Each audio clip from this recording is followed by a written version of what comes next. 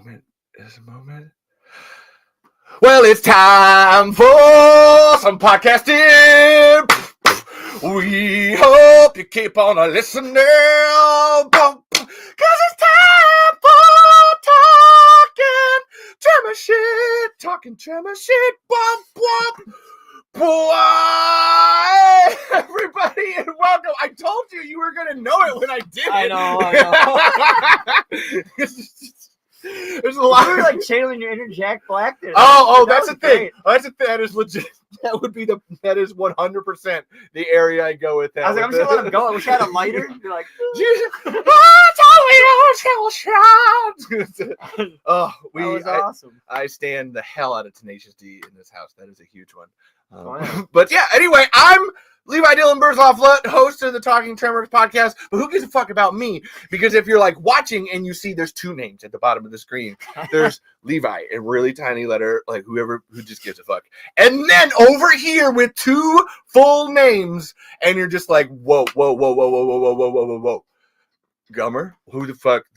Look, the guy doesn't have a mustache. That's some bullshit. How can they be a Gummer? No, I'm just kidding. But no, I have a great friend of mine that I've never actually met until about an hour ago. And that is the one and only Dusty Meier, or Dusty Gummer Meier, as they have been christened by Michael Gross themselves. Which that's where I say, like, it doesn't, like, Michael Gross said it. So, fuck yeah. So what do you got to say? What do you got to say, Dusty? I mean, we've had this date with Destiny for a while, ever since August when you reached out to me when I met him at Flashback. I think it's been going longer than that. Like I said, yeah. I've seen you in the peripherals of like scrolling through Tremors cosplays and stuff, and like coming up, and not just you, but tons of other people, but like instantly recognizable because Dusty has you have a 4-person cosplay that you do. That's true. And here, I was gonna say you talk about it. I've seen it. Well, and like that's the picture that Levi used for the mention of this episode is my friend Mary. She is obviously Reba McEntire's character from the first movie. I'm obviously dressed as Burt. The mustache is real, by the way. And then my two really good buddies, Jacoby and Matt, they really nail Val and Earl without actually being Fred. Oh my God, yeah. Bacon. Oh, it's so good. It's so good. Their chemistry is ridiculous. They say my Burt Gummer is like spot on, but I don't know. Burt's only as good as it's Val and Earl and Reba. And having seen, honestly, they both do a lot of cosplay and like go out because didn't Jacob or it's Jacoby, right? Yeah, Jacoby won with the Christine car at the. He's also one as Jack Torrance with the doors. So man. This is a theme with objects and holding them around. Kevin Bacon and Jack Nicholson if they had a baby. That's nice. Jacoby. Okay, that's Jacoby. But yeah, no, that's. So, yeah. I really want to see them together because it's like, oh, okay. Obviously, I know you'd be good, and I assume Mary's good if you're all going together. So then, and I've seen Mary do a bunch of cosplays to you, like with you. Yeah, she's incredible too, and she's actually the one that brought that up. And she goes, "You look like Kevin Bacon from Tremors," and I was like, "I've always wanted to do Burt Gummer. I'm in. I'm automatically in." I mean, it's funny because on Facebook Messenger, we don't even have us as Dusty and Mary. It's Reba and Burt Gummer. No. Oh, wow. I'm sorry, Mary, wherever you are. I would like to apologize currently because you're not even Heather. You're just Reba. Hey, and Patrick's here. What's up? Yes. And Patrick saying there were some absolutely insane cosplays there that day at Horror Flashback. And we have a comment directly to you, Dusty. Hey, all, it's an honor to meet a relative of the great American hero, Burt Gummer. I salute you. I salute you as well. And, I have to say, on the mustache point, it's like Hiram Gummer in Tremors 4. Like, some, maybe like the Gummers, there's different lines and stuff. Like personally, I want the 1920s one.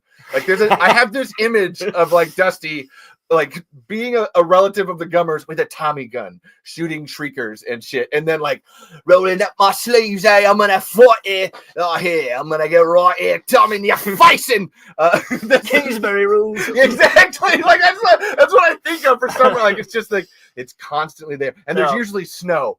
Like it's like snow. It's in like a warehouse and shit. Like it's a hey, little shrieky, I'm gonna take you. You killed all my mates, and you're the least one. Boom.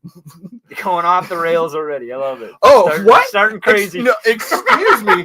And actually, I did an impression, so that means an olive. I'll eat two because I sang a song as well. Dusty hates olives, apparently, so this will be interesting. Not a fan. That's my kryptonite. No, that's okay. And hey, look, Dusty, this is my wife, Caitlin. Nice Maximum Overdrive shirt. Yes. Hey, I'm all about the B horror.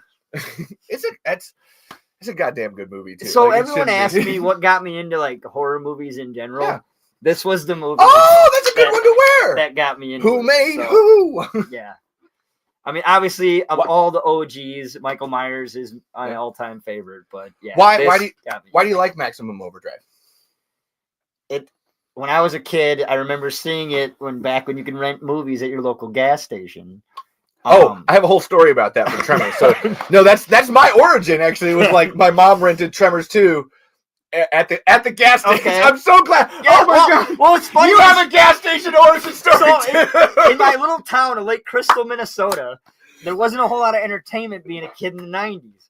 So it's no longer there, which is sad. The Coliseum store rented movies, and they didn't card because everybody knew everybody. Okay. So, and I'm like, Maximum Overdrive. And my dad, Friday nights would always be like, go pick out a movie, get some candy, whatever, we'll do it. And I picked Maximum Overdrive like constantly. So that was yours. That's your Tremors. I know plenty of people have that. Like, I mean, I have a Tremors story too. No, I know, but I meant like that's shit. Now I'm trying to think of other like horror movies in that aspect. Friday the 13th. I always hear that one about that movie. Like people just. I rented it and now I got to watch it over and over. It's a part of I watched these people get slaughtered by cars and I was like, give me more. It's because of this movie, I will not face a pop machine straight up. Oh, I always stand, I put my money in and then I stand off a jar because that movie didn't really scar me, but I'm just like, this is how I'm going to die. For me, it's my knee. Like I do this thing when I'm at a pop machine too, where it's just like, I like to just off to the side, just a little bit. It's coming down. Let's make sure. Cool. All right, going that way. No, it's freaking crazy. Everyone's like, why do you stand to the side? I go, you ever seen the movie Maximum Overdrive? And either I get a, oh, hell yeah, or I get a, no, what the hell does that mean? Like, I get one or the other. So, and that is such a cheesy, wonderful movie, too. So that's, God. And it shouldn't, it's, we were talking about it earlier where it shouldn't work. It's like Tremors where it shouldn't work, but somehow. But it's okay because you categorize that with Big Trouble in Little China. Oh, yeah. It's a movie that shouldn't work on paper, but when you watch it, the movie just makes sense. Mm-hmm. It just works. Like Stephen King was on so much cocaine that somehow all of that fueled to make a good movie. And then why not? Why not make AC/DC's album the soundtrack? Look, you're not really like bringing the sell value down on this. Like I'm in. And then we got someone from TikTok. Gotta love the Maximum Overdrive shirt. Trevor, see, that's 2. And Daphne's glad we're live. Ooh. And the soda McCann scene. This here, you can read it too if you want. All right. Sorry, go ahead. The log truck, ideal is very 90s and very 2000s. I'm the same way. I meant you can read it out loud. Oh, if you wanted to. Sorry. No, that's always like that way everybody's interact because there's the podcast later on. I forgot to say that. You're good.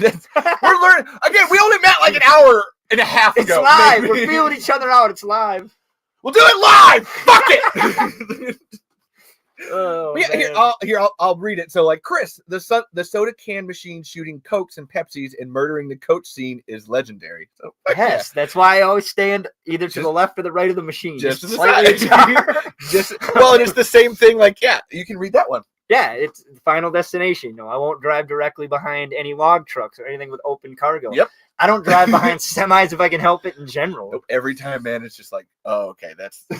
I did watch a video like recently where this car's just driving alongside the road, and all of a sudden, this pile of lumber comes from the side and smashes them.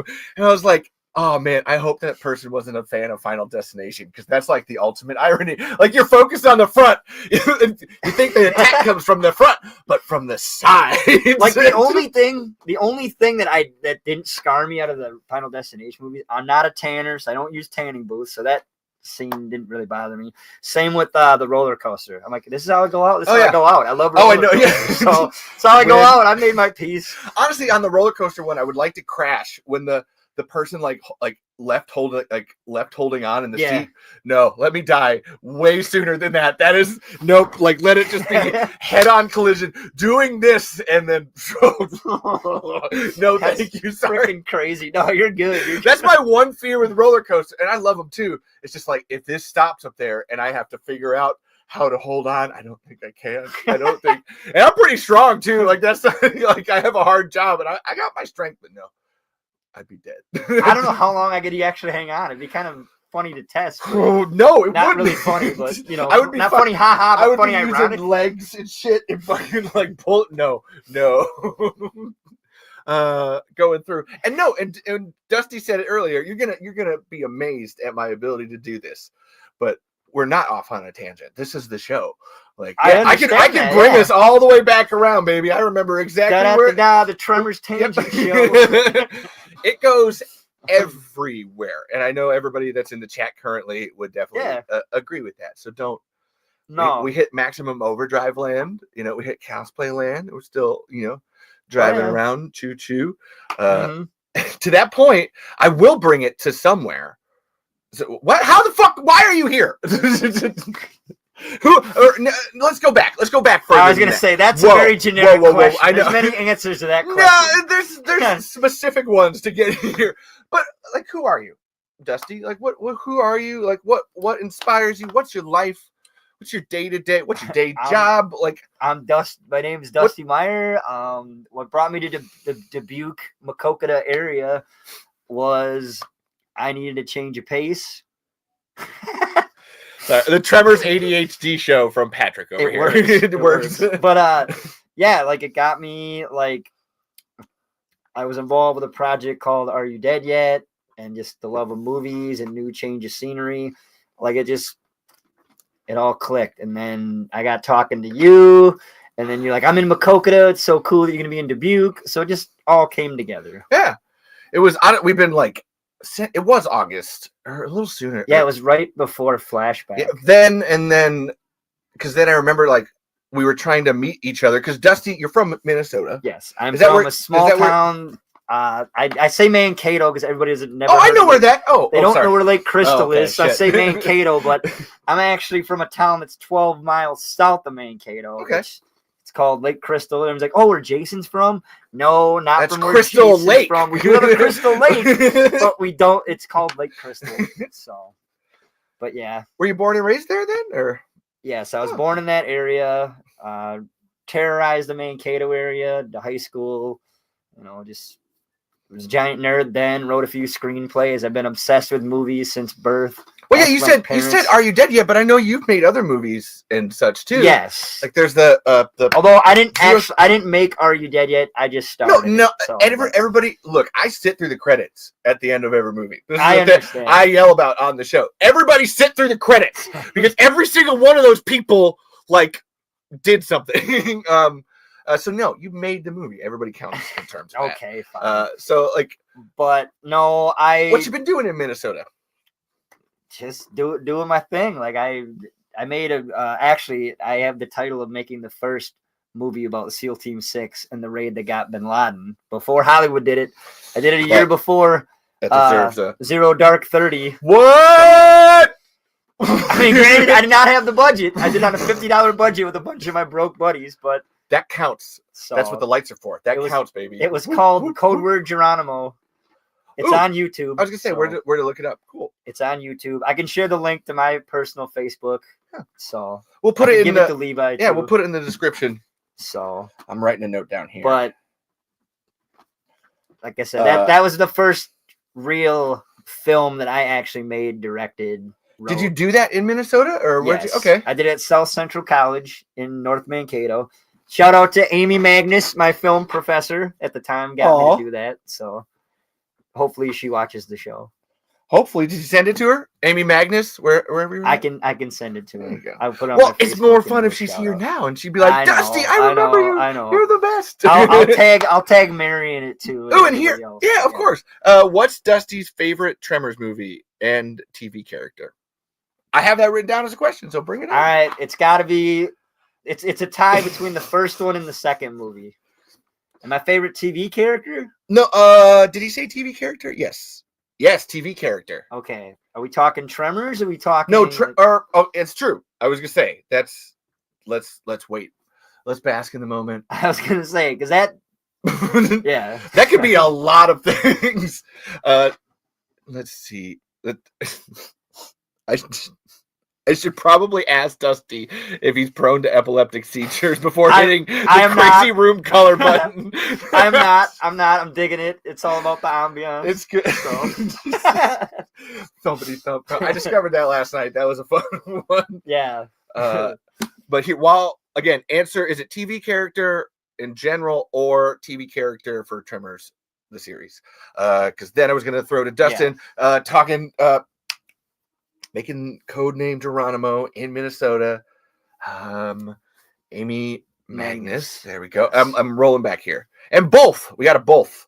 Okay. That's just my personal. So you can go to the TV one. Favorite TV character would have to be Jim Hopper from Stranger Things. Ooh, because everybody says I'm him. Yeah. That's just how I am. I've seen the cosplay. I buy it. Especially season 3 where he wears the Hawaiian shirt. I'm all about that. And I do rock a mustache. I apologize, I shaved it, but it had to go. Okay. So it'll be back. Trust me. But I can't do fake ones. I can grow a real one. I get it. But favorite Tremors TV show character would have to be, obviously I'm prone to Burt, but I'm gonna go a little bit more than that. But he plays Hank. I forget his name. Twitchell. Yes, Twitchell. Twitchell would have to be my favorite Tremors TV. Yeah. Character. He's fun too. I know Thomas who did the printing. Like, that's his favorite character. Like, he loves Twitchell. And he dressed up as Twitchell this year for Tremors Fest. I can't dress up as anybody from Tremors but Burt. No, I know. Although that's why I'm wearing the hat. He had a dilemma where, actually why'd the mustache have to go? Thomas has a mustache. He's got a great mustache, too. And he did a Burt cosplay, and then Howard from Tremors, one of the road workers. Yeah. Like, there's 3 days. So it's Burt, Howard, and then the last day he did Twitchell. And we had been talking. He's like, should I shave my mustache or put a fake one on? I was like, no. Twitchell was so inspired by Burt Gummer that he's like, I'm going to grow a Gummer mustache. Like, that was our canon reason. So his Twitchell has this big fucking mustache. It's like, no, it works. It's a thing. No, I have a mustache about 7 months out of the year, and then I just got to bring my actual face back and regrow it bigger, badder every time. Your beautiful Kevin Bacon looks. Yeah, I don't know about that. I don't know about Kevin Bacon. Maybe a younger Fred Ward. Ooh, yeah, there we go. Well, that's a stretch. I didn't write this down. But who's hotter, Fred Ward or Kevin Bacon? And specifically, just call it for the first Tremors. I got to go with Fred Ward. Yes, that's the right answer. Everybody likes Kevin Bacon. Everybody loves Kevin Bacon, but Fred Ward, like Earl's the man. God, it's that daddy energy, and he's just like, I don't know. God, I get it. I understand. Just the whole back and forth. Who died made you Einstein, and then fucking he's just. I was in a stampede once. Actually, if you look up right there, and this was written years ago. It's a whole new ball game. It's a whole new goddamn ball game. The quote that I love best from Earl: "Running's not a plan. That's what you do when a plan fails." I don't even try to think of a plan. Oh my God, there's so many. This is why the olives are here to stop me from doing that. Well, I feel bad. I don't like olives. So No. Well, just take a drink or something, or hit something. Or I feel like I'm getting the better end of the stick here. Like I said, there's alcohol down there too. I'll drink. Oh man, okay. There's whiskey down there. Feel free to avail yourself. Oh man, we're a friendly. We don't judge here. That's wild. And 10 points to Gryffindor for Earl over Val. Hey, everybody knows Earl's the dumb bimbo of the two. He is. Earl is the. Hold on, they're both dumb bimbo. I don't know. Earl's the voice of reason. Val he's the reckless one. I didn't learn the word himbo until perusing the Tremors fandom and people talking about Val. And he's such a himbo, and it's like, what the? Oh, okay. Yeah, I get it. Especially when they're in the truck, and he's like, the Amy Lynn Dexter comment, and then that whole Bobby, I'm a victim of circumstance. Dr. Culture Pecker. That's such a himbo line. Like that's why I love Earl. Out of the two. All right, I gotta put my Earl hat on. Don't get me wrong. I love Kevin Bacon too. But... No, it's well, for me, the first Tremors movie I watched was Tremors 2. Okay. Like the very first one. I had no idea there was a Tremors one. So I just assumed Fred Ward's the lead of Tremors. Like that's just my mind. What I find funny, my intro to Tremors story is back in the day, I know, such a 90s kid. There used to be a thing called USA Up All Night. And I snuck downstairs because we only had one TV at the time. I know, 90s kids. But anyway, so I snuck down to the living room and I'm like, my dad's gonna hear me or something's gonna happen. He's gonna kick my ass. I don't care. Turn on, and all of a sudden, basically it came on the TV, USA Up All Night, Tremors, and I'm like, what? And then the opening credits was, and I'm like, okay. And then as soon as they showed Michael Gross as Burt, I was like, I want to be him. At 7 years old, I go, he is my spirit animal. I want to be him. And then my dad came down and caught me, and I'm like, oh, this is it. And he goes, what are you watching? I go, I'm watching Tremors. And he's like, this is actually not that bad of a movie. I go, have you seen this? And so, anyway, excuse me. Oh, you're fine. Anyway, I told my dad at 7 years old, I go, I'm going to be Burt Gummer when I get older. Dabba, you see that, man? I'm going to be him. He goes, well, you got a lot to work towards. I go, that's fine, but I'm going to be him. I'm going to be the guy everybody turns to when the shit hits the fan. Yeah. Well, and on that note, why Burt Gummer? I shouldn't have put the mustache on for this. Hold on. I will. I'm going to commit. We're here. You're cross-playing. But why? But why, but why Burt Gummer? Just everything about him. I was a nerd. I was a giant, nerd outcast. Like I went to a really small high school. I didn't really get made fun of, but I got looked at as the weird kid because I always knew about stuff that nobody really thought about. And I took it really seriously, whether it be movies, whatever. And that's why I had a personal connection with Burt at such a young age was everybody mocks him until the shit hits the actual fan. Yeah. And then they're like, oh, crap, now we can save the day. And he basically does. He saves the day. I always love pointing out that, everybody thinks that, go ahead. Oh, we got more people. Someone from Twitch. Wow. And to your Hopper point, someone loves Hopper. It's great. Good Great choice. And everyone that said that I needed to watch Stranger Things was like, you are Hopper. Yeah. So I had a Burt point. Listen, son, the thing here. Is this helping? Should I take it off? I don't know, man. I'm gonna help out. It's driving me nuts. I just want to do it. It's my crutch. But I had this Burt point. Oh my god, it was over here. It's right that here. Should be like a segue. Oh, Burt point. Ooh, Burt Bulletin. Ooh, Dusty just made a new segment.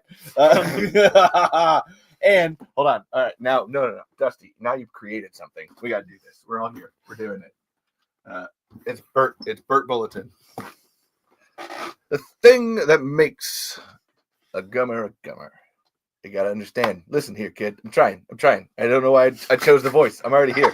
The thing. I don't understand any of your people and any of your stuff or whatever. But the first graboid attack invasion that we had, maybe I killed one or two with a gun. I fucking can't take you seriously right now. But I gotta say, it was our pipe bombs and my engineer. Well, Heather too. She had a great time, even though she stole my HK 91. But. Those bombs, the ingenuity there of I'm gonna make a big fucking bomb, and I threw it. Well, I didn't throw it. Earl threw it personally, but I was there with the cannon fuse and everything. When you needed cannon fuse, where the hell was it? My cannon. But a funny story about that too. So making the pipe bombs for my Burt. I posted on Facebook, like getting ready for Crypticon, which is a Minnesota horror convention that we did. Our big group cosplay. My friend Katie was Rhonda. We had Rhonda, Val, Earl, Reba, myself as Burt. But so I posted on Facebook, probably not the smartest idea, but my dad messages me, are you making pipe bombs in my garage? They're not real. They're props. And Michael Gross. There you go. Okay. You were making a pipe bomb, and you Yep. gave a pipe bomb to Michael Grove. Yeah, and he was like, I can't take this on the airplane. And so he signed it for me free of charge when I met him with my buddy Matt. And then, and he goes, just a few average household chemicals. In the proper proportions. But that's neat. Honestly, if I need to. When you're in a pinch, it works. I'll take one to Michael sometime for you. We'll find a way here. In a pinch, it works. Well, the fact that in that part they're fucking cutting off like parts of their roof to make bombs, and it's just like, what the fuck is it? Who are these people? It's almost like part of his air filtration system. The black PVC, he's just got the hacks. I think of like the dryer duct or your stink pipe for the toilet. It's just like, what is this? And then they happen. Speaking of this, it not to be that guy. Oh no! It needs to say TGRI on it because it literally reminds me of the canister of the ooze from Teenage Mutant Ninja Turtles. Shit! There's a marker. Markers are over here. I know. TGRI. All right, we're doing it. Nope, it's here. It's done. Here, take it. We got a dark marker. And all right. To your point, and this is a good one. Chris says, I love so much about Burt Gummer, especially the little moments where he offers sweatshirts to his neighbors right before a fight scene so they're not cold. And there you go. Oh, yeah. I relate with him so much as you can almost possibly to a movie character. I know that sounds kind of psycho, but it's true. Like and this I was like this even before I saw Burt Gummer for the first time, but I'm always about helping my fellow man. I'm always about for the greater good, the greater cause. That's one of my favorite things about Burt is exactly that. Just like not even that everybody makes fun of him, but it doesn't matter. Like the bad guys, even in something like one of the Tremors movie that I don't like the most is Shrieker Island because of the ending. Yeah. However, there's little moments in it that I think are cool. I haven't seen any of the new ones. Oh no, it's, I've only seen 1 through 4. It doesn't matter. So there's a point like there's a bad guy. It's played by Richard Brake.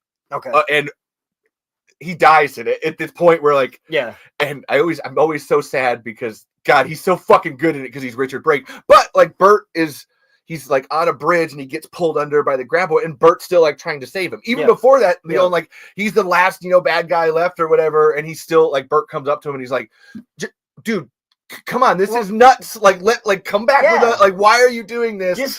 Just look how he interacts with Melvin. Everybody hates Melvin. And he literally he kind of throws some, barbs towards his way, but you can tell Burt genuinely cares about it. That moment of you came that close. Yeah, you came that close. Too close. And it's the too close that follows it. Because you know that Burt would if I had shot you, I fucking hate you, but I would have felt bad. That would have there's a legitimate look, I know you don't think anybody cares about you, but if I had shot you, we'd all be sad. Like the difference between Burt and most, if you want to call them preppers, survivalists, a lot of those guys are, women too, are cut off from reality. Mm-hmm. But Burt knows the reality of the situation. Like he's very, very in tune with his surroundings and everything, and he genuinely cares. That's why he is the way he is, and that's what I love about him probably the most. There's a great moment in Tremors the series. Actually, it might be happening right now because this episode. Sorry, the TV's going right there, and I have it all memorized. Where Nancy the ass blaster that they sell to Siegfried and Roy. Comes back and then kills people, and she's super sad about it. And Burt and she comes up to him like, Burt, did I make a mistake selling that? She's like, and he's literally like, no, you're trying to put your kid through college. Like that's not your fault. Like he always does the admirable thing. And he's not like he disagreed with her at the time and everything and the whole but he's still like, no, don't blame yourself. If Burt doesn't agree with the whole situation, reasoning, what have you. He always is about the helping of people. He always is. He's a great personification of what, if you want to look at freedom. People might think libertarian, but it's no, freedom. Yeah. Hey, Burt is over there. Let him have his guns and whatever he wants, and he's pretty cool, just fucking being free. Because he'll still be there for other people. He understands he's still a part of a society and a community, and he is such the thing is I'd rather need it. And have it. You got to do it. You got to do the hold on. No. Hold on. Where's my mustache? Where's the mustache? I usually know I have, messed I it usually up have a gun up here too, but we'll, like I got tagged by YouTube. They blocked an entire episode because I had a Nerf gun once, and so I've been terrified to do it. But no, when you need it and don't have it, you sing a different tune. Exactly.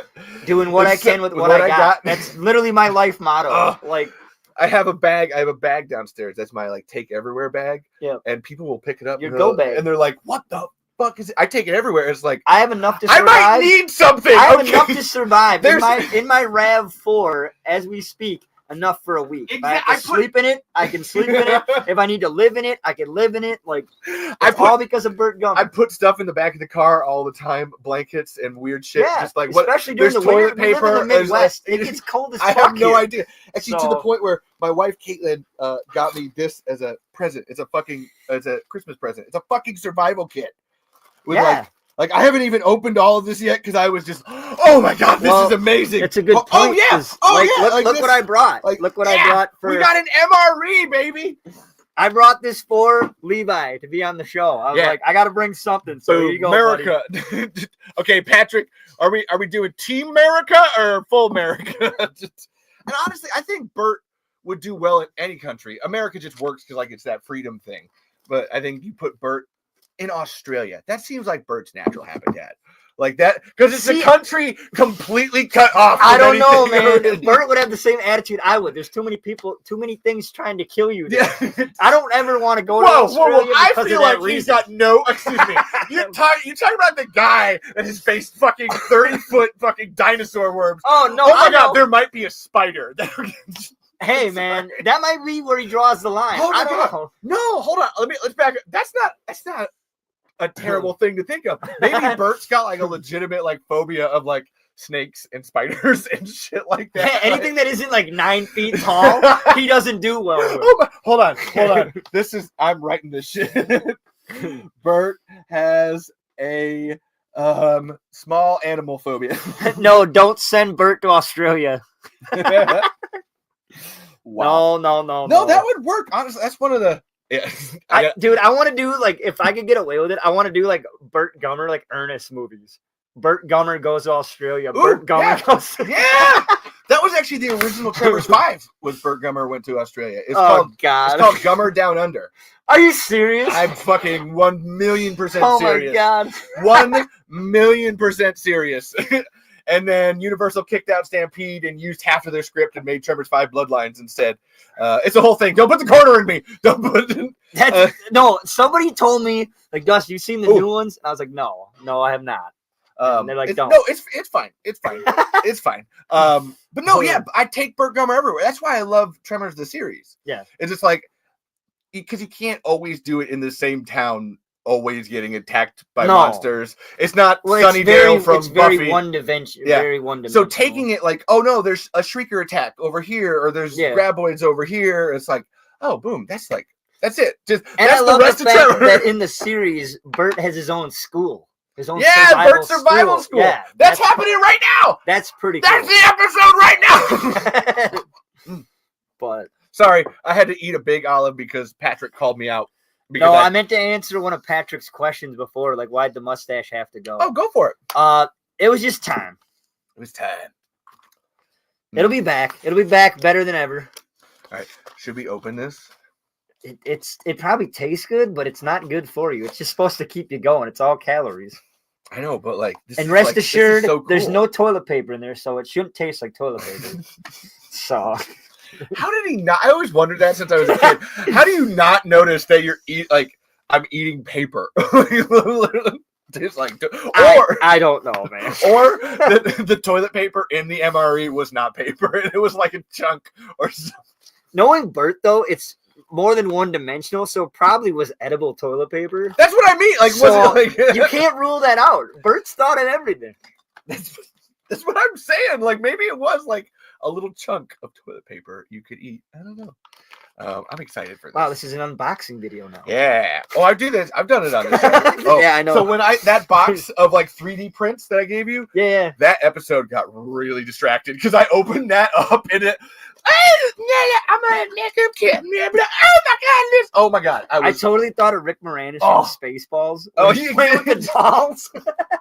And here, like I said, if you want to play with some too, there's a little dirt dragon for you. And yes, these are the MREs. Patrick's policing it. That's what I mean. That's why I had to eat one earlier because he caught me. But yeah, MREs. It's apple cinnamon. And yeah, no, we do unboxing. It's got a 5-year shelf life. It beats a trip to the supermarket. I'm all the time. They're actually terrible for you. They're only supposed to keep you going in an actual emergency situation. Can you do the whole like MRE spiel? What's in it? What's in an MRE? What do you got? No, I can't do it offhand. Cream substitute. Powder, peanut butter, coffee. I don't remember the rest. Hilariously, I don't think either of those. Which is sad because I just watched Tremors 2 not that long ago, about a month ago. So rewatched it. Toilet paper, obviously. All right, this is good. All right, this is huge. Oh, and Patrick knows those ration. Sorry, you can read it. Go ahead. All right, let's see. No, it is not the same food rations the Shriekers ate, but it's close. It is superfood, but it's not good for you. Oh, yeah. Go ahead, hide. Oh, no, show it. No, that's, yeah. Okay. No, it's, so when you press it, then it goes over here. Oh, and you can see it like that, and then pull it up and down. Yeah, I know, right? That's one of my favorite parts of doing this show. And those ration bars are disgustingly tasty. I keep a few along with a real MRE in my duty bag. See? Got a duty bag. Okay. I always keep a few in my war bag. You never know. Chunk. How do we actually? You gotta break it up. So there you go. Oh, that was actually. So you're supposed to break it up. Okay, cool. So one of these portions is enough to keep you going for. I think it's like a whole day. I think it's like a whole 24-hour period. So. Utility knife. Box Want some? Wow. Boom. Sure. Have some. Eat some up. Yes, have some. This feels like drugs. I don't know. Like I'm taking a knife to a block. I'm like, hey man, you want some MREs? Bro, hey, look, I got some. Like I recommend you take it with water though. Oh, because it's terrible. We'll find out here. Oh god. I mean, it tastes good for chalk, but in a pinch, it works. Oh fuck. This is so dry. I'm telling you, man. I made a huge mistake. Mistakes were made. Let's see here. We're gonna put that right back in the box. Holy shit. Yep. Hey, we ate it right in the expiration date. Yep. Yeah. Circulate your supplies. Honestly, they do go bad. January 2025. We're gonna eat this every show now. Everybody, I'm always gonna eat this at least one. Well, you got quite a few of them. Honestly, we should come up with like a really hardcore rule for the drinking game. That, like, if we do it, or if someone does it, then like, fuck, that was a bad choice. Like milk was a bad choice. Mistakes were made. Here, yeah. You want more? No. I mean, I'm good, man. No, I know. Me too. I'm fine. Let's just pop it back in. Yep. Although, I can understand from like a granola bar perspective how that would keep you going. So let's just see. I can sense the calorie denseness. 400 calories. Per calories serving? From fat, per serving. Oh, that's just one of those blocks. Holy shit. I believe so. Yeah, Here, per actually, let me take servings per container, so it's 6 of them. So you break them up. Read it out, and I'll show everyone the block. All right. So it's 400 calories.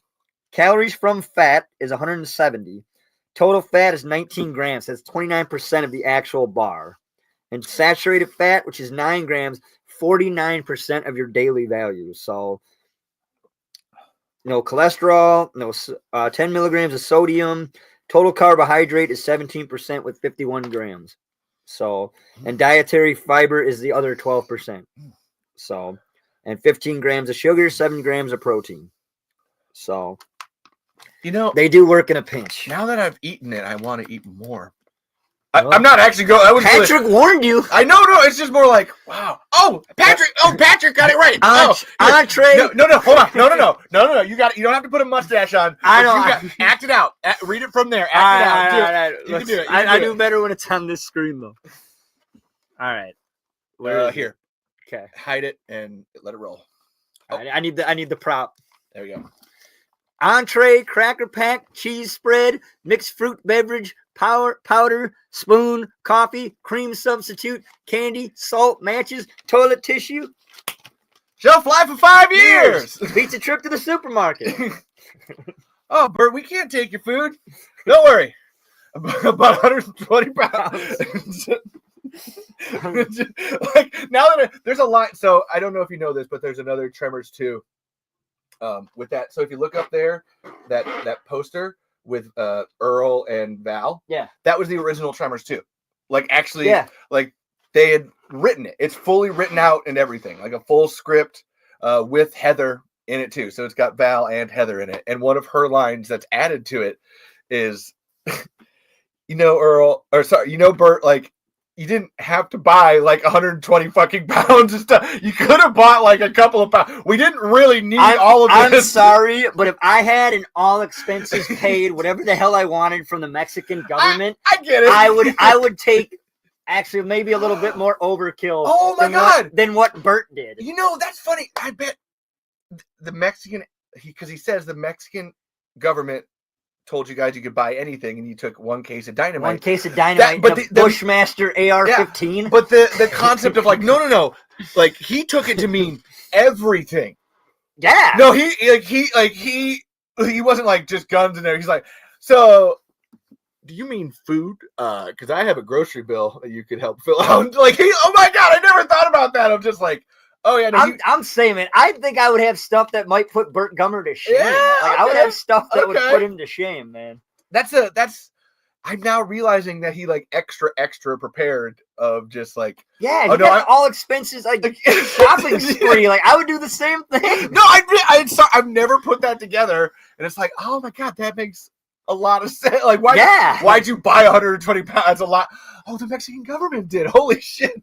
Thank you, Dusty! Fucking Dusty coming in! Oh my God, that's a good one. I mean, since he made the line in the second one, like, we need belt fed.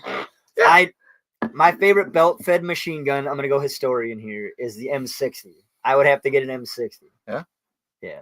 Why do you like that gun? Hold on, while you're doing that, I'm very into the 60s. I'm very into Vietnam. Oh, okay. So, yeah, the Cold War. Did you know that the guy that made Tremors, Steve Wilson, was drafted into Vietnam, and that's awesome. While he was, he worked at the U.S. Naval Base in China Lake, in California, and that's actually where he came up with the idea for Tremors. That's awesome. Like he was out because he loves hiking. He's a huge hiker. Yeah. And he was out walking, and he like got up on a boulder one time, and he was like, "What if there was something under here that like wanted to eat me?"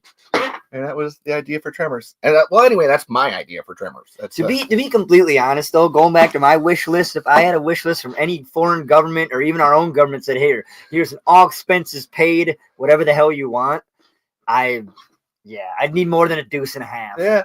I would need like a trailer full of more stuff on top of the deuce and a half, maybe even another one. Now I'm realizing $20 says he even did the deuce and a half because he was going to try to take the deuce and a half home. Yeah. Like now I'm putting this together and I'm like, you think he would have had that in the first place? No. Well, I don't know. It's a pretty expensive fucking piece of equipment, but hey, the Mexican government's like footing the bill.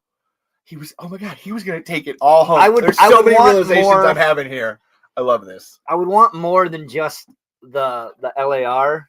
The bolt action and then the two Berettas that he has, which is one of my favorite lines. I'll have to do an impression. So. I mean, you can. That's why there's a literal I am completely out of ammo. It's never happened to me before. He has that moment of clarity. He's just like sitting there. He's like, it's never happened to me before. It's so slow. And I make gifts. I love making gifts. And I'm sorry, but you have an all expenses paid trip. How did you run out of ammo? Like small arms would be my primary objective. He does say like, what? I didn't know. How can I? We're supposed to be up against Crab Boys. I want a maximum penetration. Yeah.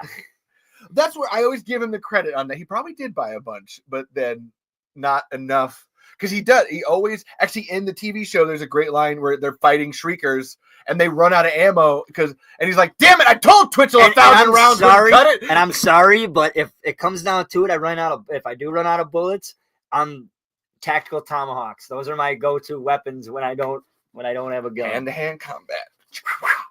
Let's party. So. No, that's a whole. I've now realized how much Burt truly prepared for Mexico on that trip. He's like I said, like he's a mindset. Like he's not just a person; he's a mindset. Yeah, you get a golf clap for that from Cody. Golf clap. Hey, thank you, Cody.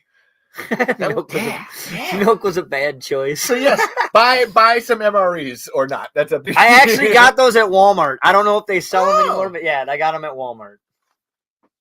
Here, I gotta do a Ricky Bobby. MREs, meal ready to eat.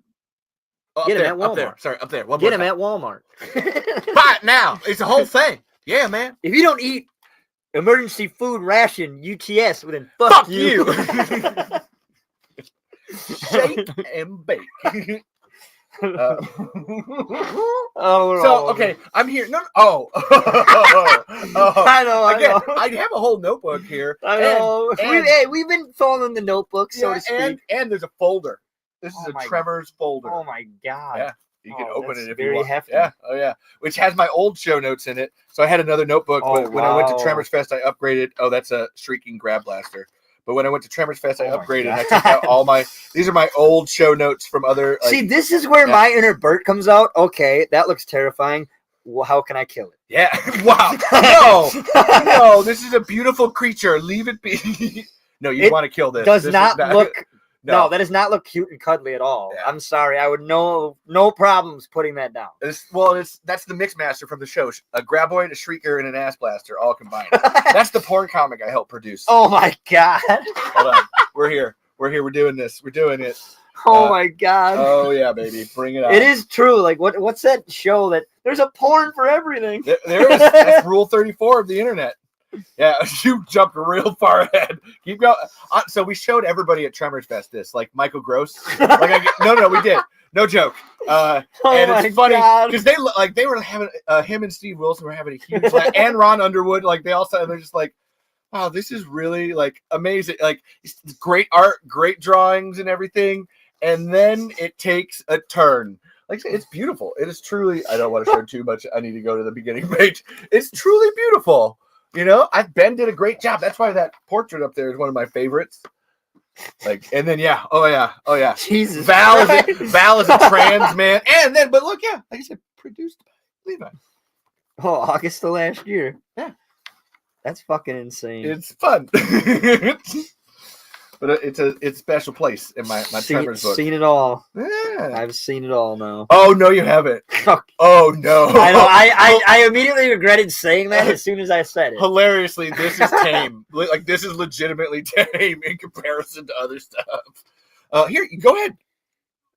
Patrick, I want to be a guest on that podcast. Yeah, I could do a whole podcast on the subject on the weapons of Tremors and Burt. Going back to that tangent / subject I was going on. If I had an all expense, I'd have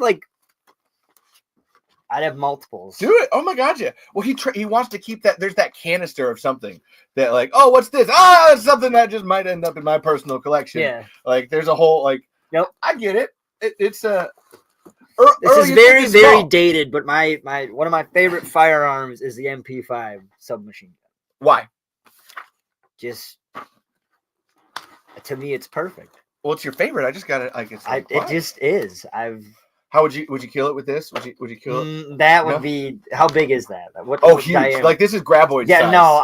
An MP5 would be good for, obviously, belt fed for shriekers, but it'd be perfect for shriekers.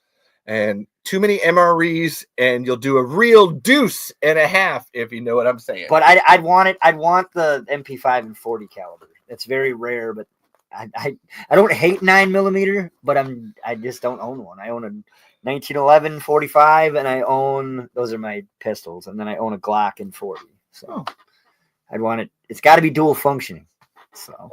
And Patrick says it's a 120mm shell. No way he'd get that through customs. 10 more points on the MP5, Dusty.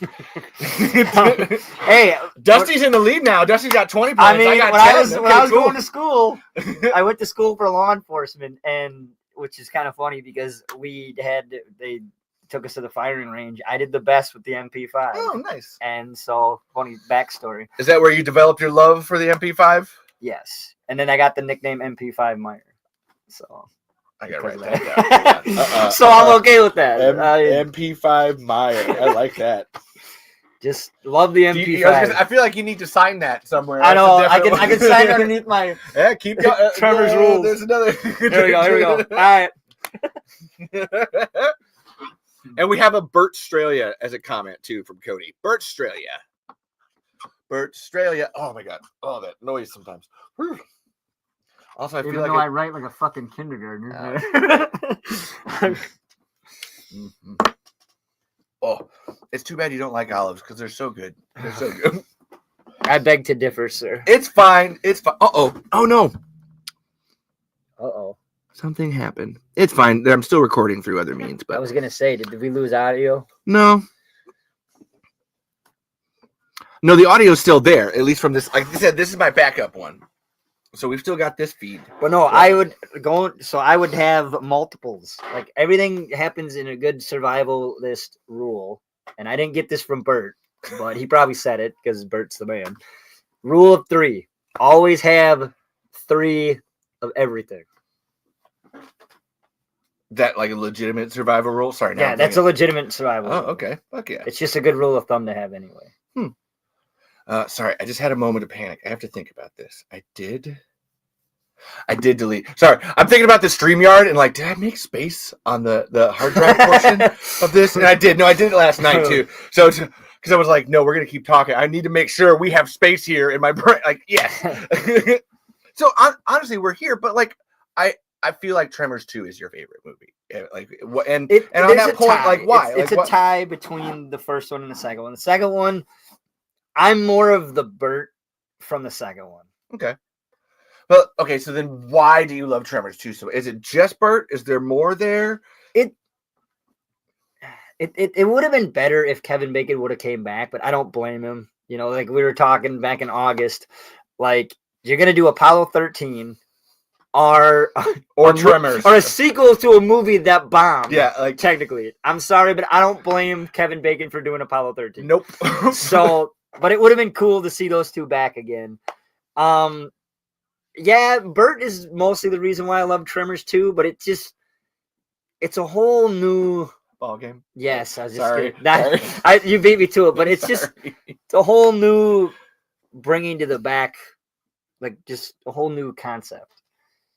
You don't do the same thing as the first movie. You know, you're fighting graboids and then that threat level. And there's more of the humor element too. Oh, like, I'm all about the cheesy horror B movies, and don't get me wrong, Tremors 1 is definitely that. But it's more of a serious tone. It's a movie that's serious, but it doesn't take itself seriously. Yeah. Tremors 2, it's goofy, it's fun, but it's also a badass movie in itself. I think they both, all of my favorite ones, not even like they all balance that. Like you have to have that, like the serious and the funny. Yes. And I always talk like Fred Ward. If you watch Fred Ward in that movie, his face is amazing. Yeah, because he is like terrified in the background, and it's so fucking funny. Yeah, like it's this man's pain or whatever, like having seen graboids and his PTSD. But it is like he's just all over the place, and it's funny. Always have a backup electric door for protection too. Electric door. I don't know what that means. Backups need backups. Yeah. Now we're picturing Burt walking into the bronze. I don't know what that means. What's the bronze? Anybody? I don't know. I don't know either. I don't know. It's something. Maybe it's not anything. Usually, if something can fail, it will, especially when you need it. So that's why it's always good to have a backup. Well, and this is a great twist of the character of Burt Gummer is that he's always prepared for the previous thing, and that's one of the great points of Tremors 2 is the completely out of ammo scene. Yes, because it's like here's this guy that you actually see Burt be vulnerable. Yeah. For once. Yeah. That is another big part why I love that. Yeah, I love. Is he's like, okay, back to the drawing board. You get to see him think on the fly. Like and he's saved when he jumps out and gets them all to like follow after him. He thinks he is being awesome in that moment where he's like, "Oh, I'm gonna shoot it. You know, it's gonna be so cool. I prepared for this." And of course, he wasn't. He was over prepared, and then he takes out their means of transportation. How was I supposed to know? Yeah, God, it is such a great joke, but a character thing too. Like that's him. like always prepared for the previous thing. Even then in the third one, you know, prepared for graboids and shriekers. And then there's that, well, you know, my perimeter is completely graboid proof. But is it ass blaster proof? And then they crash through the ceiling. Yeah. And then he's all like, oh, I'm going to blow them up. Because if they eat my food, they're going to multiply. Oh, no. They go into a coma. You didn't have to blow up your house. Yes. Every time. He's always prepared for the previous thing. And then he gets fun. And even in the first one, whatever. Because there's the great art. There's just the constant argument online of like, why did Burt Gummer have those guns at the very beginning? Like, in the beginning, he wasn't prepared for graboids. He was fully prepared to like fight the government or something. Like that he was waiting for the Russians because that was the big exactly. When the fall of the Soviet Union. He took it so hard. He took it personal. He's waiting for this, and then fucking giant worms. That's exactly what I was talking about. If I got an all expenses paid shopping trip from any government to get whatever I wanted, I would have a wall like that, but it would be multiples. Yes. Oh, like wait, a wall. We're talking like we're talking just firearms. I thought, honestly, my mind was still on the Shrieker, and I was like, he would build another wall. Like no. Like I'm just saying, there's so many things. I'd have lists upon lists. Let's say I have a lot of friends. So if shit goes down, I want them to be armed too. Well, in Tremors 3. And this goes to your point on like community and stuff. And it's not graboid rights. It's Night of the Shrieker, just to correct you. It's backup generator. And in that episode, even he's like harping on all of them because the power goes out. Yeah. And he's like, you know, if you guys had installed backup generators like I warned you, we wouldn't have this problem. And he's doing it the whole episode to the point where, the Shriekers are attacking his bunker. The lights go out and then they go back on and he's got backup. His thing generator. Was Burt was prepared for actual armed invasion in the first one. He even says it. And then Hector's like, you're making it sound like it's a war. And he's like, well, and then when the feds come in, eminent domain, you know. And then there is eminent domain in the third. Yeah, like he was ready to fight. People call me paranoid. He was ready to fight the Ruskies on our own soil. And that's a great line too. Like the people call me paranoid. I don't think you're paranoid. I do, but I know more. But yeah, and then that's why I love the second one when he's like, you know, she blames the fall of the Soviet Union, make it be difficult to deal with. He did take that kind of hard, Burt. Like he was prepared to fight Russians. Always prepared for that previous threat. Now, sorry. Then I was trying to think forward in the other ones, and none of that happens. Like Tremors 5, 6, and 7. That's not like there is no like, oh, he's prepared. It's just like, oh, he's fighting the same thing that he already knows. That's now, you know, I've never zeroed in. That's kind of a boring part of those movies. They don't have that. Sorry, I didn't mean you were going. No, you're good. You're good. Hey, introduced my wife to Tremors, and she lost it when they backed all the way up to Burt's Rec Room wall. It's a great fucking joke. That is the best line, and one of the best lines in the history of cinema. Broke into the wrong goddamn rec room, didn't you? You bastard! Yeah, I was gonna say I didn't want to do it. You bastard! I was like, come on. I was trying not to laugh after that. Broke into the wrong goddamn rec room, didn't you, you bastard? All right, you gotta take a drink for that. That's I know. Yeah. Hit some smoke, whatever you need. There's alcohol down there. You're owed one. I'm good. No, you're fine. Damn it! I trusted Google AI. My bad. Okay, for what? Oh, you looked it up. Chris. And Cody's laughing at both of us. Oh, this is cute. But that moment, that backup moment is goddamn. Like I said, Burt would have more than just 2 Berettas and his rifle. Like, I'm sorry. I know I would. Oh, wow. So we got some revisionist history going on here. Yeah. Well, let's get a time machine, and we're going to go back, and we're going to fix Tremors 2. Be like, Burt, you need more. We need more firepower. One of my friends who's been on the show, like, vehemently hates Tremors 2 because he feels like, oh, my God, they took it in a completely different direction. So I feel like now we just got to rewrite Tremors 2, like, all over again. Let's just go. We're doing it. It's all wrong. Like, let's try this again. Well, it's funny because speaking of Patrick, he was more screen accurate to Tremors 1. Yes, Tremors 1, Burt. And then there was a Lisa. Her name is Lisa. I forget her last name, but she did when Burt gets swallowed. I saw that one. Yeah. She did Tremors 3, Burt. 3, yeah. That was Tremors 2, Burt.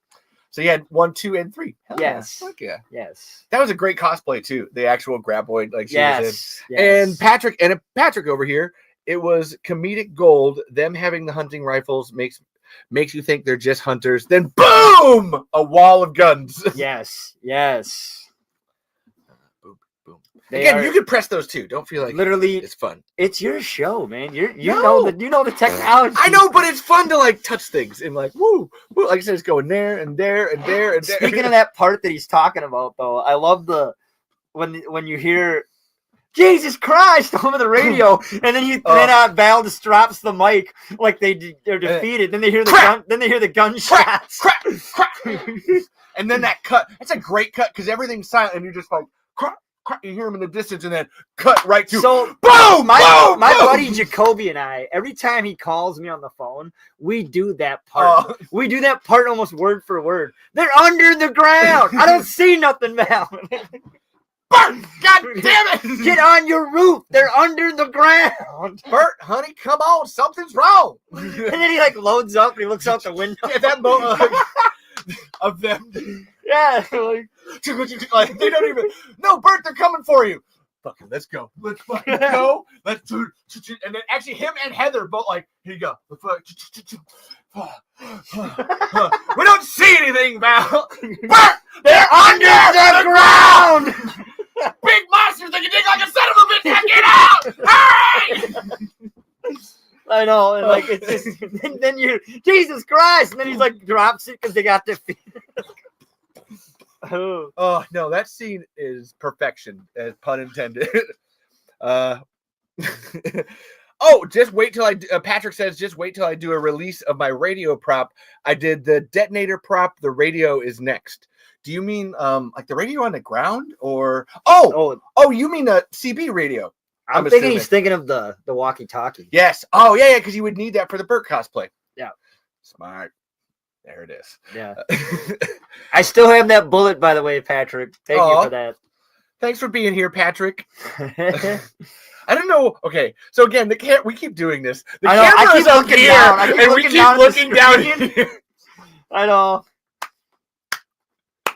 Being in films and stuff, though, it's still weird to me to actually look into the camera. That one. Like look into the camera. It's weird. Focal point. That's a big no-no unless you want to break the fourth wall. Just draw.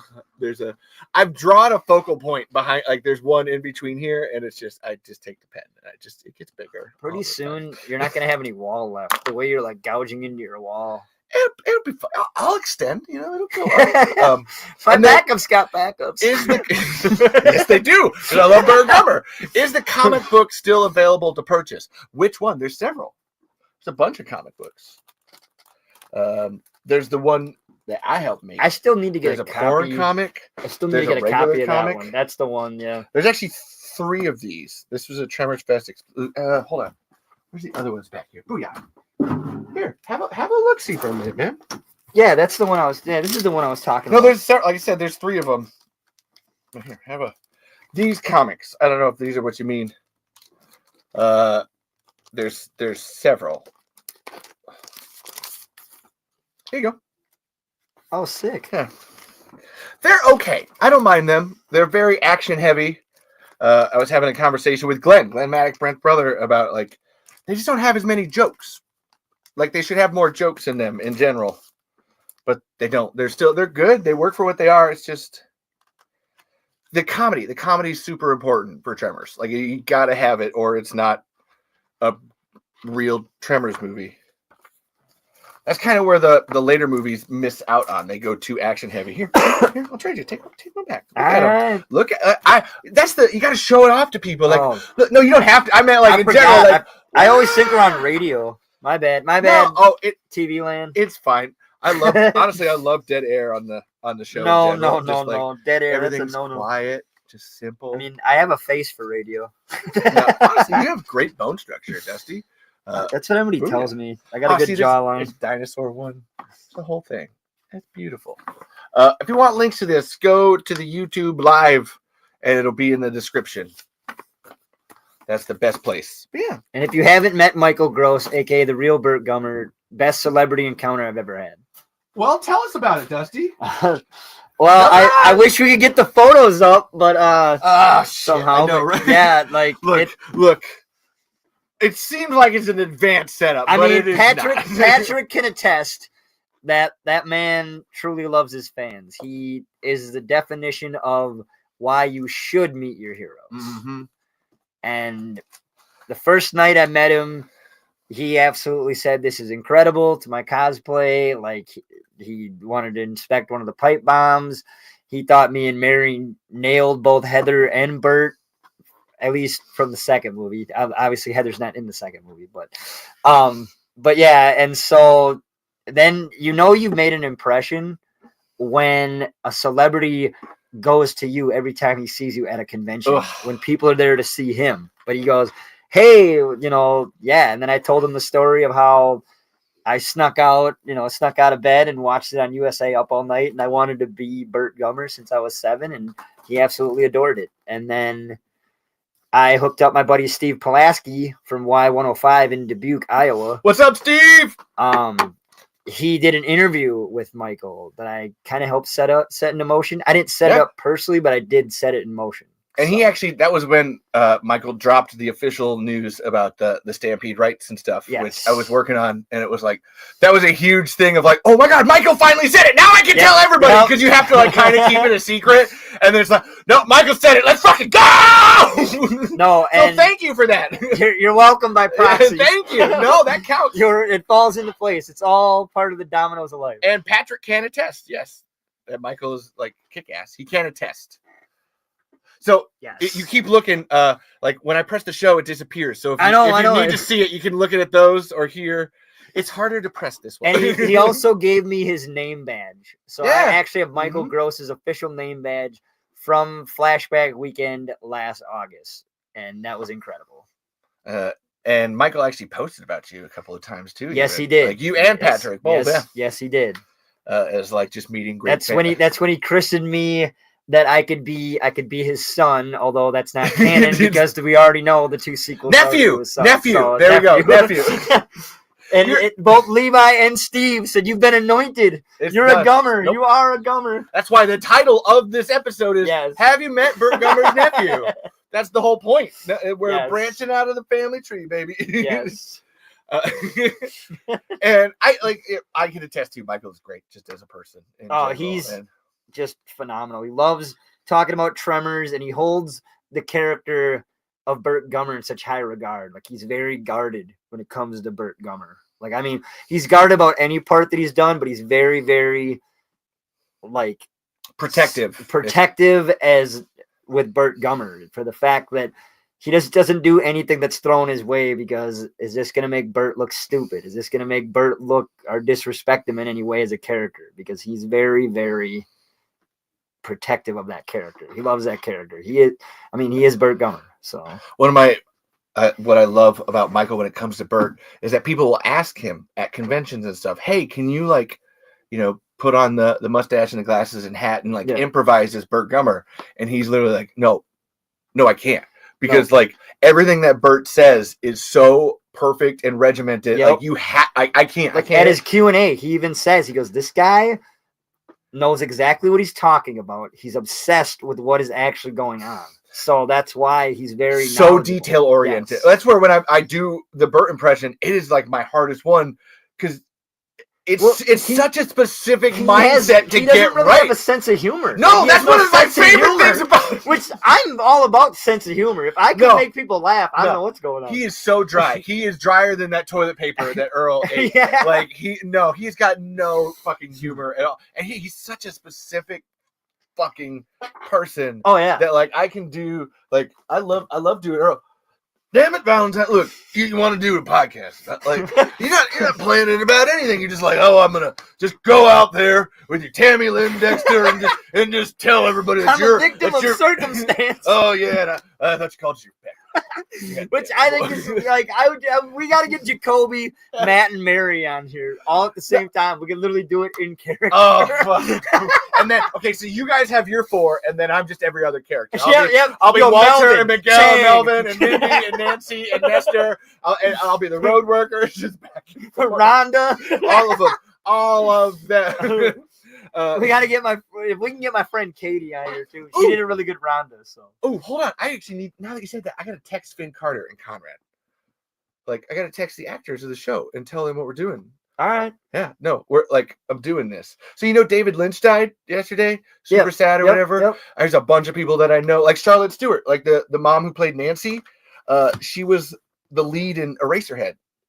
Yeah. And like, I literally texted She's them and ton of stuff. The costume supervisor for Twin Peaks and Mike Malone, who was the set dresser. And I was texting them yesterday, just like, oh my God, I'm so sad for you guys. A bunch. She's a journeywoman in Hollywood for dude, sure. No, this is a great book. I just finished the audiobook the other night, and this is a great book to listen to on audio because she narrates it.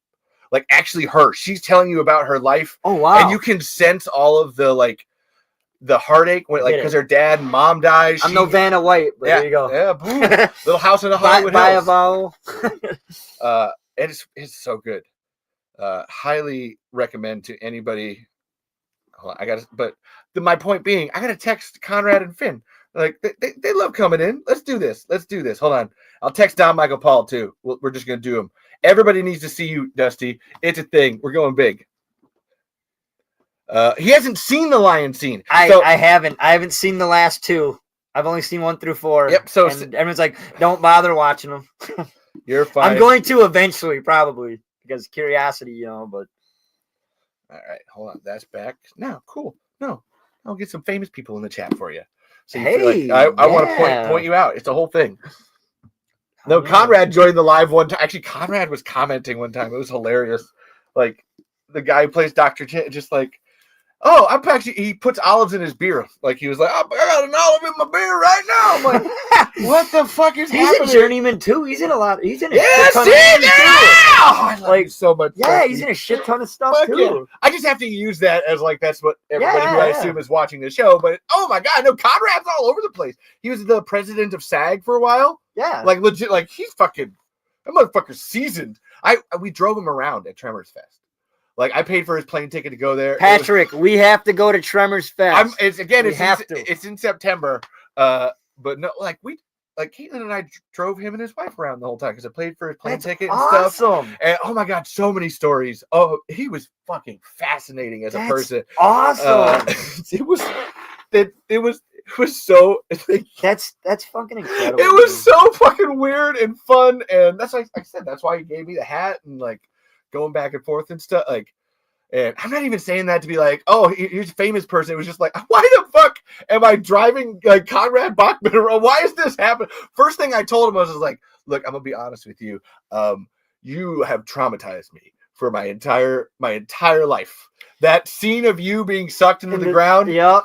And look, it's hard. And I told him it all weekend. Snaps, it's like, man, sometimes it's hard to look at you. I just can't. Like, I'm just like, I love you, but that's a part from that movie that I laugh at every time. I've seen that movie a million times. Where do the golden oldies come from? Did you see the headlights going from the car? There's a great match. There's a great Tremors TikTok where I gotta say that's one hell of a battery on that station wagon. I think they pull Val sees the Ford emblem and the lights are still on. I feel like that's enough time. I've left my car on for that long. There's a great Tremors talk though of like they mashed the Jumanji thing with that. It was like, stop giving me things that come apart.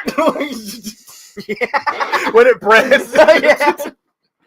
That's fantastic. Let's see. Oh, hold on. We got headcanon first. In my headcanon, Conrad's character never died. He was living inside the belly of the graboid like Burt did. Hashtag Dr. Jim lives. Dr. You know Jim what? lives. That's Conrad. Conrad was saying that all weekend. Like, so hold on. What if we do a thing where like I jump out of the graboid? So we got there's a post-credit scene and it's like, hey, I'm alive. I mean, Burt lived after getting eaten, so it's not far-fetched. Who knows? That would totally work. And then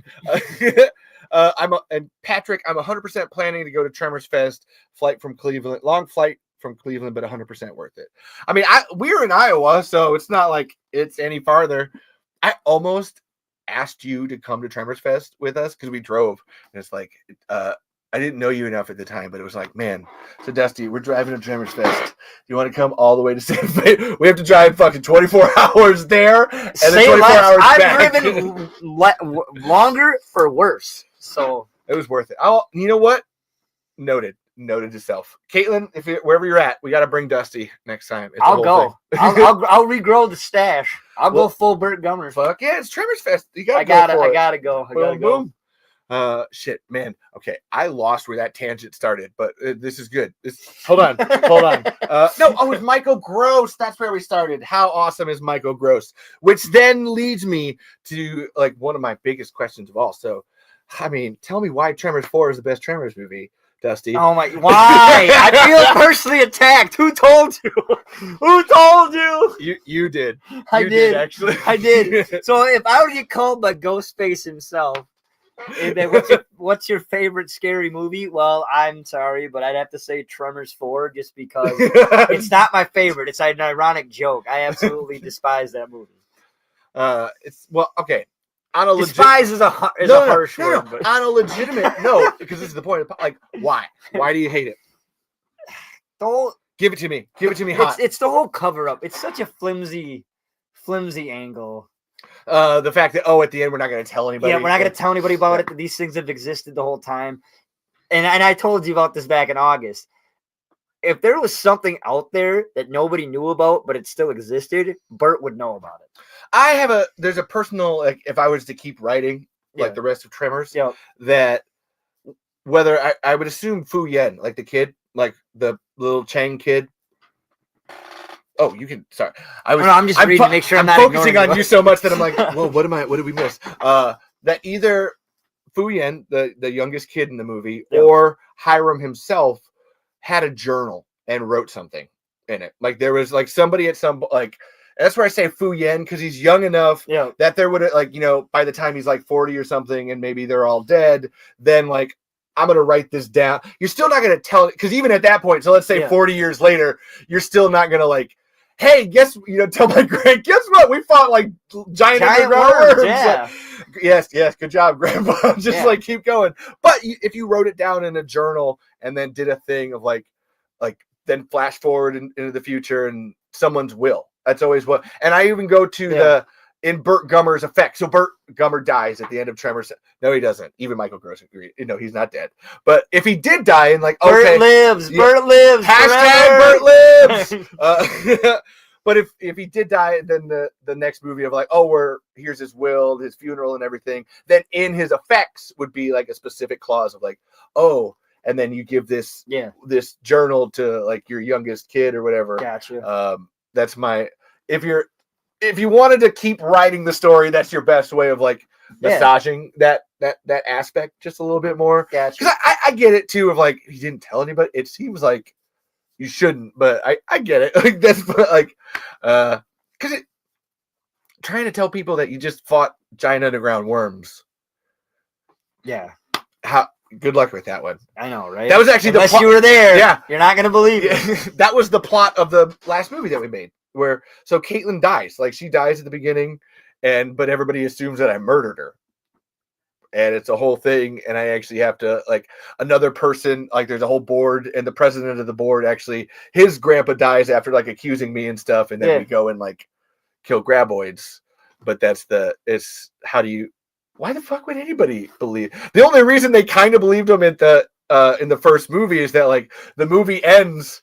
And now police are showing up. Now, like there's actual like the road repairmen in the background, like just like no, that's actually a thing. So the Steve Wilson and Brent Maddock, the writers of the movie, are cops. If you look in the background, like there's police, like behind Rhonda and stuff or whatever during the tire scene, and then there's repairman guys, which is played by Alec Gillis and Tom Woodruff Jr., who designed all the Shriekers, Graboids, and Ass Blasters. And they did, Predator and Alien and Godzilla and Kong, and they are fucking huge all over the place. But there's a back. So there's police and stuff. So that's the only time, like, okay, now we have this on record. There's an official police report. This is why, our friend was on a tire, all right? We tried to tell him to get off the tire. He didn't. He's dead now. That's hilarious. And that's so, I imagine if you're a cop writing that, he's just incredulous, like, what? And then you've got like 5 other people like, no, that actually happened. That's legitimate. Grab Burt toy. Oh yeah. So Chris is from the Horrific podcast, and he always has these Chris's crazy theories every episode. And one of them was that when Burt got eaten by the graboid, it like mixed with his DNA and something. And so then the next movie is like Burt is a werewolf graboid. Like he's werewolf. Yes, a werewolf. Oh, werewolf. Oh, hold on. A wereoid. Wereoid. Going in the thing. Done. So I know words. He's Grabertoid. That's Chris's crazy. Grabertoid. That's hilarious. And honestly, I don't mind it. In terms of the plot, I don't mind it. It's fine. That's hilarious. So it's only the missing link of like not being told. That's why you don't like Tremors 4. Like that's no. I'm asking. Yeah, that's like the biggest, and it's just. I don't know. Just seeing a Gummer be portrayed kind of as a wimp at first is very, very like almost sacrilegious to me. Well, one of the things I love about it though is that he's a total asshole. That part where he like eats the kid's gingerbread cake and like, oh my god, this guy's a dick. Yeah. But then he comes to like treat the town as family. It's why it's one of my favorites in terms of that arc is so good. That makes the Burt Gummer. Like he has to go through all of these things, and that's why the Gummer lineage going forward has a whole like, oh no, we're all badasses and stuff. Yeah. But it's still he is an asshole in that. It's always a funny, just like, no, he's a total piece of shit. Michael, if you're listening, I know that's one of your favorites, but I know so everybody, like my buddy Matt, who plays Earl with my cosplay group when we do Tremors, he gives me massive amounts of crap. Every once in a while, he'll just be like, ha ha ha, Burt himself agrees Tremors 4 is the best. I'm like, shut up. Look, I'm not gonna get out the the chart best with the after Matt. the first one. The best of the sequels, I should say. But yeah. It is. It's Matt likes to give me crap about it. That's good. You gotta have a gentle ribbing. And then, I know. I need to rewatch it. It's been a while. Oh, and Patrick says, I think the Gatling gun at the end had something to do with that too. But yeah, he's like the crazy like circus guy with the monkey. I need to make a Tremors talk of that. That's actually with the noise. That would be really good. Yes. Shit, hold on. Now I gotta write that down. Gatling gun music. The circus organ. Circus organ. Thank you. That was what the freaking hilarious. Boom, boom.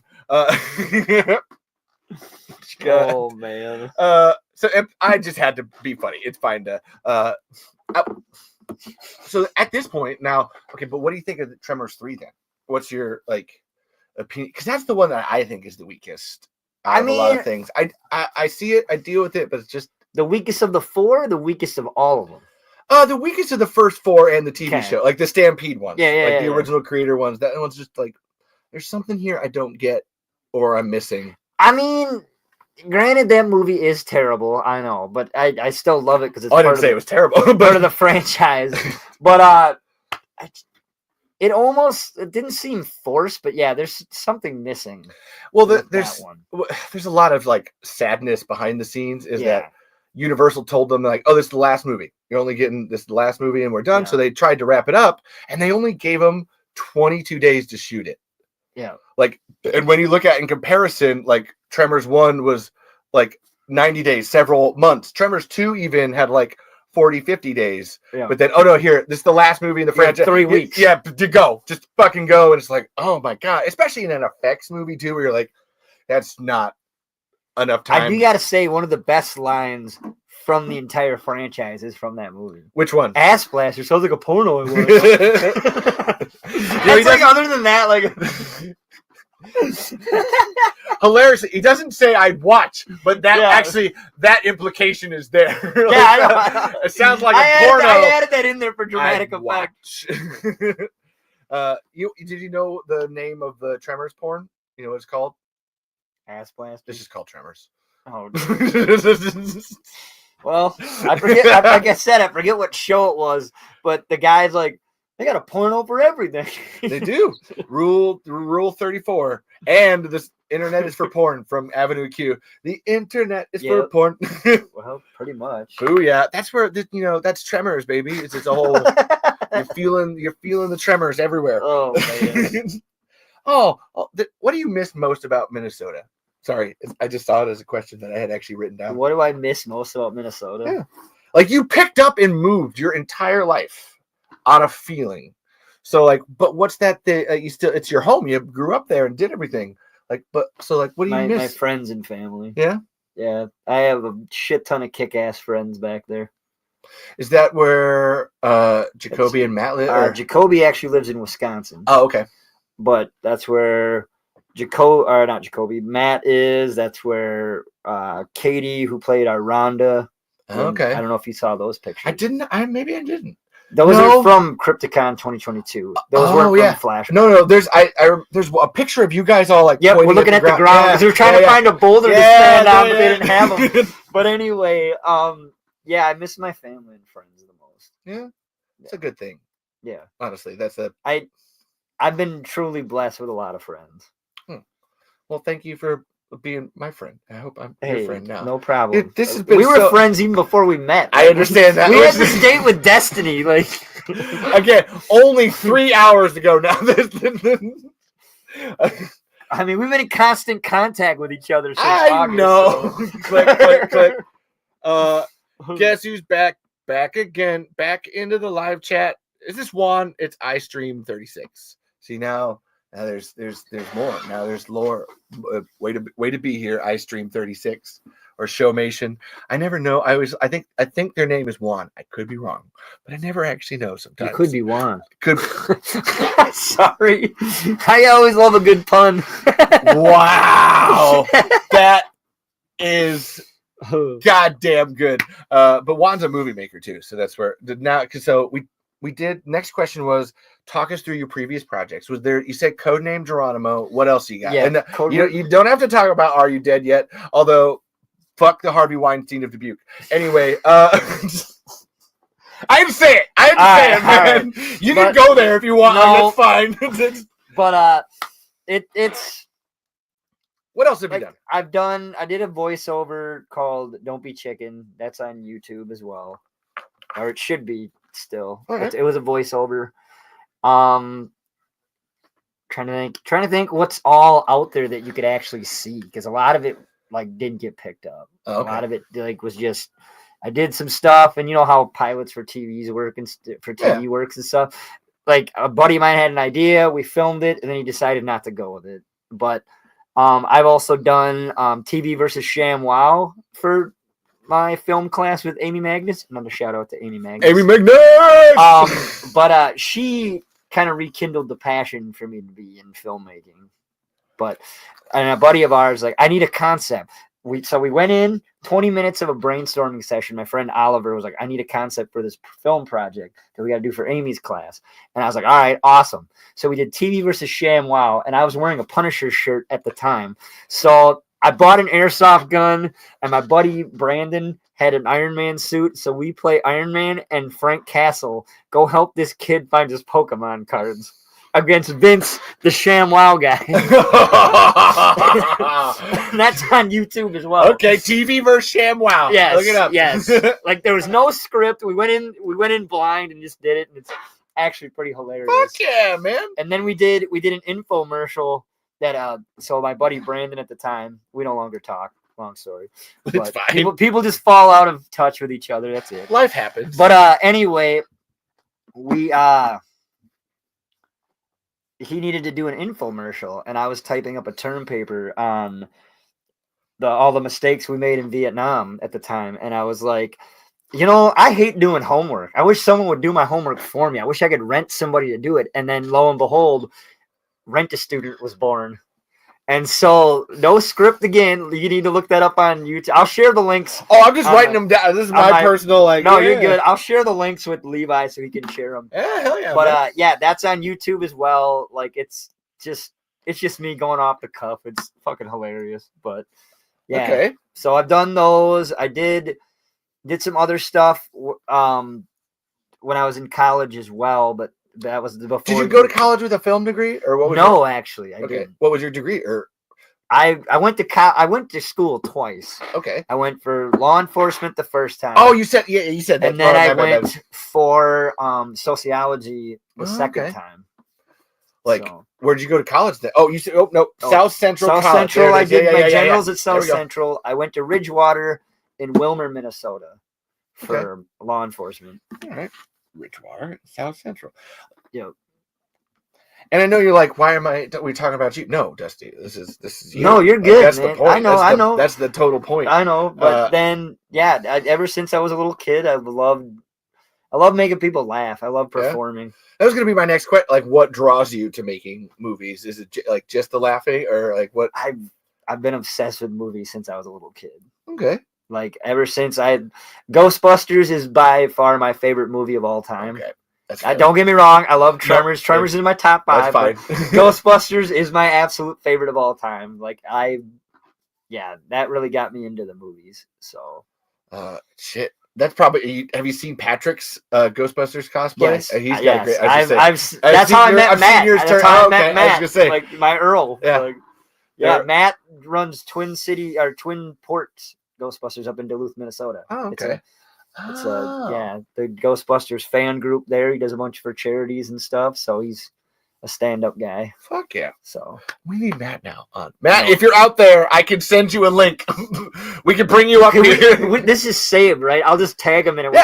No. When I share it. But I meant in general, like if you ever want to do a show, like we can both be here, and we can even pull Matt up. We need to have Matt and Jacoby. And Mary, if she's willing to be on. Yeah. That's what I mean. Like there's you just send a StreamYard link, and then you can bring other people in and such. That's what these little other ones are down there for, to bring. Yeah. So once we go off live, right, it'll stay on my Facebook page. Oh, it'll stay. Okay. It's here forever. Okay, good. And ever.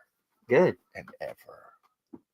Okay. And ever. I'll take your word for it. And then now.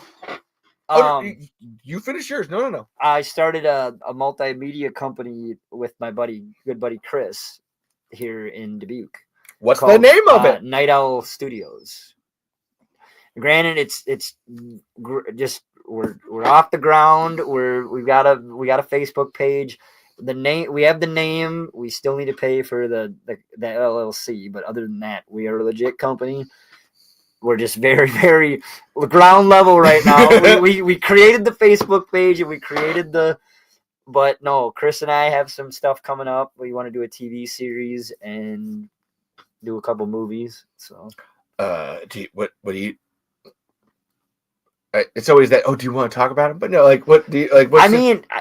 I just found. Speaking of like project, I found a script that I had written in high school, and it was based on my friend group at the time, and it was set during the '60s, and it was basically we all graduate high school, and this is when the '60s were coming of age, and me and my buddy Derek, we get drafted to go to Vietnam. Well, we get sent to Vietnam, and then my friends Peter and Mike, they go to New York to go deal with the whole, the Bob Dylan movie that just came out. Okay. But that whole thing, they go to New York to deal with the whole folk music scene while we're over in Vietnam doing our thing.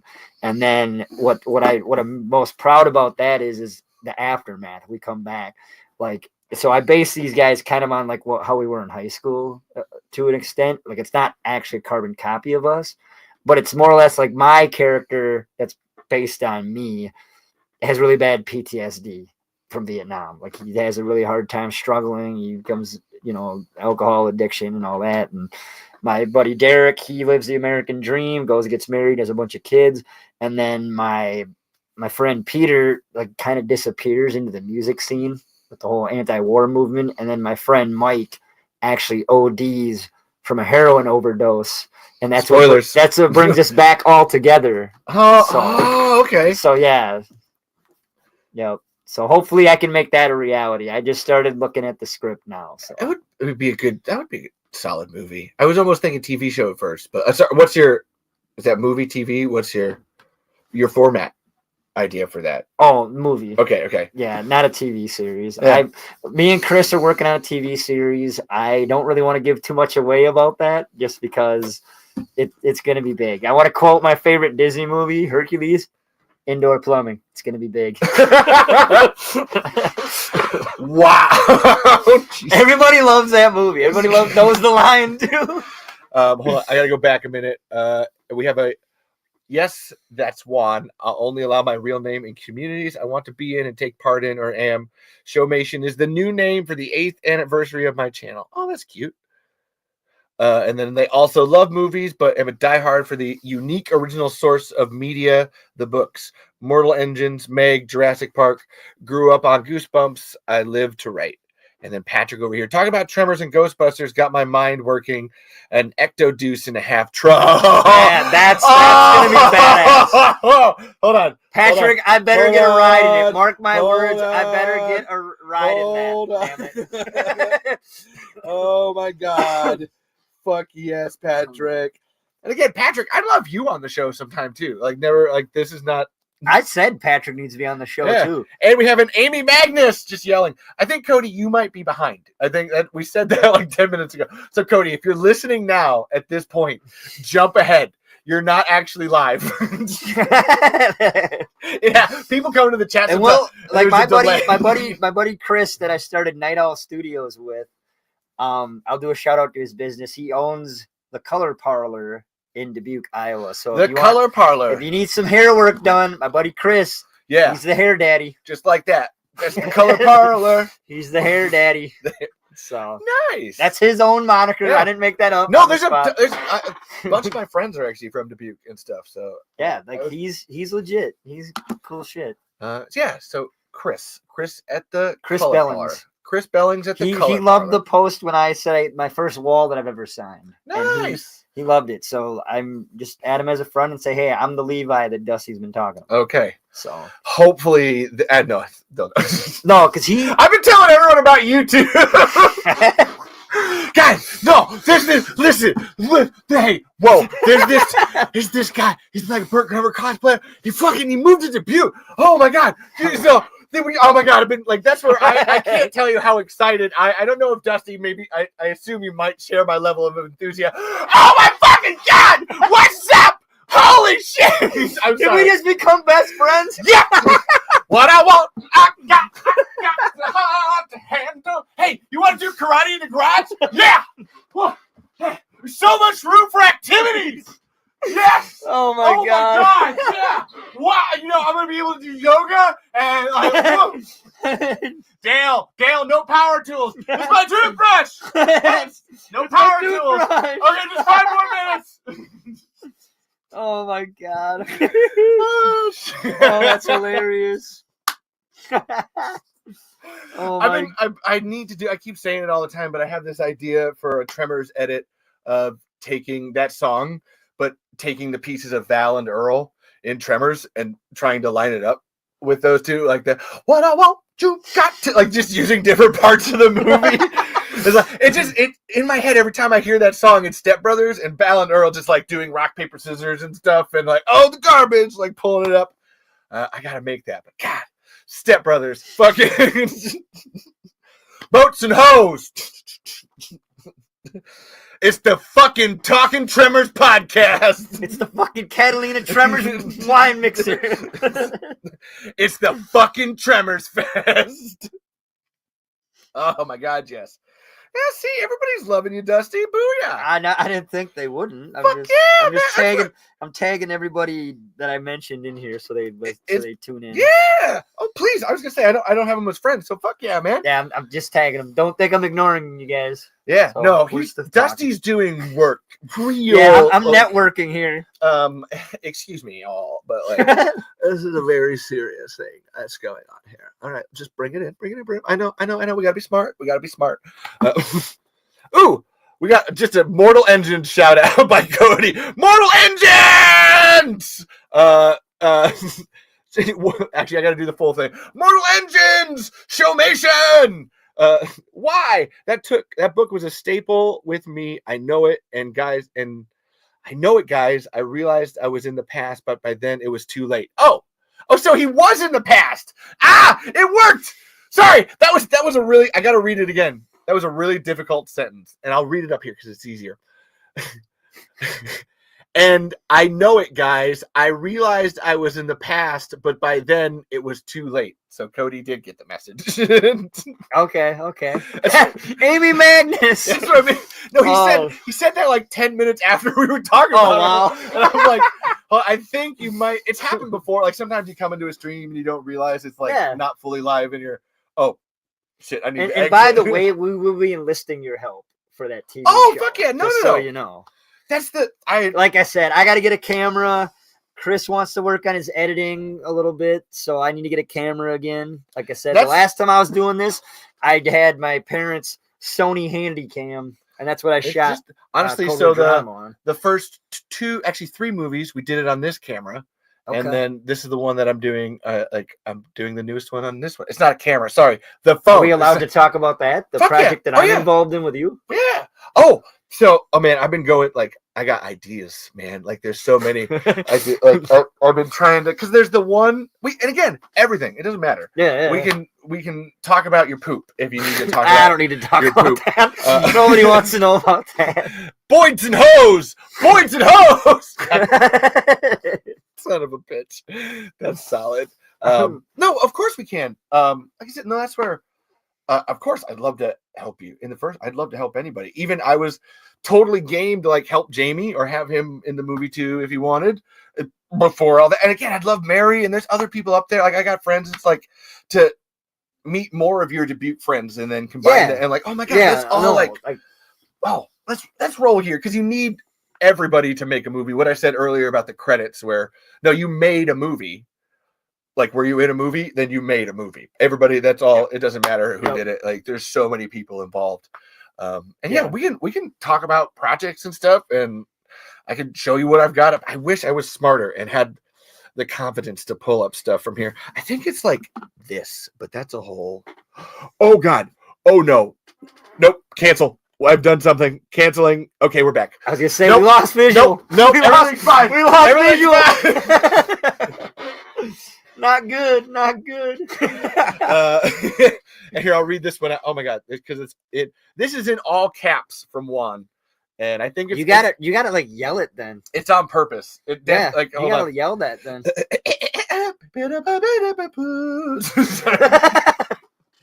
All right, here we. Okay. Well, I shouldn't get close to the mic. Shit, I can't read it from this far away. All right, let's do this. Honestly, hold on. We're gonna go here. That way it's closer. So if I do show, damn it, I still can't see it. I love it, Cody Pratt. The lore, the cities, the actions, the character arc, and the build-up. World exploration. Literally every reason I fell for the movie Tremors, but for the book of Mortal Engines. Boom! Big old explosion. Some like confetti comes down. Anyway, that's all I got. Go back to the Jack Black of it all earlier. Yes, you're definitely. You said there's a sense there, isn't it? Oh, for sure. Oh, Cody wanted me to read it as Valentine. Hold on, and I will. I'm gonna do it. I'm gonna do this. I love it, Cody Pratt. The lore, the cities, the action, the character arc, and build up. World exploration. Literally every reason, Earl. I fell for the movie Tremors, but for the book of Mortal Engines. Fuck you.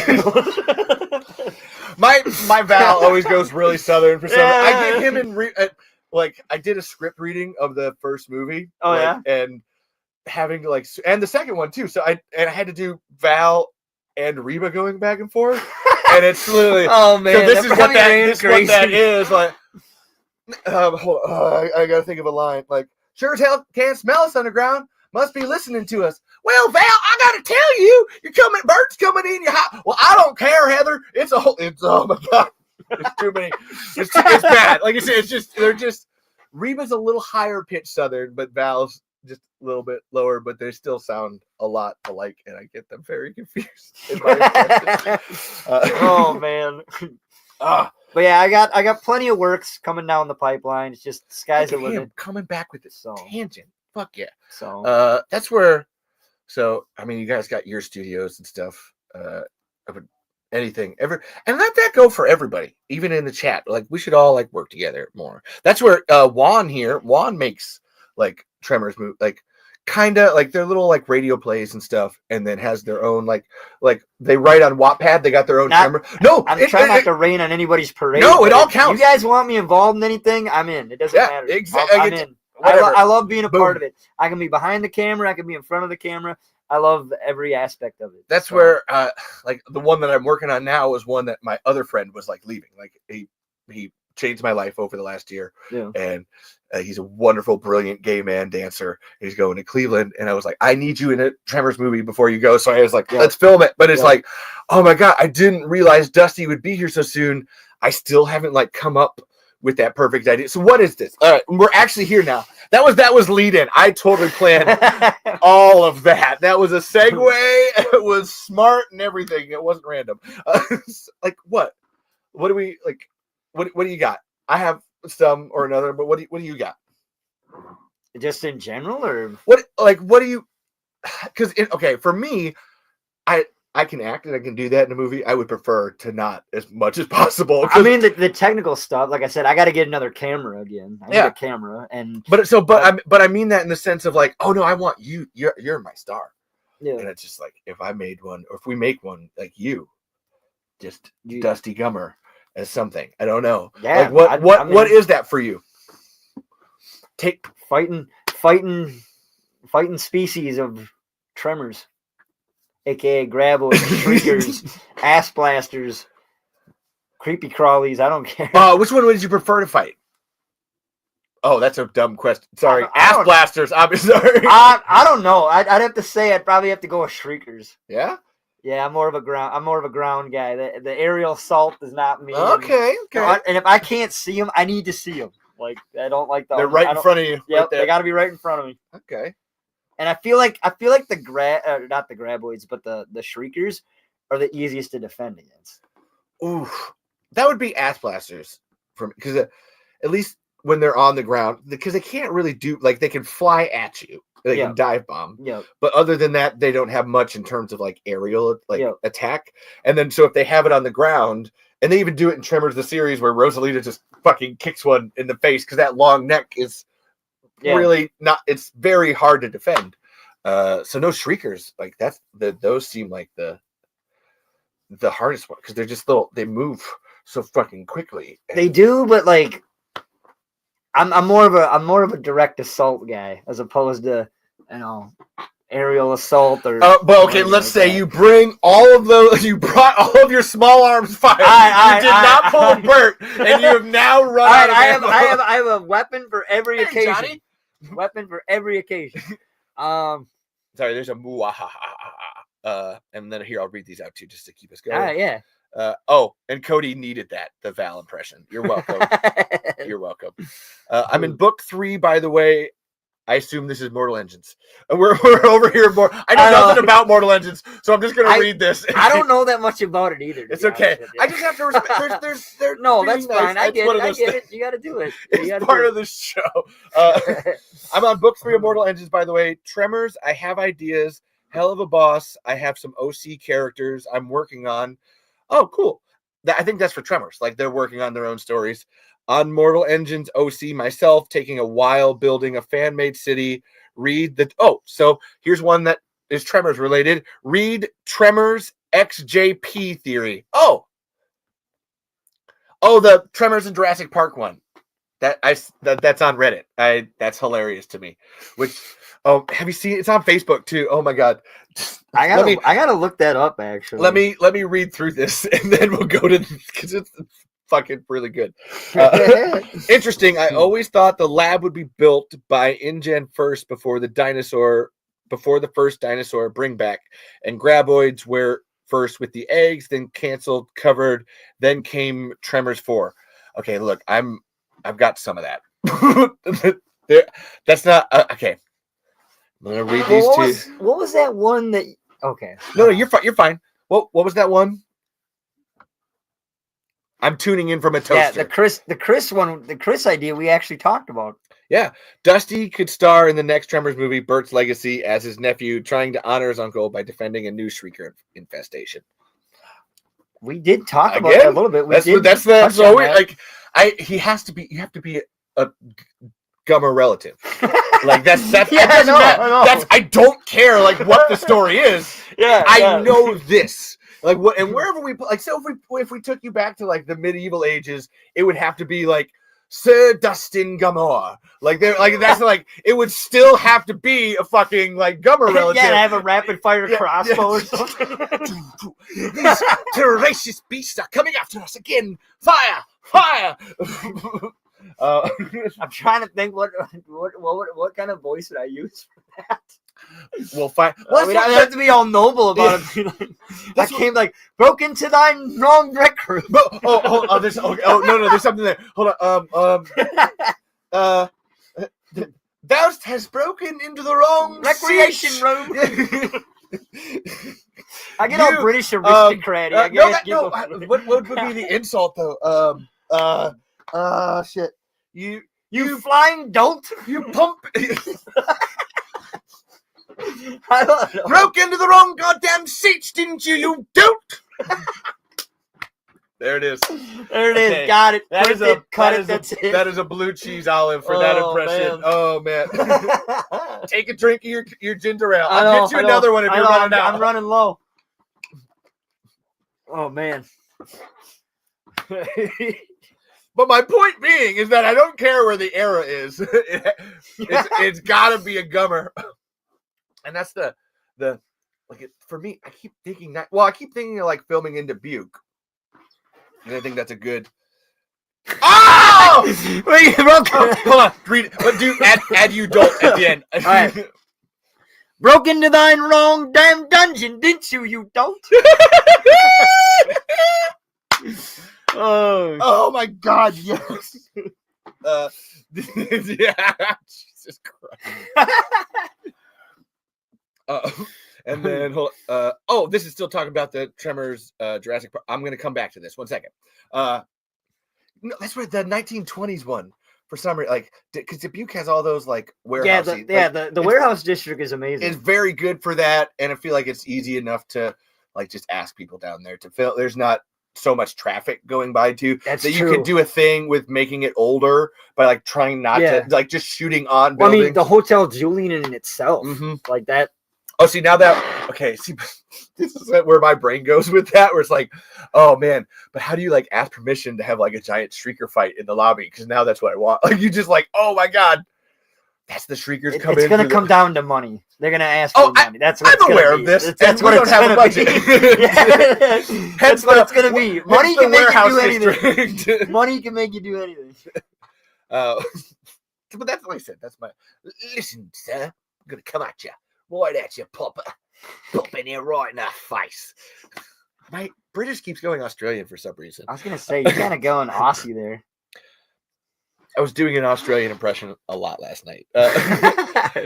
This is Juan. I see the next film, if Stampede wants to do something with Universal, still, despite what happened, which I hope not, but Valentine mourns Burt and Earl taking graboids to save perfection, but mixed master too. It's kind of funny though, because I actually had a dream. Like an end game for Tremors. Yeah. Okay. Back in July. So my dream was I had just watched the first Tremors, like it was almost immediately before I was about to go meet Michael Gross at Flashback. And I told my friend Mary about this, the Heather in our cosplay group, and she thought it was hilarious, but it had all my friends in it. And so basically, like the first movie, but think of it not in Perfection, Nevada, it's in Dubuque, Iowa. Okay. Like something happens, and all of a sudden graboids start coming out of like everywhere. And so there's the Fenland elevator. Oh, yeah. So I tell everybody to get to that hill, get to that deck. Okay. And so hide up on there, and I come in a Vietnam era Huey with the Flight of the Valkyries coming in, and they're like, and my buddy Tyler and Mary, they're the Val and Earl of this, and they're like, he goes, just have a little faith. And she goes, have a little faith, my eye. You knew Dusty was around. He goes, I told you to wait. And then you hear the chopper blades, and I'm just going to town with my friends, the two Nicoles. Nicole Welsh and Nicole Alexander. We're just going to town shooting, taking out all the graboids. Well, now we just need the budget for a Huey or I know we need a cardboard helicopter. box. Honestly, if we just like cardboard box and then a model helicopter. We could actually we could do the interior of a Huey, not that hard. Yeah, yeah. And then just have a big fan that does the rotor blades. It would be fine. Done. All right. There's one. We got it. There we go. There we go. Okay. We got a big action set piece. Sounds like a hell of a dream. Oh, that's Rory. What's up, Rory? It was a hell of a dream. Rory actually won the Burt Gummer cosplay. Actually, it was the costume contest at Tremors Fest last year with her Burt Gummer cosplay. Really? Yeah. Oh yeah. No, oh my god. And just Rory, I love you so, but please don't hate me for this. Where like she's just this little tiny, and man, she was decked the fuck out with mustache and everything, and it was so fucking good. Like, yeah, no, she deserved it. Like 100%. Like, bravo, Rory. See, that's what I think too. And like me, Patrick. Lisa from Flashback, there may be different Burt Gummers across the universe. Oh, yeah. So there's like a Burt Gummer multiverse. We could go that far. Oh, my God. I didn't even think about like I said, what I loved about that whole meeting Patrick and meeting, Lisa, we didn't even coordinate. We didn't coordinate at all.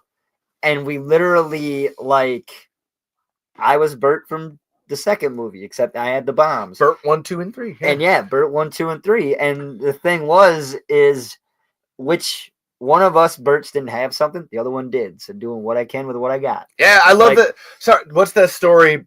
You and Patrick trading stuff. I just want you to tell. I had the actual the aviators from the second from the second movie. Then we were going into our photo shoot with Michael Gross in the mock-up of the rec room where the graboid burst through the wall. And we went with cheap. I went with the closest thing I could find, but he's a hell of a 3D printer. So he 3D printed the elephant gun, and I still have the bullet, by the way. I know I mentioned that before, I think. No, it's cool. That would be one to keep for that. But yeah, I'm gonna keep mentioning it. So he goes, "Can I ask you a really random question?" And I go, "Sure, shoot." And he goes, "Can I borrow your sunglasses for the shoot? And you could borrow my guns," because he had Heather's gun and he had Burt's elephant gun. No, I've seen Patrick Spears. He's it's Patricky Prints on Instagram if you want to follow him there too. You do fabulous 3D he's printings. Awesome. And so that's how we got to know each other. And then and he goes, I'm digging the pipe bombs too. And the thing is you have the elephant gun, but I had the pipe bombs. So between the two Burts, we were prepared. And then the third one had the graboid. So that's why we're just Burts doing what we can with what we got. All of you trading and stuff. Honestly, that would be a good. Now I want to do a skit of this. This. It was awesome. So because you're talking about the multiverse. Cosplay brings people together, and then our love of Tremors, and then I found out that Patrick also is into Ghostbusters like I am. So I mean, it's incredible. It just sucks that he lives in Ohio. Yeah, so Patrick, I don't know, Ohio, Iowa, Iowa seems pretty cool right now. I got Burt Gummer's nephew. I mean, whatever. I don't know if I have the power to anoint you. Only Michael Gross has the power to anoint. It's true. That's actually true. Sorry, buddy. Although I would say Rory's probably been anointed too. Has she met Michael Gross? Yes, and she actually won a Tremors cosplay years back on the internet. Michael Gross had one on his page of do Tremors cosplay, and she was only 10 or something, and she fucking How old won. Is she now? I think she's not even 18. Holy crap. I know, right? It's dang. That movie's 20 years older than her. I know. It's so weird. That's crazy. The Tremors fandom age range is so weird to me. Because I said, it's that all the way up to 60, 70-year-olds. And just everybody in between. It's I never know, when people are commenting, unless I've actually met them and seen them, most of the time I'm I have no idea what age you could possibly be at all for what this show is. I'm if you like Tremors, I don't actually know. It's just a movie, people, I've shown Tremors to multiple people, and not a single person has disliked it. No. Oh my God, no. They absolutely love it. As someone that has personally scrolled Twitter and looked at Tremors mentions, it is 1 in 1,000 that you actually see I watched this Tremors movie and I didn't like it. The other 999 are this is the single greatest movie of all time. It is such a the people who don't like Tremors probably were on their phone. So is what I think. Like if you didn't like actually like it. No, like everybody that I've watched it with, they stayed glued to the TV. So yeah, it was. It's a perfect fucking movie. When you read the concept, it sounds ridiculous. But but okay. So that was there was a tangent I really wanted to go on here because you gave a great opportunity for this. Yeah. I'm going to say the word grab bombs first. Just because that was great right there. Okay. And Thomas is here. Thomas is actually, he made this. This is the 3D printer. The guy that made all these 3D printings. He got a shrieker. Dusty's got a shrieker. If you show up, you get a 3D print from Thomas. Yeah. Thanks, Thomas. Yeah.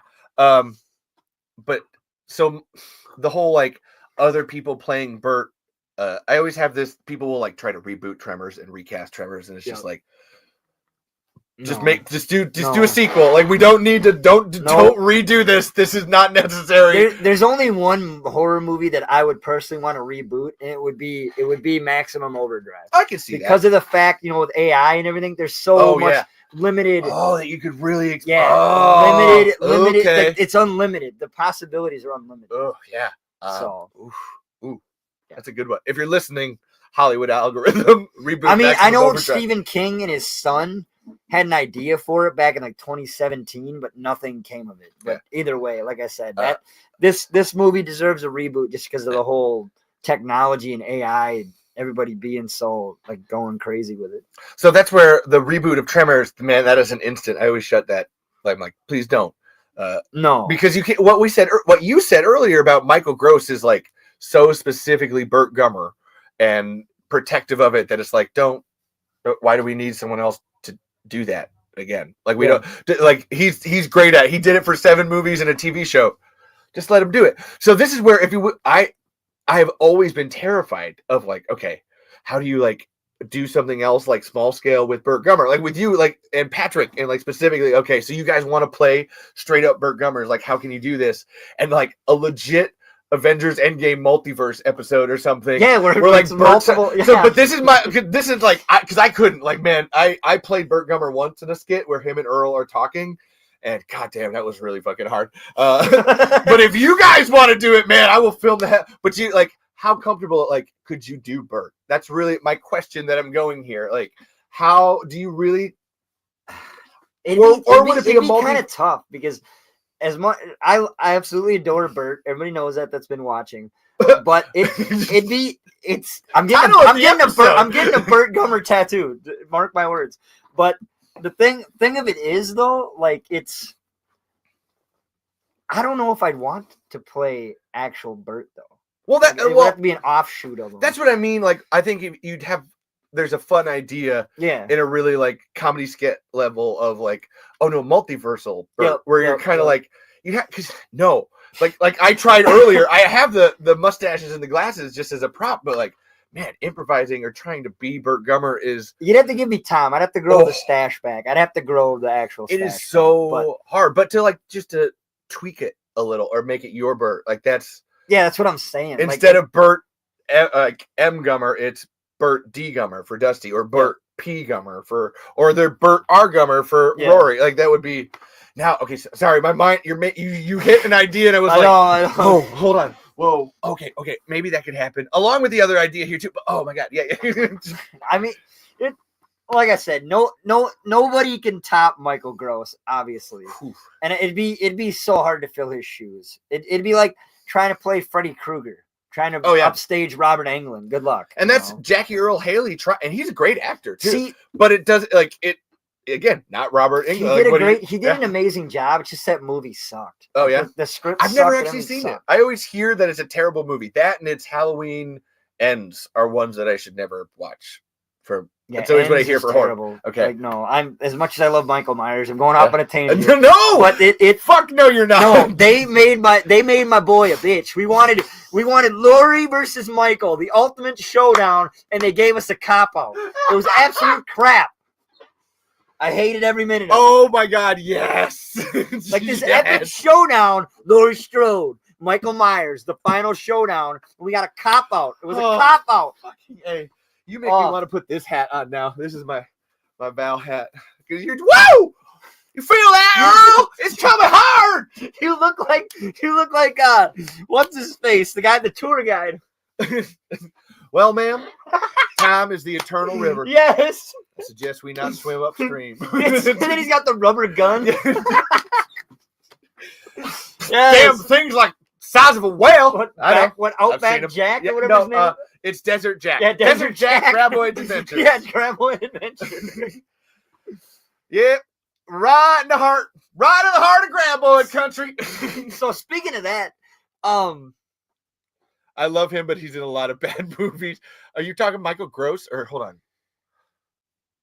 Oh, Robert Englund. I don't know. Okay, there's so many people we talked about there that could be. You were saying, speaking of that, keep going. Sorry, I'm looking I'm trying to. Where's I going with this? I was doing Desert Jack. Yeah. Graboid Country. Nope, I lost it. I lost my train of thought. The train left the station. This is where the hardest part of this show. Like, it's easy enough to talk, but I love like people like interacting. So I'm like, oh no, I need to like focus, but also not. Also, hey, what's that squirrel? That's where. Hold on, I'm gonna help. Pick a color, and point it over there. Man, one solid color. So What's that much color? Boom. All right. Yeah. Oh yeah. Oh wow. Yeah. Let's just go with that. Whatever the hell that is. Oh, there pressure. Pick a color, any color. Feel like I'm at the carnival or something. The only people who don't like Tremors are Universal. Love seeing you, Thomas. Stampede, Universal. Heck, why not a more eye-catching detail catcher? Oh, that's why I messed it up. Eye-catching detail catcher. Levi? Oh, I mean, I would love the job. I have to take Dusty along. That's not even a half. It's like, Dusty, we're going to film a new Tremors movie. They're giving us a budget, an actual budget. Let's go. This hits my multiverse idea. This is one thing I'd love to give if I ever had to give an idea up for Tremors is one where like a what if series. Like I might not catch every detail to make such a web series or actual content. Anyone, yeah. What if, like as I said, the multiversal one? I'm into that. I might have missed other people. Robert Englund, there it was, and Desert Jack, and we're back. But yeah, I want to make. I said okay. So then I have another idea too. Have you ever watched Knives Out? No, I have no. not. Oh my god. No, I have not. Okay. Not yet, anyway. Okay. I know a movie I haven't seen. How no, that's fine. It's no, it's fine. The last movie I saw was Nosferatu, which was amazing by the way. Okay. So go see it. Go see Nosferatu. And the black and white one too. I've never watched either. So okay, the 1920s one, obviously it's an OG classic. The 1979 one, classic. Oh. And then they do there's like a parody of it called Shadow of the Vampire that came out in 2000 with John Malkovich and Willem Dafoe. And so John Malkovich is actually making the movie Nosferatu, but he hires an actual vampire that's named Max Schreck after the actor that played him. Oh, okay, yeah. Played the original Nosferatu, and that's played by Willem Dafoe. So he plays an actual vampire. And then he told him this is the ultimate method actor. So he hires an actual vampire to play Count Orlok. And it's a dark horror comedy. It's absolutely amazing. I didn't even know Shadow there was of the one. Vampire. Hold on. It's free on YouTube. I just watched it on YouTube. Absolutely classic. Shadow of the Vampire. No, okay.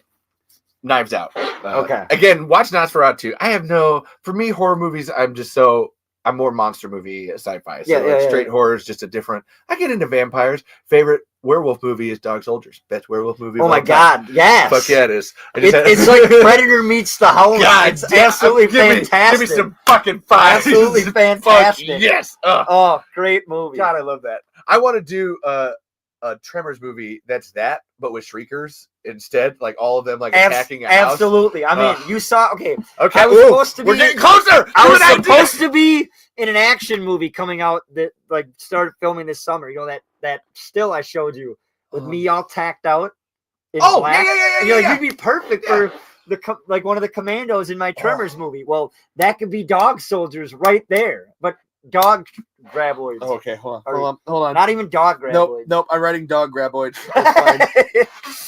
But yes, that'd be awesome. Well, and I have the idea. Like I said, originally when I first reached out to you and I knew you were like back, and I was like, oh, I wanted to do Tremor Predators. like just straight down. Like when you drove up or whatever, there's all that. Like we're surrounded by like forest everywhere or whatever. That's awesome.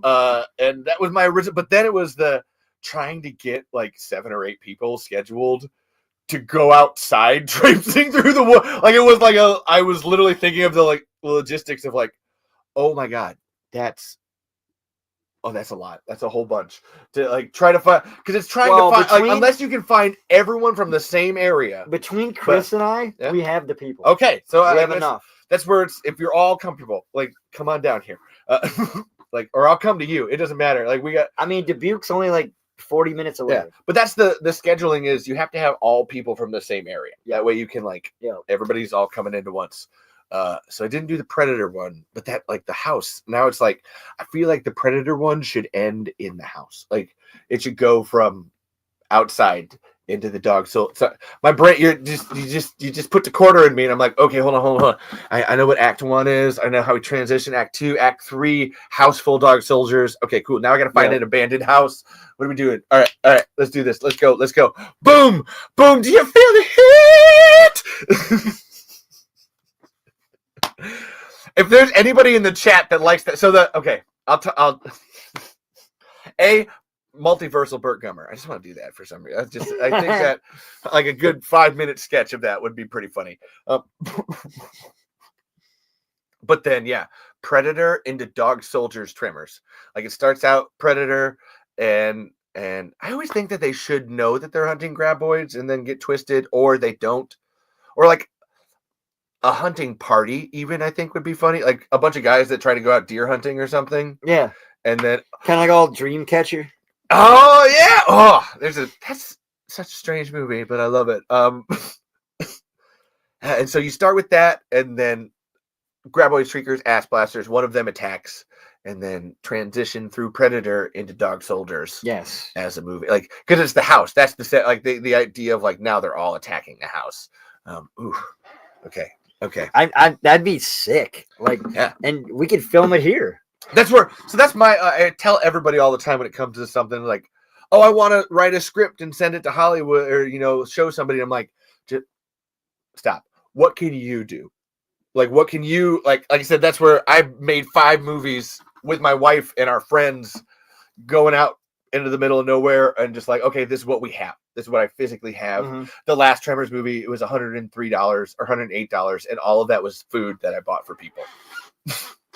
So I'm just reading all the comments. Yeah. Read them out loud. If you can see it, read it out loud. All right. Go back. I missed some. Yeah. Here, take it. Take it away. Hey, man, it's your show. No. If you want to be my new co-host, that's fine. Wow. That's big shoes to fill, man. Just press it, and I'm going to get you a ginger ale. I'll be right back. All right. Hearing shriekers remind me I'm throwing some Easter eggs from Canon Films into my Tremors Generations Wattpad story. After Tremors Generation, I do plan on Camp Cretaceous-like route. That's actually kind of cool. I actually kind of like that idea. I don't know. Medieval Tremors would be hashtag dope. I think I started a new movement here. Oh, man. That's great.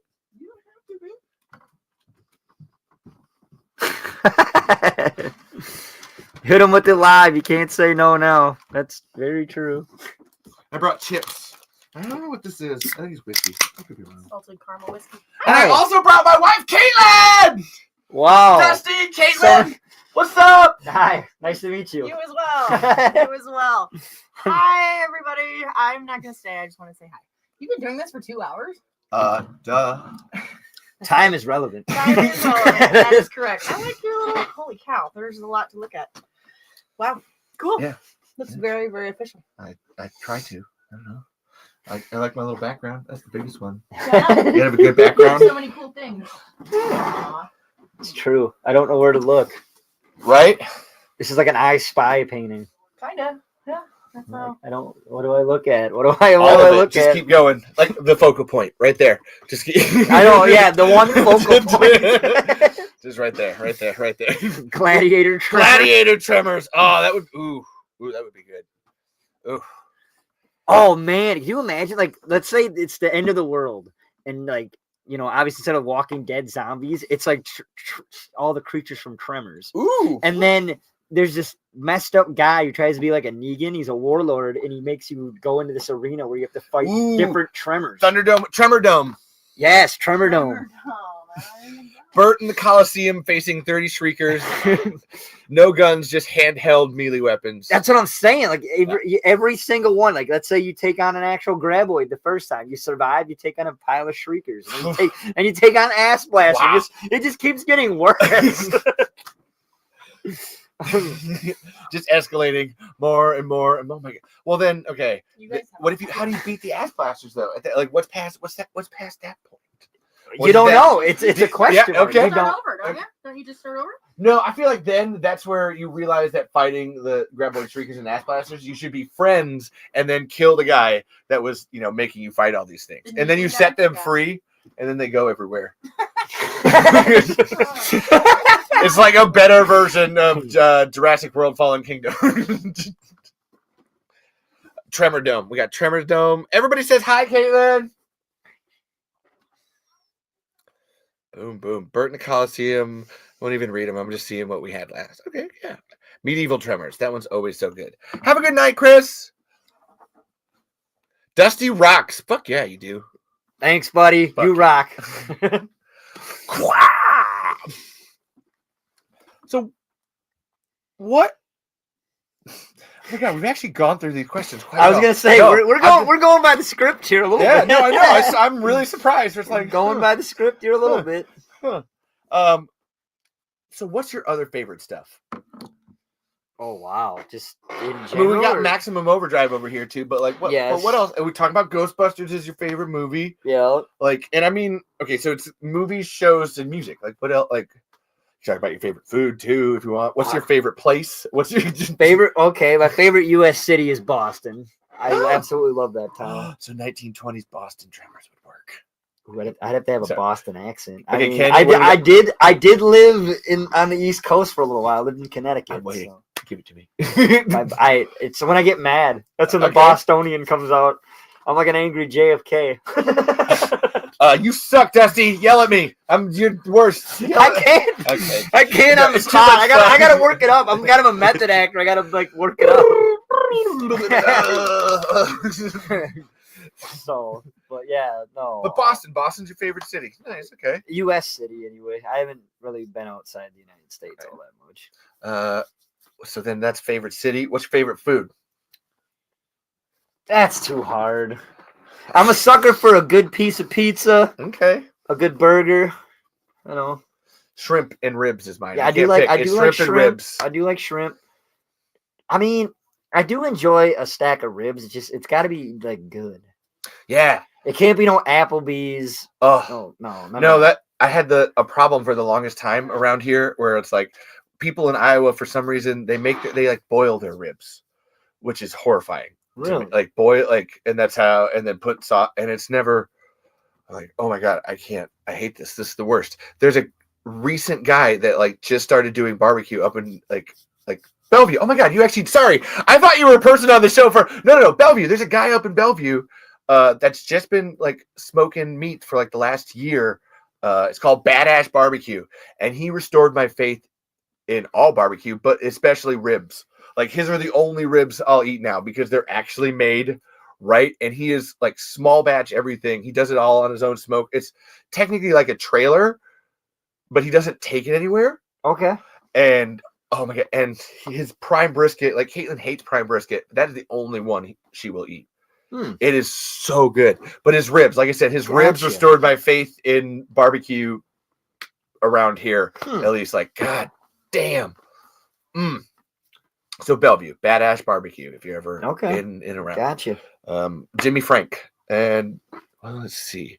So that's food, city. Now what's your favorite music? What do we got? What do we got? I'm a sucker for the Beatles are my favorite band. I'm definitely everything from Frank Sinatra to Metallica. Oh shit. I'm across the board with my music.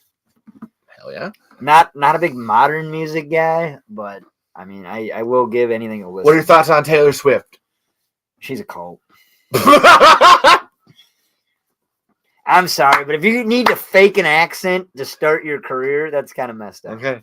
I'm ambivalent. I don't know. She's I do like Bad Blood. That's a good song. Okay. Other than that, like I have no time for her. Fuck you, Taylor Swift. Apparently, that's the. Hey, go best friend, go best friend. Yeah, Chris. All right, Yeah. so quick Tremors pitches that we've gotten so far. 1920s Tremors. And Dusty's got a Tommy gun.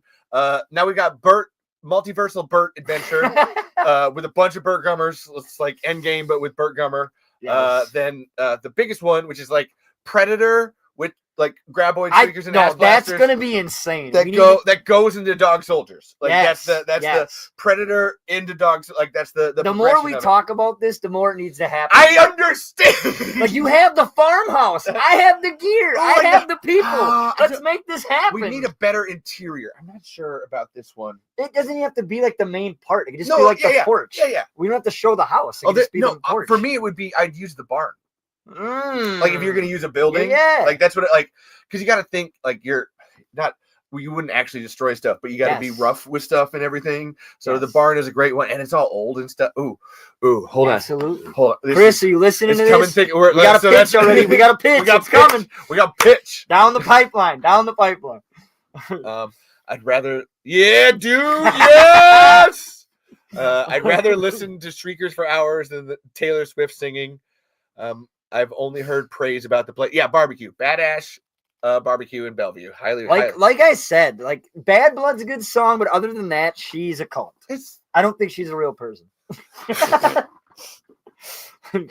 pretty sure she's a robot. Total tangent. Have you watched Wicked yet? No. What are your thoughts on Wicked and the cultural phenomenon that is Wicked? I've read the book. Yeah, me too. I thought it was good. The book is fantastic. I'm not really too familiar with the movie because, like I said, I haven't seen it.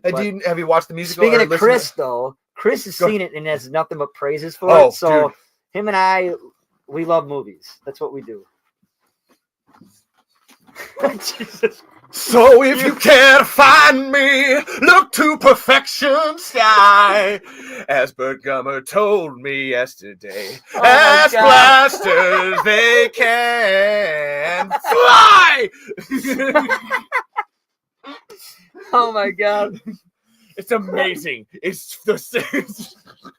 There's a reason it's a phenomenon. I fucking love that. Sorry, we're on Taylor Swift, so then I had to is this how this is gonna become a thing? I'm gonna be your weekly co-host now. Is this how this is gonna happen? If you feel like coming down here, that's fine. That's okay. That's entirely up to you. I don't want to steal your thunder. No, there's no thunder stealing. Oh my God, hold on. Although I'm not gonna lie, the whole shout out about the MRE was classic. Yeah, that was so good. We ate, Thomas. If you're watching, Thomas, we ate an actual MRE. It was a box unveiling. We brought it up. Actually, we have to eat it again now. We have to eat it again. Oh yeah, now. Here we go. Here you go. All this trans fat. Actually, here's the one. I think was that the one we were eating? I don't know. It doesn't matter. They're all terrible for you. So I'm like, is there more? It doesn't matter. No, it's a giant brick, and you break it into one of these. One of these can keep you going for like 48 hours. We got a knife. We're gonna this.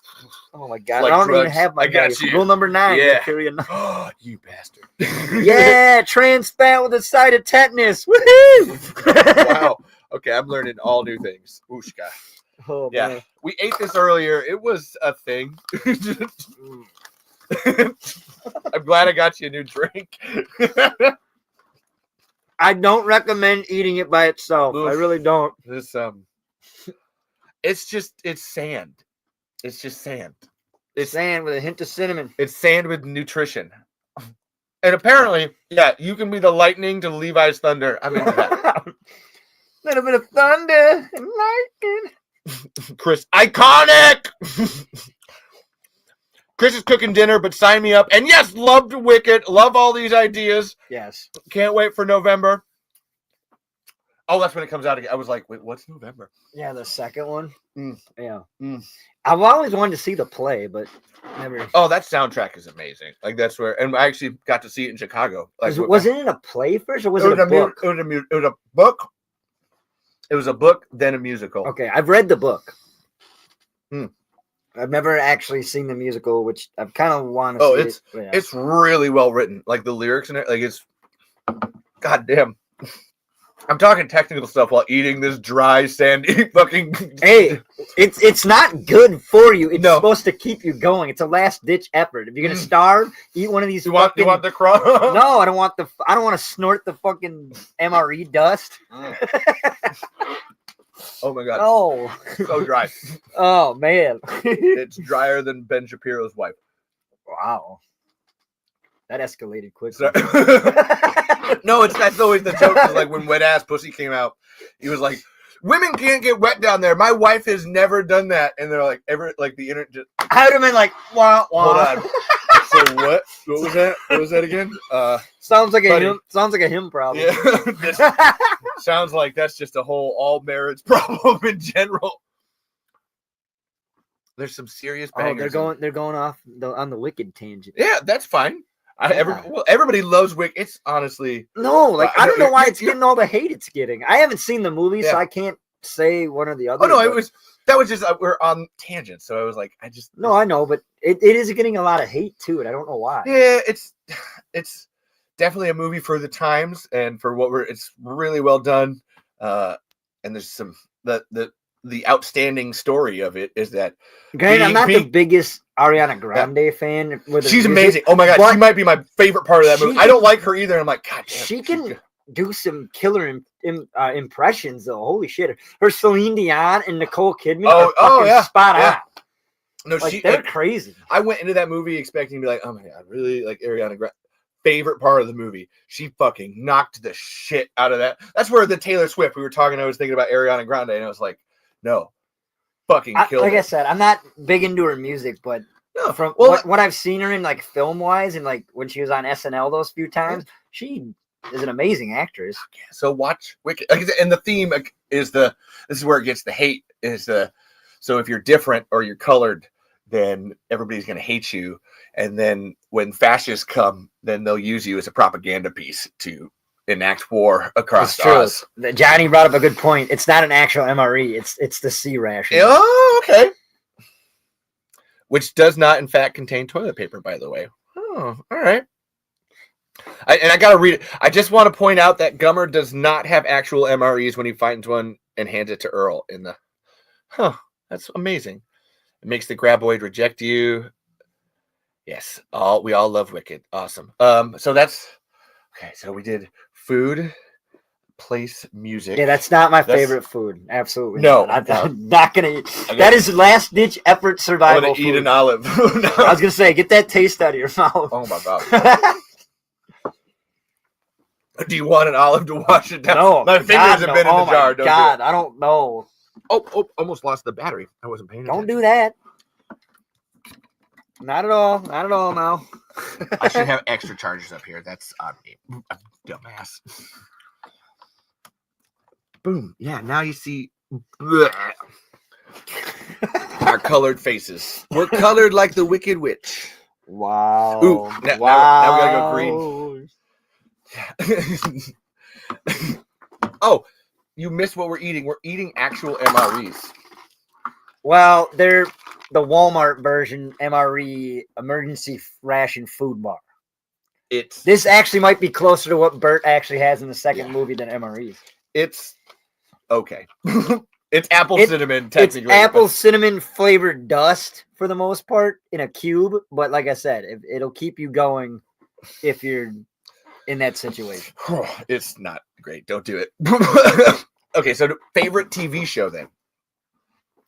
Currently, are like newer show? Okay, Stranger Things. Okay, and this will be a double question. Then, what's your fall asleep show? Ooh. Right now, we're doing Scrubs. That's like okay. Fall asleep show. It varies. Right now, I'm rewatching. Everybody Hates Chris. Oh, okay. That's what I've been falling asleep. Well, what's your usual rotation then?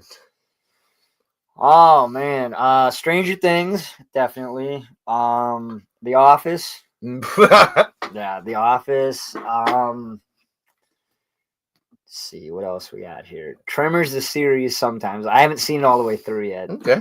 Since its initial release. You don't have to. It's fine. No, I know, but I'm just because I don't want to fall asleep to it because then I'd rather watch it. But yeah, no.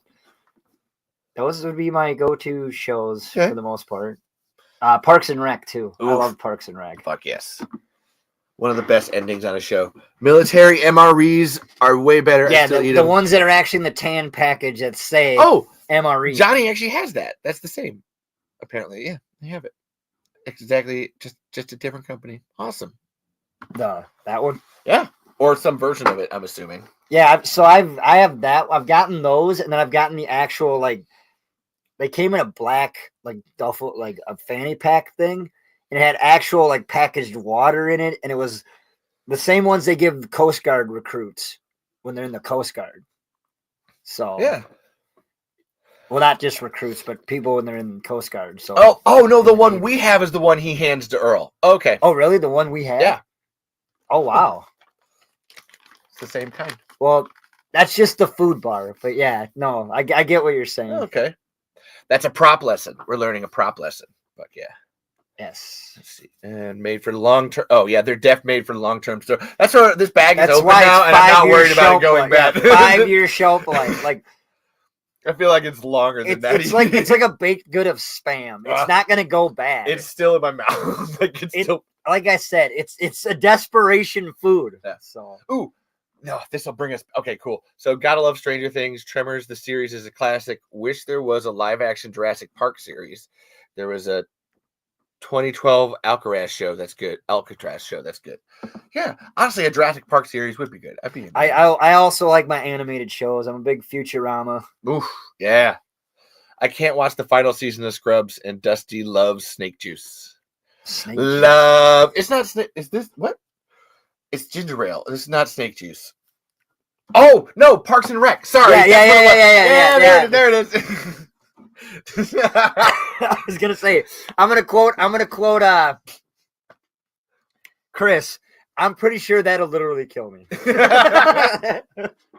Okay, so I just got reminded. We never went back to this point. So there's this Tremors Jurassic Park theory that Mindy, the actress herself, is in. She's in Jurassic Park. Ariana Richards. She only did 3 movies, and 2 of them were Tremors and Jurassic Park. Pretty much. She did Space Invaders too. That's what I'm saying. Yeah. No, it's not much. It's not. Yeah, her IMDb has maybe less on it than mine. Yeah, does. she's an artist actually now. She's got her own gallery and everything. And I know she did a cameo in not Jurassic World, but the Lost World. One. Yeah, the Lost World. Yeah. Well, no, Tim. No, the newer one. No, she did not have it. No, because I was waiting for it. I was like, "Where are Tim and Lex?" Okay. No. It's the Lost World, the second, second Jurassic Park. Okay. But the theory goes that that's actually just all the same person, and that she goes on a trip, with her granddad for the weekend for Jurassic Park. So it's still the same character and everything. And I don't hate it as a theory. I don't know. It's one of those she's faced graboids and dinosaurs, and then now ass blasters again, and she's just I don't care. My life sucks. Oh wow! And that's where there's a Tremors Jurassic Park theory that was going around that Juan was talking about too. That was where that comes from, and then the scientist or the head of the lab that makes the chemical in Tremors the series would be Hammond. That was the other part of it too. And it's okay, let's keep going. All right, let's bring these worlds together now. So yeah, Tremors and Jurassic Park. I think InGen would fuck up a graboid. I think they would they can't even handle the dinosaurs. They'd find some way to fuck up a graboid. Oh, that's not good. Oh, that would be no. You can't.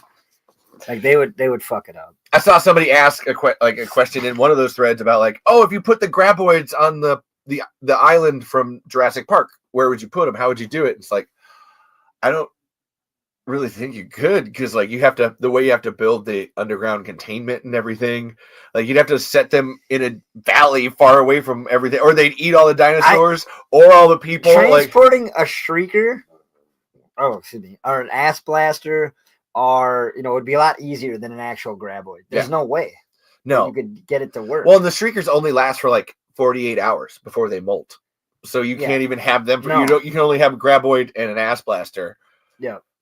So no, it just wouldn't work. Don't leave. The logistics don't pan out, people. It just doesn't add up. Dinosaurs were hard enough as it is. We can't keep. It's easier to transport a fully grown T-Rex than it is a graboid. Oh yeah. I'm pretty sure a graboid could maybe eat a T-Rex. Oh man, that would be cool. There's actually in one of these Tremors comics. That's actually I saw what that. happens. That made me think of that. Like I could actually see that. I'd buy that. I've always wanted to see like a Planet Earth documentary that's like from 65 million years ago, where graboids and graboids are eating dinosaurs and stuff. I'd be in that. That would be fine. And yet, put them in their own alluvial section. Oh, alluvial.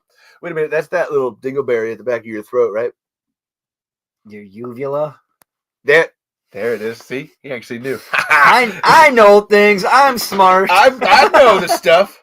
And then your favorite movie is Ghostbusters. That would have been the last of the favorites. But I have a lot of go-to shows actually, like Futurama, Batman the Animated Series. Ooh, I've never watched that. Ooh, I need to though. What? No, I hear so many good things about that. Yeah, need to watch. Okay, that's crazy. Trying to think. God, there's so many. It's BAS. That's always what it's abbreviated. Yes. Cheers, Frasier, Dukes of Hazzard. Like I was an 80s and 90s kid. Like I grew up in the 90s, but I had a lot. Like my parents grew up in the 80s, so a lot of the 80s stuff. Okay. Like the A-Team and Miami Vice, stuff like that. So then, besides Ghostbusters, got any other favorites? Maximum Overdrive, Jaws is up there. I do a Killer Chief Brody cosplay as well. It's so good. Like, so it comes down to it. My Hopper, my Burt Gummer, and my Chief Brody from Jaws. Okay. Like my top 3 cosplays. Hell yeah. You do a great Hannibal Lecter, too. Yes. That's a good one. I really like that one. A lot of that goes to my co-star, Marissa. She killed it as Jodie Foster's Clarice. So, yeah. So then I would imagine, are all the cosplays you do, those are like your favorite movies? Like if you're going to... Yeah, like I come up with like, because so my next, like I go through like, and then, so Mary and we did Billy and Stu from Scream. Oh, absolutely. Yes, I've seen that one. Yeah, that one too. And now I want to do Dewey, grow the mustache back. Oh, okay. Okay. David Arquette. That would work. And then, whoever. You need a Gail Weathers. I know, that's what I'm saying. Like, Marissa wants to do Gail, or whoever wants to do Gail. Like, putting the call out. He needs a Gail Weathers. Everybody just do beep, beep.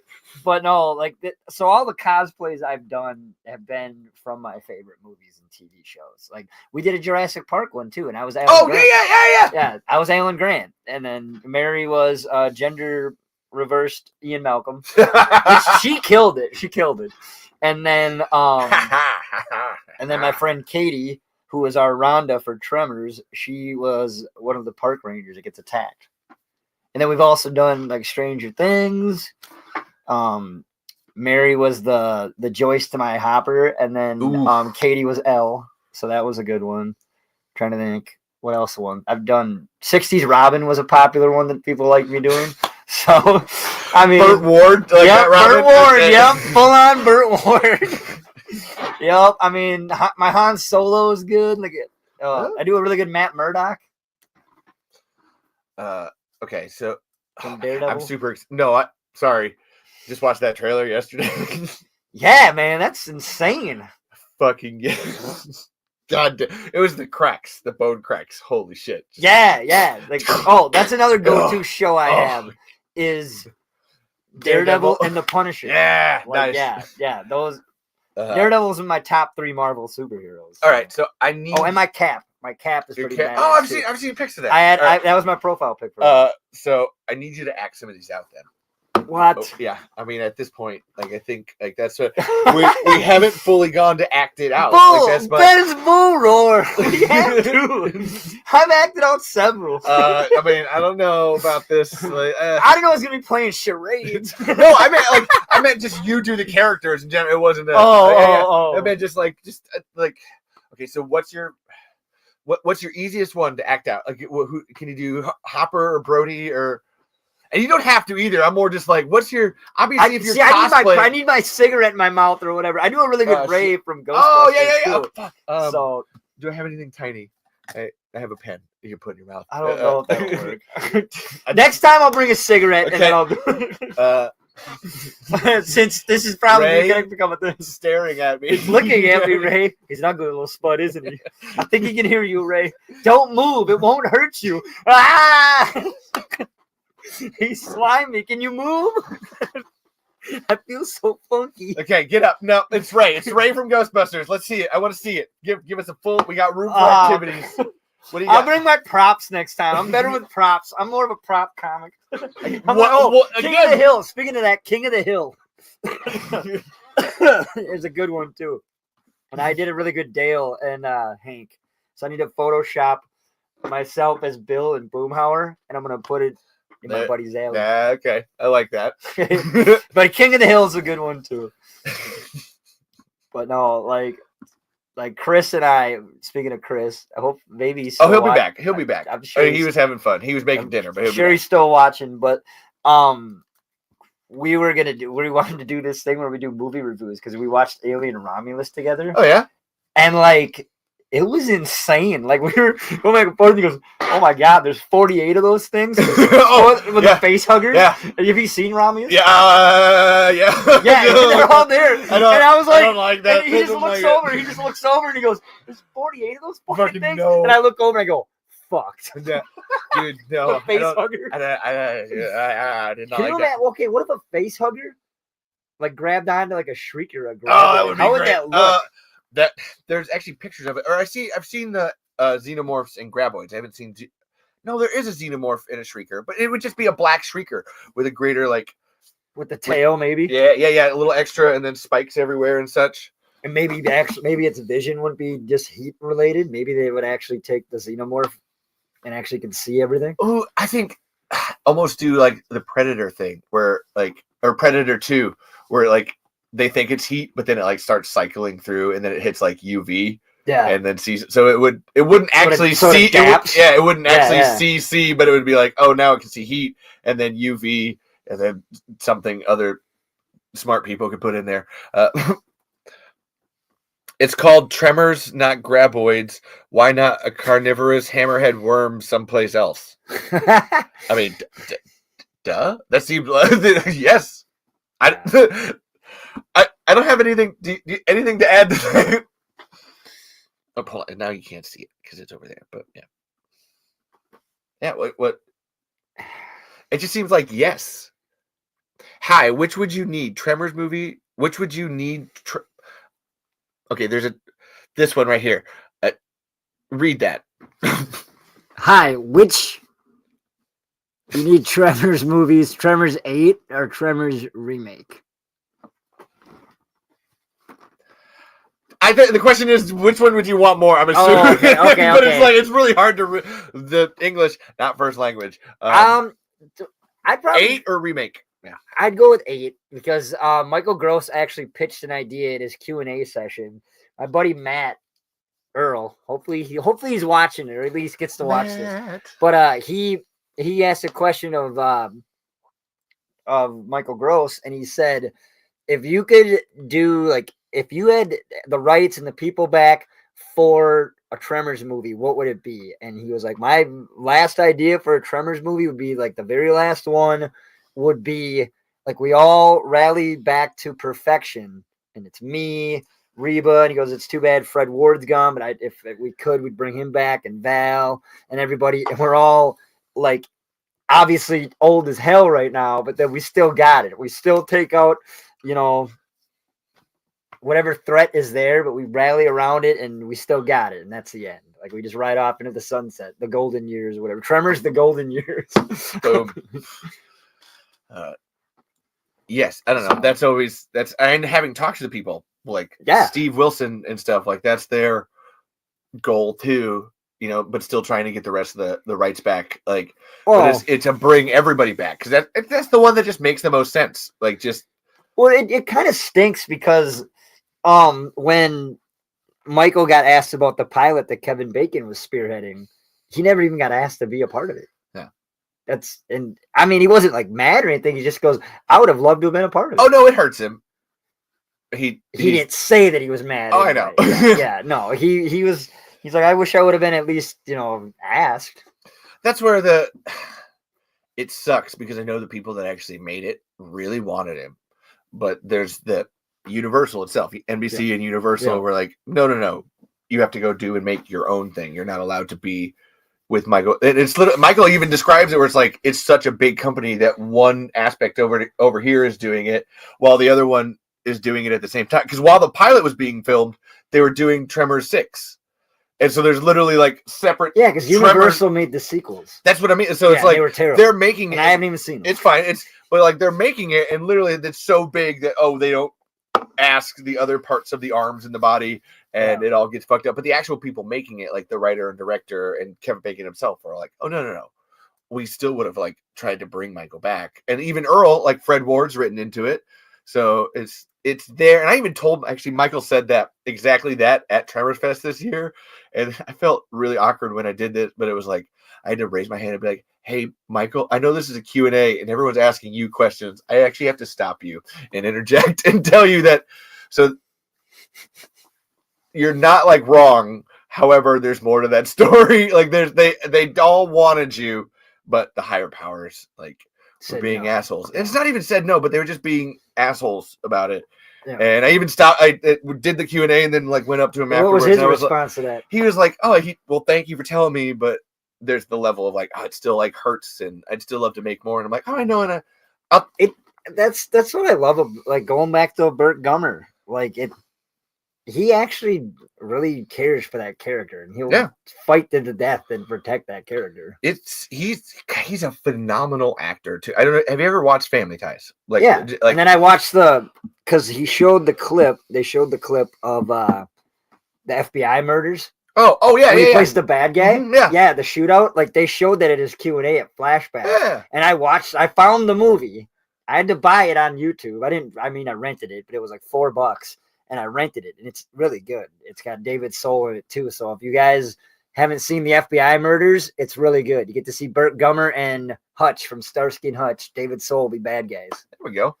But phenomenal actor. That was like, it was really good. Holy shit! Like he is so. And to have two characters, like he's got Steve Keaton and then Burt Gummer, where like everybody knows him for that. Yeah, like that is, and he even talks. Or the dad from Family Ties. No, that's Steve Keaton. That's what I mean. Like, but that's the. He talks about it where it's like, an actor is lucky if in their lifetime they get one role that everybody knows them for. Yeah, like just that one thing. It's the. I mean, the second closest thing to Michael Gross and Burt Gummer would probably be like Kelsey Grammer and Fraser Crane. Yeah, exactly. Like that one character that you actually know forever and ever. And he says, how lucky am I that I have two of those? Yeah, like legit, like everybody knows him from Family Ties and from Tremors.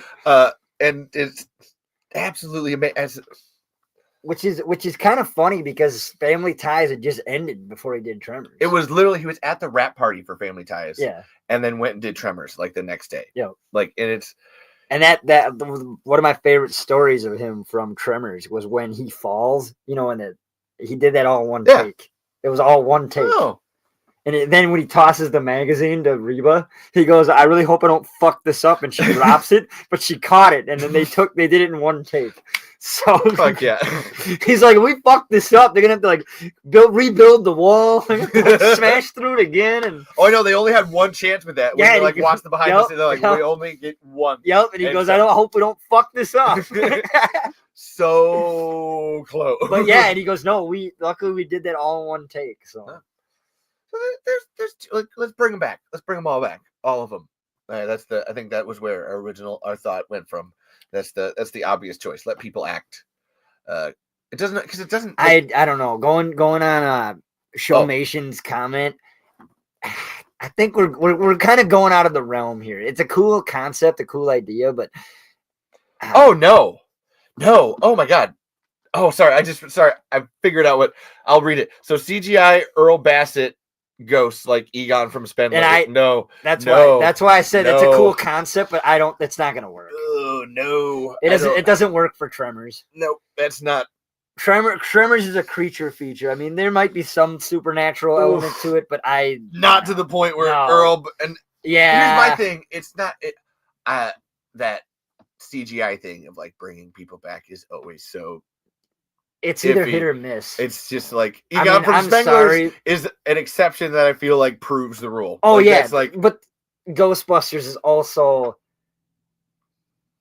an alternate reality at some point. Well, and there's a level. So it makes sense. You can hide the CGI with the ghost effects. Like, Yeah. that's why it works. There's all this extra. But there's also the story that they're dealing with stuff Mhm. that's not of this universe, so it makes sense. It works But for it.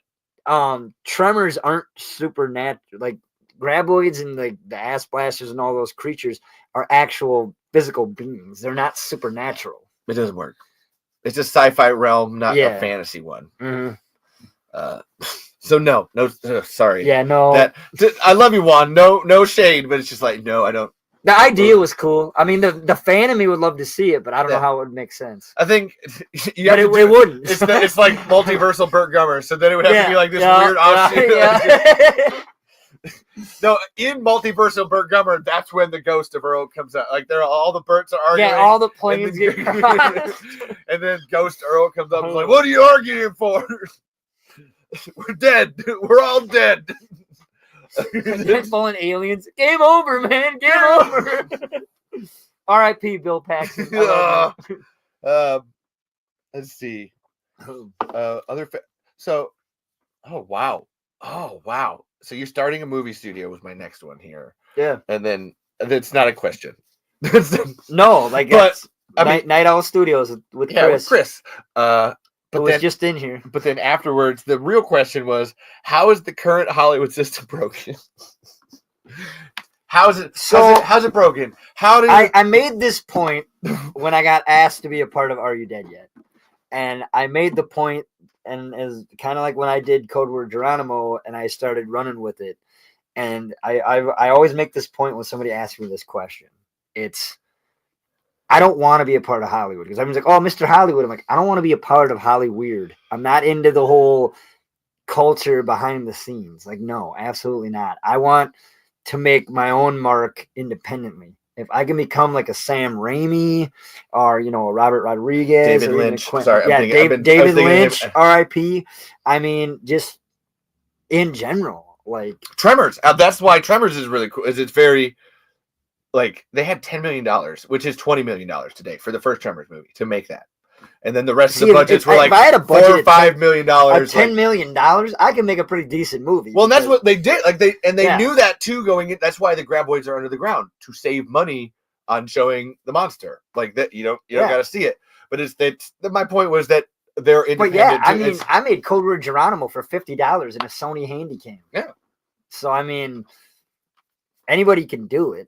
I mean, it's just I wouldn't necessarily say everybody could do it, but everyone's like, "Oh, well, how do you get into that? How do you do that?" You just got to do it. I didn't go to film school. I took a film class. Amy Magnus again. Like I said, I took a film, and I was in drama in high school too. So I've been writing screenplays since it's just like a short story. You just want to tell a story and then film it. That's all it is. Mm-hmm. That's all it is, making a movie. It's true. That's where it's not hard to like sit down and write a script if you have the ideas and everything there. It's just the knowing what you can use. What can you actually use?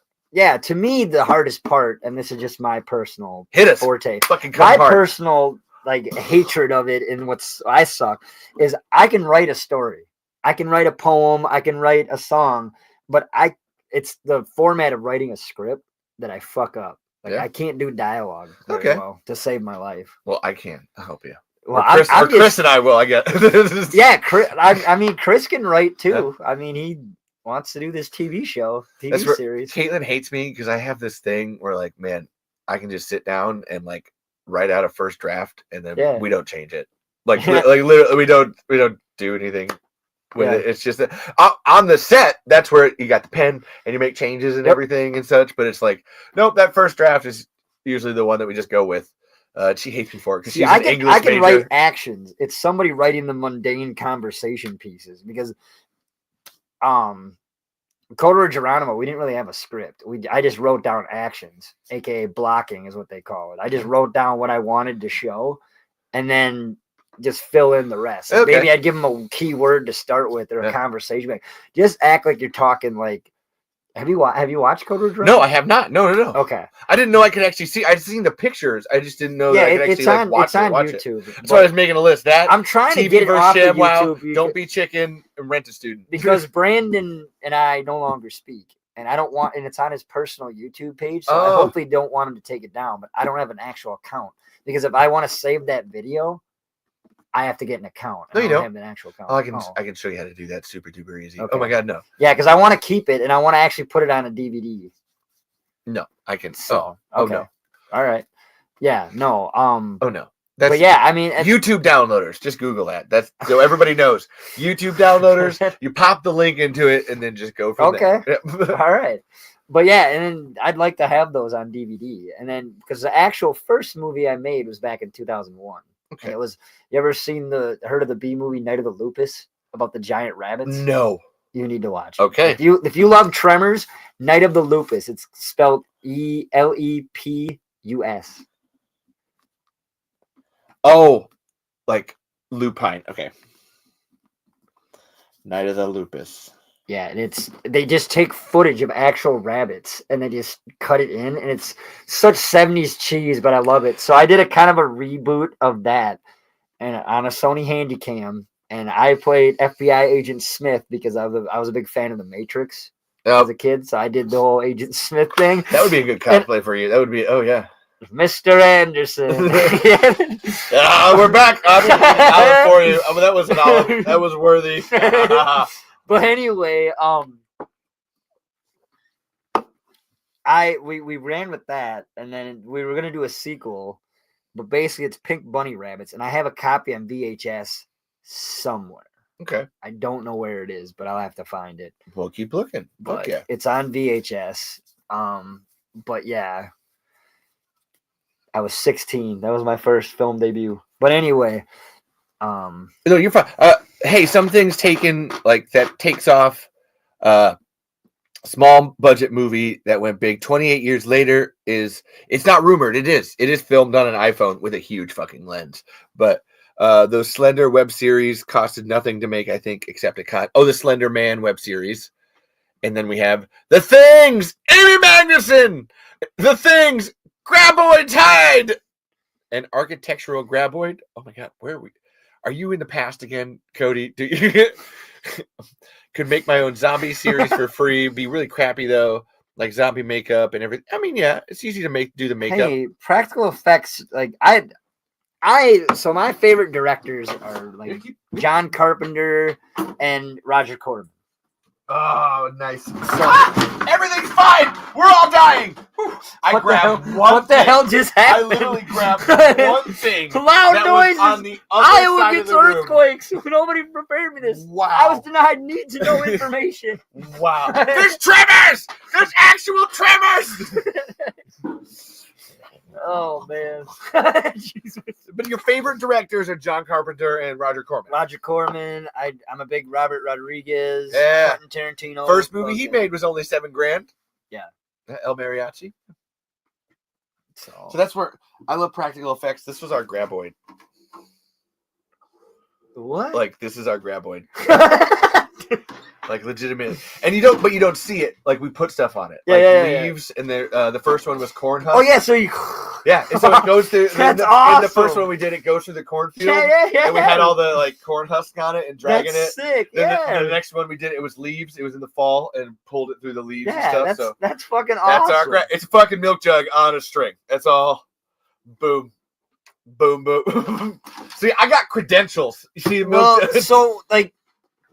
Blood splatter. Like, so what I did, I also made a movie which got lost to time because we don't have the digital platforms we did at the time. It was basically vampires, John Carpenter's Vampires. That movie meets Men in Black, but they're vampire hunters. Okay. And so I'd like to remake that one so I have an actual copy of it. But I played, and this was right when Mr. Rogers died. So I played Officer Fred Rogers. Who's basically James Woods' character from John Carpenter's Vampires meets Agent K from Men in Black. Okay. And yeah, like it was good. It was good stuff. That would be a good now I'm just thinking of like I see you as Mr. Rogers in a horror movie. That's all. That's what I'm getting. I'm just getting Like, well, howdy doody there, Won't neighbor. you be my neighbor? Listen, when the grab boy comes up to You are special, but not you. And 1, 2, 3, dead. Yeah, pretty much. Oh man, have him get run over by trolley. Oh, what's the king of the fucking? Oh, I can't even. King Friday. Yeah, there we go. Listen, you little shit. I will waste you. Listen, you little shit. own this house. That was just the same kind. All right, I'm just making sure we got them all. What happened? And Doom Generator. Nothing. Everything fell down. Life is dead. We're all dead. Nobody told me Iowa gets earthquakes. I was denied need to know information. Holy shit. This game go, motherfucker. Let's go. I think there's fucking creatures, man. Fucking creatures. Now we're making Tremors the stoner. They're out there. Look, bro. Hey, man. Look. I don't know about you. Oh, dude, man. But like, I think the ground was shaking earlier, man. Yeah, probably. You feel those vibrations? Mm-hmm. Or is that just the weed? Is that just the weed? Whoa, man. I think I hit that bong too hard. I just saw fucking fire farting in the sky. Why are there pterodactyls, dude? Why are there pterodactyls? What's going on, man? That's for that one idea that I sent you. The one with Big Z and Torn, where it's Shriekers in like Chicago, the whole premise is they're basically like Val and Earl and Tremors, but they're two like stoners sitting on a porch. Like that's how the movie starts. And there's this whole thing of them like their weed dealer has gone missing. It sounds like the beginning of the new Friday the 13th. Yeah, what is I watched it in the theaters and I can't remember who I was with. I'm like, so you mean to tell me Jason's just a bud farmer? He ran out of fucking ideas and he's just a bud farmer. What is this shit? He's got the ability to scissor it. He chop it. He knows how to chop the weed. An old one. Okay. Oh my God, 7 people. Oh my God, everybody. Hey, but no, like these two stoners basically have to fight Shriekers or Grab Boys or something. And there's a whole thing where they have to work with the cops, and they had actually gotten arrested earlier in the week by these cops for like having like weed on them, obviously, or something. And it would be these two like stoners and these two cops like having to work together to like fight and save their little ghetto that they have down there. So kind of like Assault on Precinct 13. Oh yeah, with Tremors. Yeah, okay. The criminals got to unite with the cops. We got Ghostface. What the fuck? Imagine meeting an actor and he says that you are a member of his character's family. That's the ultimate compliment. What that is, Dusty fucking Gummer. It's true. I got anointed. Like he was very impressed. I'm here. Nope. We're here. It's true. I did it. I was there. It was the whole thing. I don't know about you people. You're coming into my town. I'm gonna anoint the one and the only Dusty Gummer Meier here. He's my nephew. It's a thing. I died. This is my last will and testament. Travis, wherever you're at, you don't get anything. I leave it all to Dusty Gummer Meier over here. Sorry, you're dead. You're all dead. You're dead. You're all dead. I mean, I'm currently dead too. We're all dead. You're watching this video after my death, and fuck off. I've won. And Heather, I did get the HK91.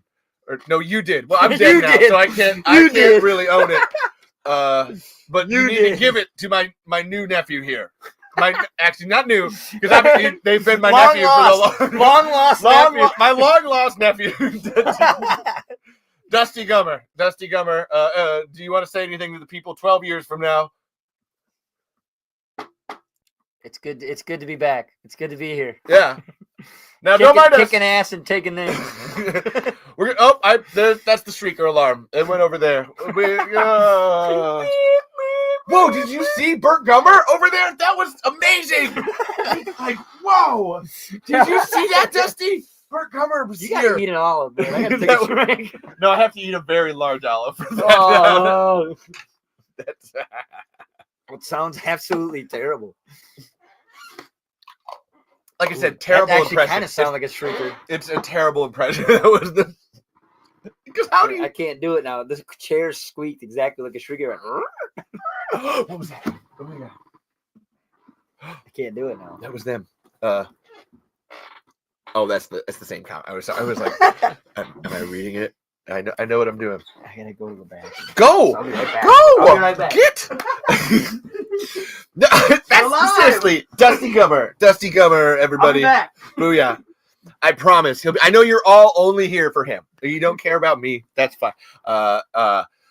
Hello, my honey. Hello, my darling. Hello, my ragtime gal. Everybody do the Michigan rag. Oh, I should turn the lights on for this. Cause every time we touch, I get the feeling, and every time we kiss, I swear I could fly. Let me feel your heartbeat fast. I want this to last. Need you by my side. It's been fun. I love Dusty. Oh my god, that's okay. It's hard to like be serious while these lights are flashing, but I'm gonna try. So good. Wherever you're at, Dusty, in the future, and you're like watching, and you're like, oh my god, what happened while I was in the bathroom? You're amazing. Bravo. Fuck you, Jamie, and fuck you, anybody that doesn't like Dusty. That's my like boom. Boo to Nani, I say it to you. It's all great. This light is just the worst. I can't fucking think at all with it, but I have to commit. We're here. Whoa. Do you guys like the lights? Let me know in the comments or in the future comments, wherever things are. I don't know. They're somewhere.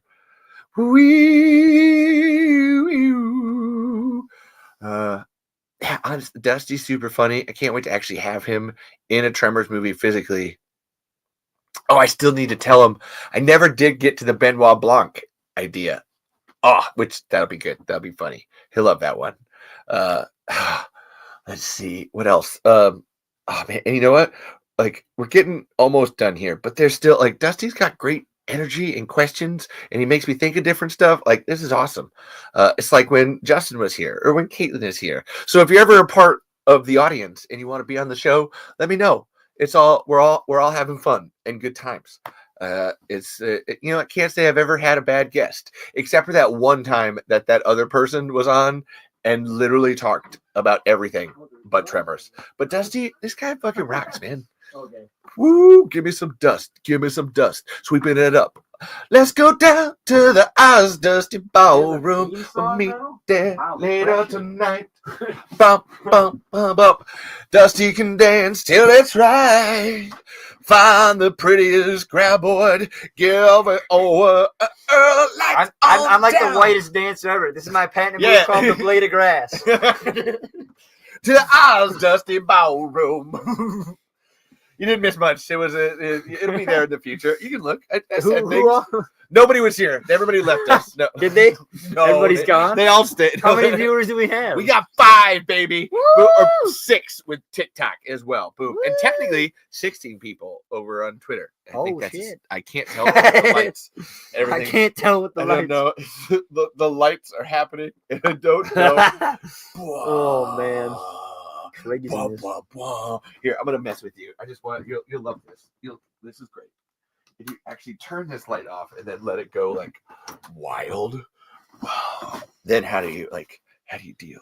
Now we're in we're spooky people. The woosah. Oh, it's got some ghost light. No, I was gonna say no. That's some ghost light action going on when you turn the actual light off over there, it's like whoa. He's a Stargate fan on TikTok, Colonel Dave Dixon. I'll be there when I can. Dusty is cool. Or I assume that means cool because it's the sunglasses. The emoji. Yeah. He cool. Cool like ice. Give it to the rhythm and it is a very nice soon. So when friends and family fail you, what do you do? Like in what sense? Just in That's general? just I don't know. Look, Dusty, that is just what the question is. Sometimes I write them down. Friends and family fail me. What do you do? It depends on the severity of it. Like, okay. If they let me down, I mean, people are gonna let you down no matter what. We're human. I guess there's an aspect of like, how do you pick yourself back up again? I don't do drama, so if they're trying to pull like shit, just try to pull shit, I just block and walk. I block them and I walk. I'm just Ignore done. it. Yep, I'm just done with it. That wasn't me trying to bring anything in either from your other stuff. That was I don't know. That was after the current Hollywood system one. It's like when friends and family fail you. Like, how do you, in those moments where you've lost everything, how do you bring yourself back? How do you Burt Gummer yourself from the ashes? What's your... Just gotta do it. Doing what you can with what you got. That's all life is. It's all life is. So I need a button that says that.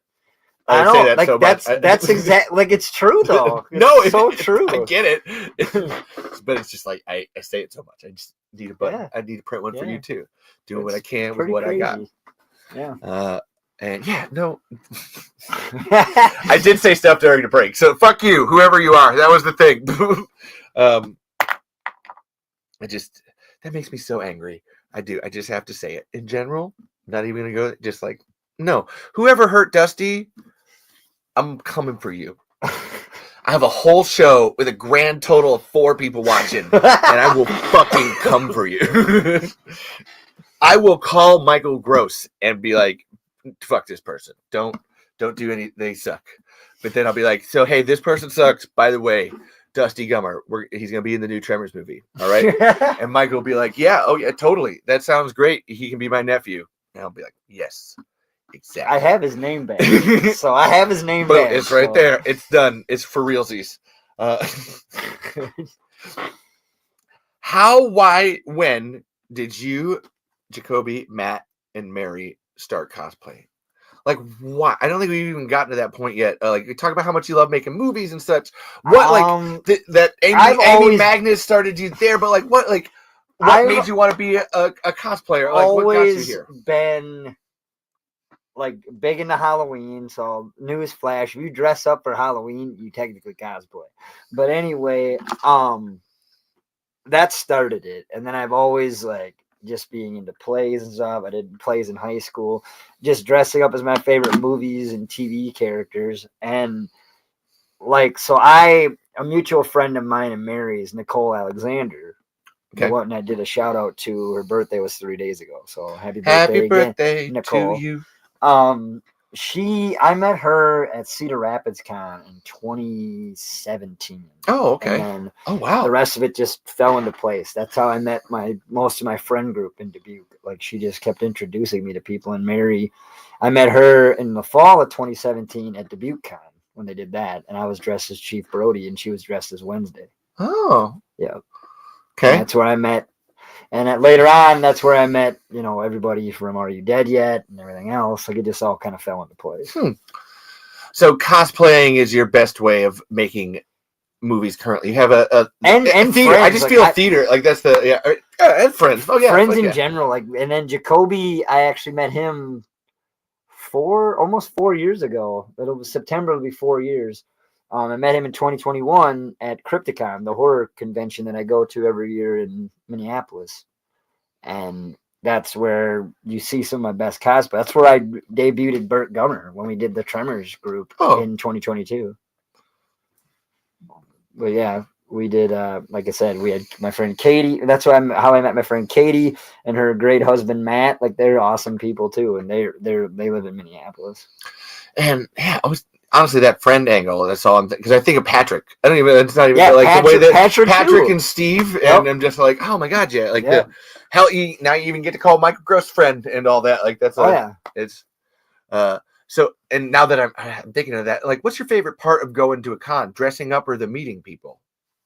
It's both. Yeah. It's a mixture of both. And I don't mean meeting like, celebrities, the regular people. I mean, like meeting people that aren't famous, and then the celebrities. Like, it's all about networking. Yeah, like I said, I met most of the friends I know in Iowa because of Nicole Meier / Alexander now. Okay, and then it just happened from there. Yeah, I have a Hey Guys. I have to call that one out. Hey, and this is Alec. Alex actually made 3 Tremors movies, but he makes them with puppets. Like a Godzilla puppet and T-Rex puppets or whatever. And his recent one was a Christmas movie, Ass Blasting Sleigh. That's fantastic. Way to go, Alec. And then Tremors Shrieker World was before that, and then Tremors Take Orlando was the first one. And, Okay. It's hell interesting. I'm into it. And that's where I met funny story that I met Jacoby. I actually met Jacoby before I met Mary. I met him at SpringCon of 2016. Okay. I was dressed as 60s Robin. He was dressed as Jonah Hex. Oh, ooh. Yeah, he did a kick-ass Jonah Hex. Like, Jacoby's legit. Like, that guy goes all out. But yeah, like I said, this all started because of Mary's comment that he looked like Kevin Bacon from Tremors. And I go, next group cosplay next year. And then it just happened to be when I actually officially met him again in 2021. Oh, wow. Was it Animaniapolis? Animaniapolis? No. Okay. Thank you. It was, I didn't know how to say that word. Crypticon, a horror convention in Minneapolis. Okay. But yeah. And then Mary has been going to that since 2021. And I actually started going. My first one was in 2016. They had the Ghostbusters party room. And then I got to meet like the guy, forget the guy's name, David Howard Thornton. He plays Art the Clown. Oh, okay. I actually got to party with him, but I had not seen Terrifier at the time. That was only when the first one came out. So this was like fall of 2016. So I didn't really know who he was, but I thought he was cool. But now he's kind of blown up. So, and then my second one, Crypticon, I went with Katie, my friend Katie and Matt, and I went as Chief Brody. That's where I first debuted the Brody. Or no, the second time I debuted the Brody. The Brody. Yeah, and so I got to meet Jesse Ventura, awesome guy, and then I got to meet Heather Langenkamp, obviously Nancy from Nightmare on Elm Street. Oh, okay. And I got to party with both those guys. So I got high with Jesse Ventura, and I got drunk with Heather Langenkamp. So, my best one is getting drunk with Melvin, Robert Jane, and then we had to drive him back to his hotel, and our car wasn't big enough for everybody. We were all like cramped in it, and then my friend Mark was in the back, like in the trunk, literally, and like Robert Jane, like we're all just laughing our ass off. We're like, oh my god, what is this? What are we doing?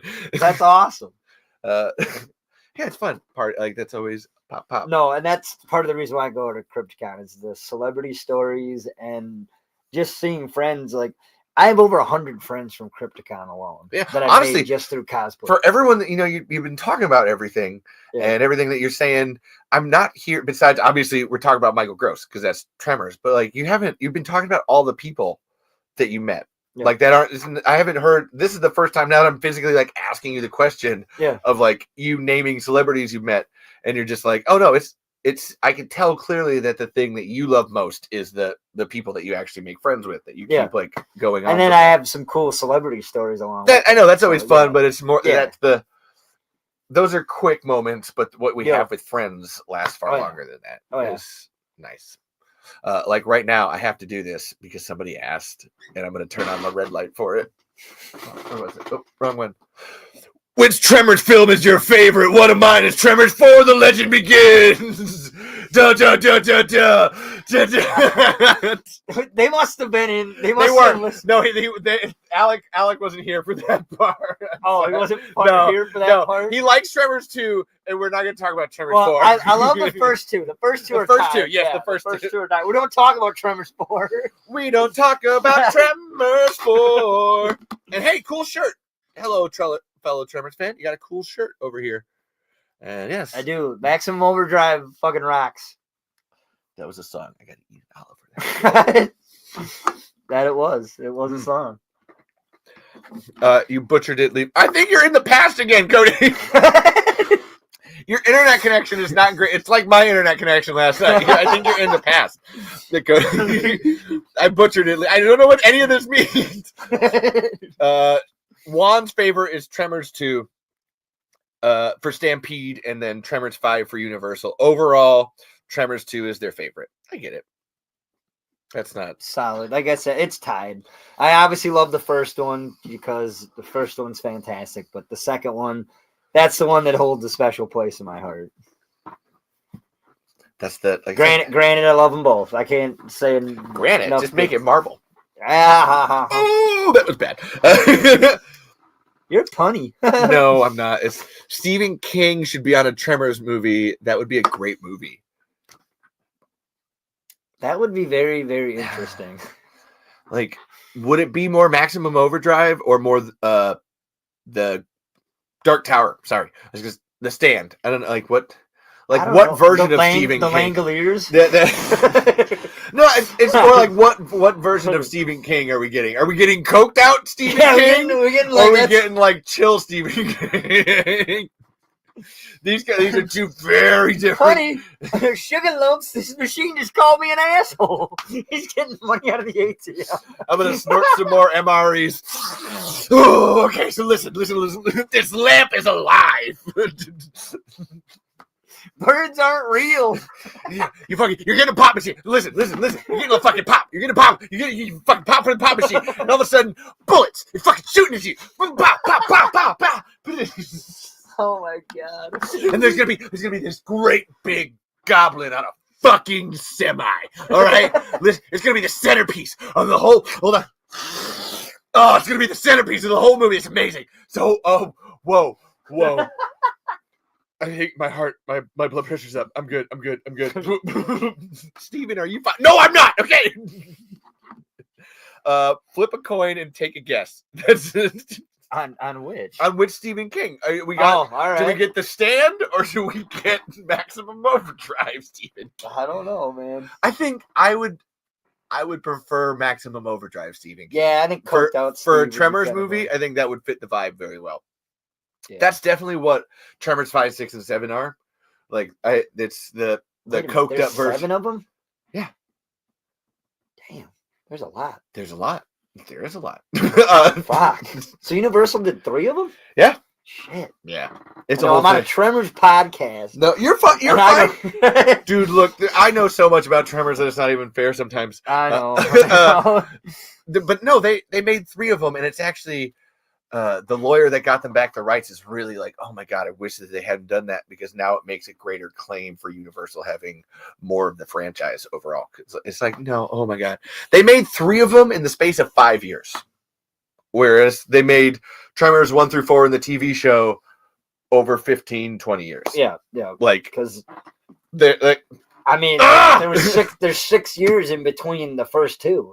Yeah, 1990 to 1996. It's no, you don't have to watch them. We'll take that journey and then together. It was like another 7 years when the 3rd one came out. So it's like 2003? 2001. Okay. Yep. So 5 which is years. still, it's close. And then 2003 is the TV show. The TV show. And 2004, 2005 is Tremors 4. And then, like I said, they were writing Tremors 5. And then, like, in 2015, Universal was like, no, you don't get to anymore. And kicked them out. And as long as the Graboids don't come back to life, laugh my ass off at the pet cemetery.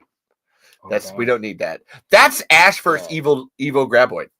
That's my pitch for that one. Bruce Campbell. So I don't know if we were friends at the time, but somebody pitched the idea, like, who would win in a fight, Ash versus Burt Gummer, and I said, does Ash have the Necronomicon though? Because that is the only way he's going to beat Burt, because Burt's going to be 2 steps ahead of Ash. Ash is kind of the bumbling hero.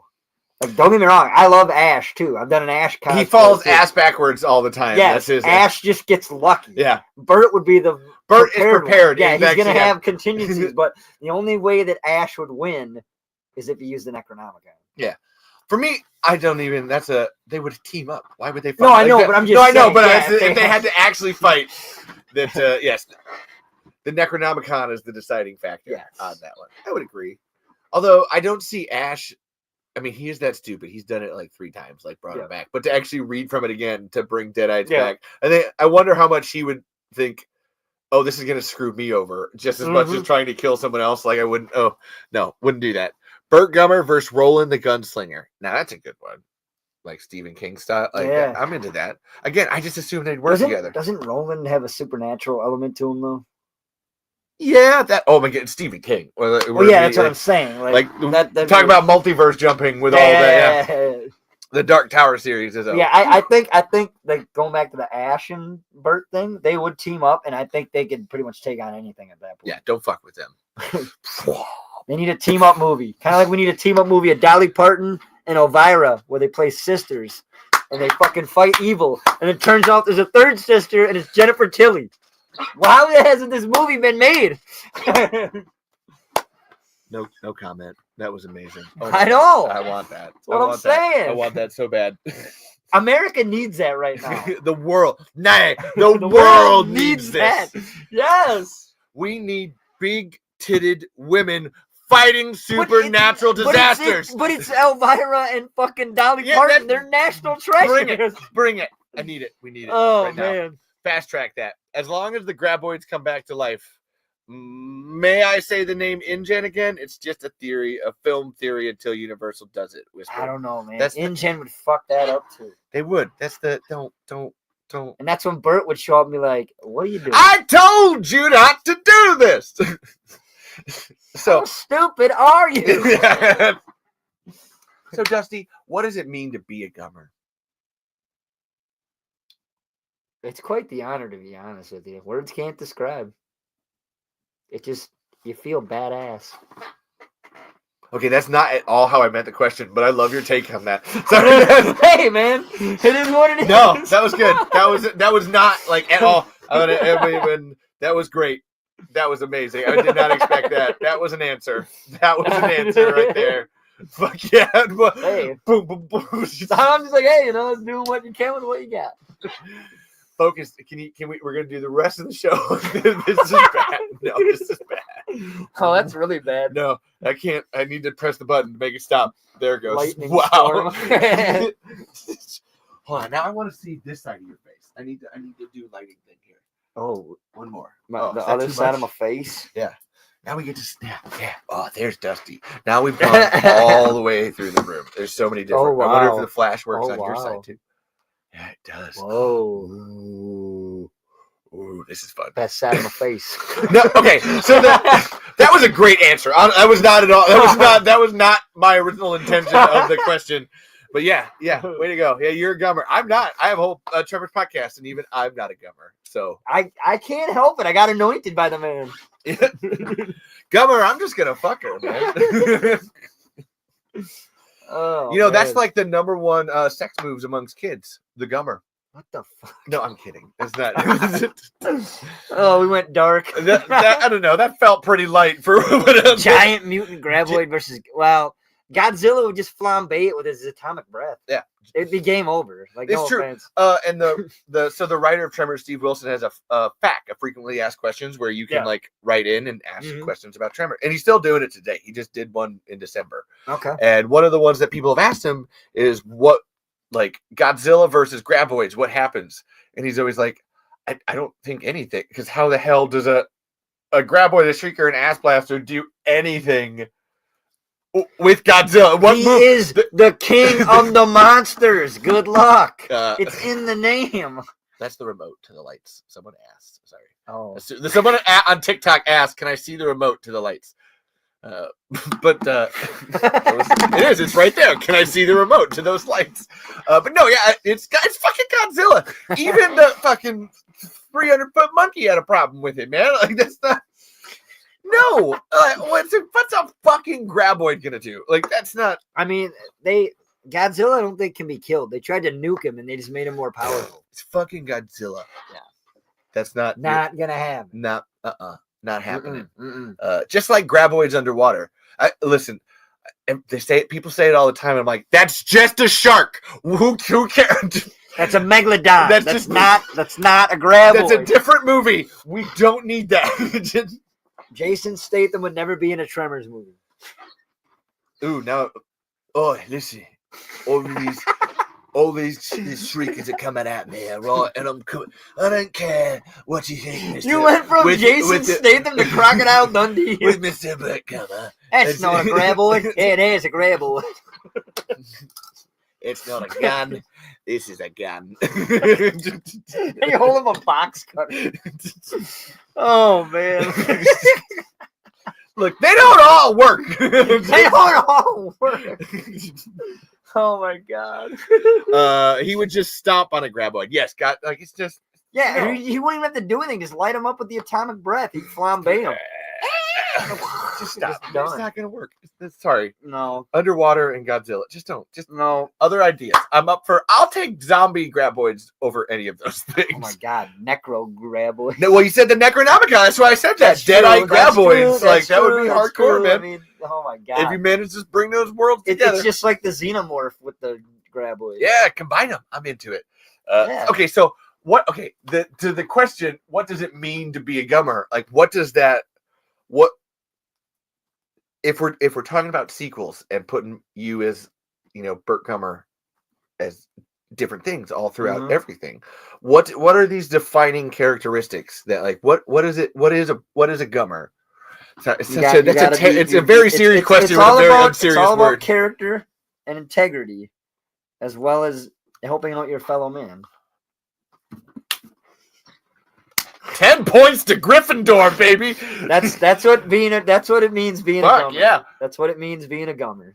Like helping out your fellow man. He just crushed it. That was actually really cool. Sorry, but damn, that's a hell of a good answer. That's exactly what Burt's all about.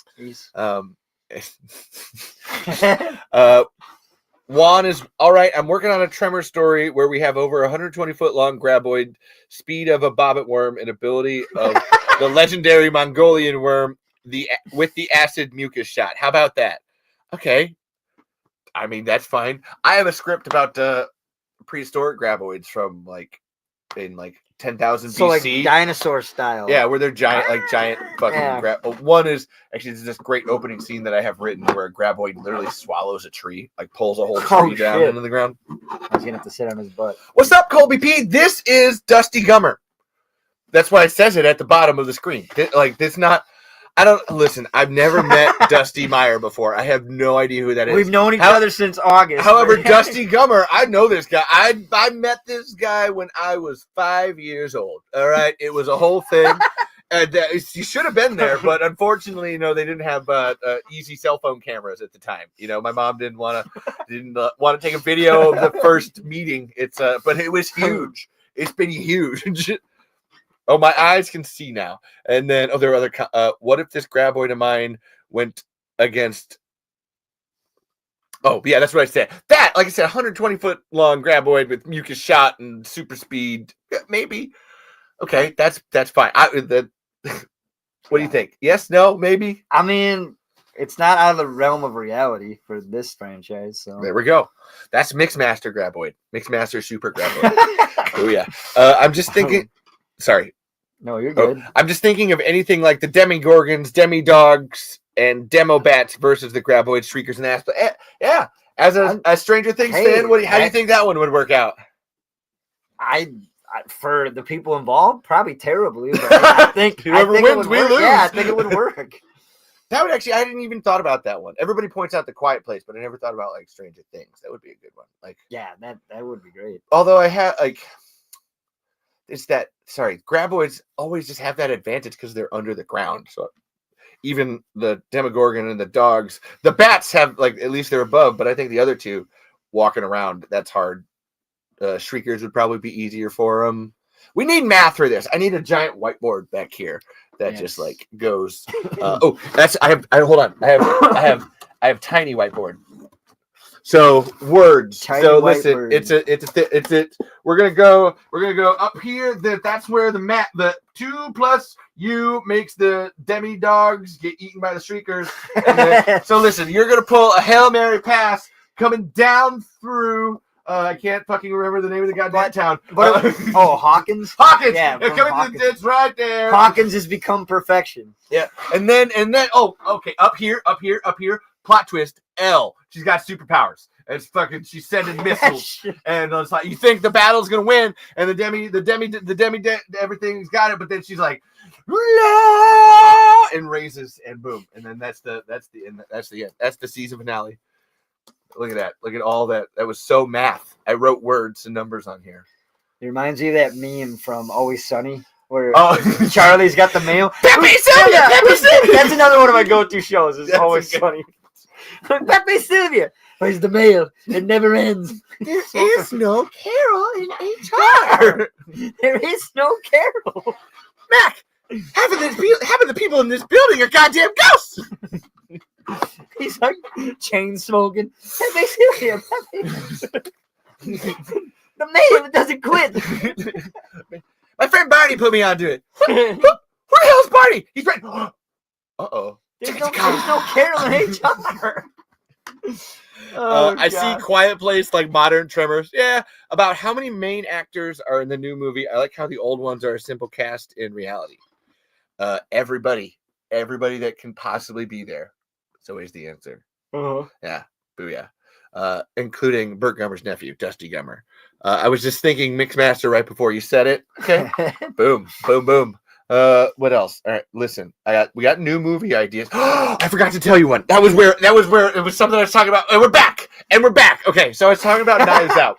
Yeah, Knives Out. Yeah, we never got into that. We never finished. I got it. I remembered it during the break.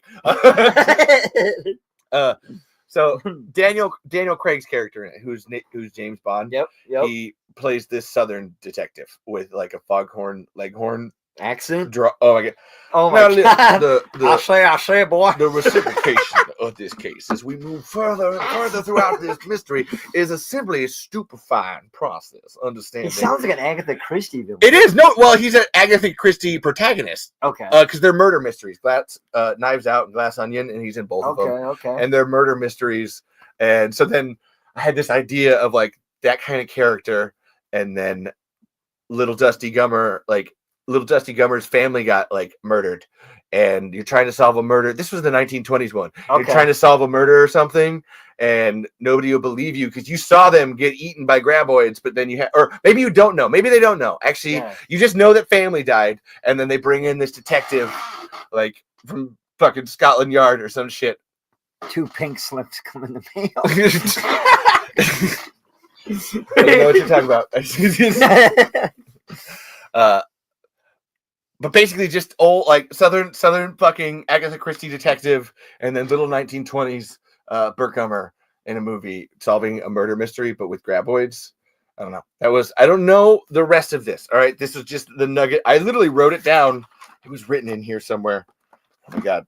Because we thought about it on the show, and I had to tell you. Oh my God. Where's that? That's going to bug me now. Hold on. Oh my God. Where's it? Oh, it's in the idea part. So I have Tremors, Talking Tremors, and then there's actual ideas. I wrote it down. I actually did write it down. Read it. There it is. This wasn't just random. It was a good idea. Benoit Blaine type investigates a series of suspected murders, but they are all victims of graboid shriekers ass blasters. He is joined by a street smart and troubled gangster who had his family killed by the monsters. See? Yeah. Not terrible. Yeah. Barney, get this guys though. We're back. We're back in It's Always Sunny land. Yeah. Day bow bow. And now we're in Ferris Bueller. Day bow bow. No, they played that song. Oh, like in that episode. I forgot about that. You know that song at 80 Day bow. Yeah. Kind of like Doug back in the day. Like the animated show? Yeah. Yeah, okay. Doug Funny. Yeah. Patty Mayonnaise. New movie ideas. It's where we got. Did you have any other movie ideas you wanted to talk about in terms of your? I mean, other than like my Vietnam one. I like that. That would be a good movie. I just wanted to do like I've done horror movies. I've done like a comedy. I wanted to get like all of it. Like I want to do a drama. Okay. And I took a lot of inspiration from the Robert De Niro movie, The Deer Hunter. Oh, yes. So that's where I kind of got that idea from. Okay. But yeah, and then basing it on like events in my life if they were in the 60s, basically. Ooh. Yeah. Let me know. I'll be hands on that show, man. I'm into it. Yeah, I gotta find the actual script. I have it somewhere. I just was looking at it the other day. So. Yeah. How dare you not bring it to this show? No, I forgot it. Like I thought it, like just. No, you're fine. I'm lucky. I'm lucky I remember the hat. I would have shared one. You know, I know. I kind of wish I would have kept the stash, but I had to share. Oh, you're fine. I have this one thing in my head that Travis, who's Burt Gummer's son, like Jamie Kennedy, that Travis is shooting with Burt, and then Burt gives Travis a scare by getting to meet El Blanco up close. Oh, so he basically just has the graboid come up and scare. Oh, Jamie Kennedy. I forgot Yeah. about El Blanco. Yeah. From the TV show. Yeah, or Tremors cartoons. That's a good one. Oh, I would be The fine with animated series. Yeah, that might work. that. How many DVDs or VHSs do I have? They're all up there. I'll just take them. Just of Tremors. Yeah. It's just, Holy shit! I've never seen that box set before. Which the one? green one. That's for Tremors 2. Really? That's the Arrow 4K. Oh shit! That's how many. The artwork is fucking fantastic. Oh yeah, Matt Frank did that. Actually, Matt Frank is a huge Godzilla fan. He does a lot of like Godzilla art, Toho art. I think I might want that tattoo. That's a goodie. That's kind of badass. It's got the truck there too. Mm-hmm. For a second, I thought it was eating the monster truck, but nope. Yeah, that's the 4K. There's a whole bunch of shit. That's fucking crazy, man. So that's what I got. And then there's tons of fucking DVDs everywhere. There's books everywhere up here too, just so you're all seeing. Okay, now I gotta put this back. Oh, the shrieker's mooning you. Mooning. Oh, this is the graboid too. Oh shit! That's the dirt dragon. That's from Tremors 4. Oopsie! Oh, I just hit him. I just hit Dusty. You hit me with the hard truth of Back to Perfection. Yeah. You just got ass blasted, bitch. So this is from the which movie? Tremors 4. That's the little baby Oh. ones. That one is when we made our last sequel is what this is. Okay. The little babies. So is that the one from the first one? Yes, that's the full size graboid. These things are this is how big they really are. Yeah. Okay, this is badass too. Like this is, oh my god. Both of these are fucking badass. Oh my god. Tom has printed that and put it on the. It hasn't been Thank you, moved in a while. Thomas. It's got cobwebs on it. No, that's the glue. Oh. That's the like glue. Oh. And he left it on because it looks like slime. Yeah. It doesn't do. That's just a handle. But yeah. Oh, I was gonna say, does it move? No. We're You still tell trying me to this figure stalled that out out. your Yeah. truck. Have to be one strong son of a bitch. Wish I had my knife and I could go like this and do the whole thing. Oh, come on! Damn it! How do I knock? They got a little knife. So you stalled out your truck, baby. One strong son of a bitch. Stinks too. Thanks, too.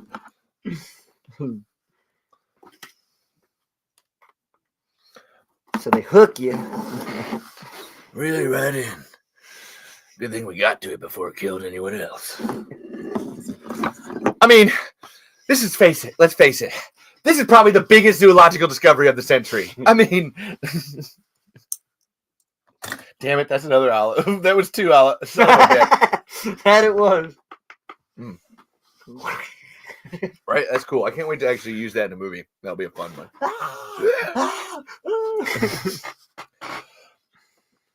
Yes. All right, I'm going through my Your we notes? we're I think I only have a single question left here. Somehow. Before, what's your favorite moment from all of Tremors? But here's the thing, Dusty. Okay. Here's no. There's gonna be caveats to this. Oh one right man, here. there's terms, there's conditions. There's terms and conditions. You signed up. You Huh. You wrote. That's where your signature is right there. I got it on the wall, signed and sealed, written by you. Okay. You stole fizzy lifting drinks. So the ceiling now has to be washed and sterilized, which means you get nothing. You You lose. You get nothing. Good day, sir. Oh, now we're going Willy Wonka. That was a really big You olive. lose. Good day, sir. Oh man. All right. I gotta put this on Snapchat. Here. Oh, here. We're going on the snap.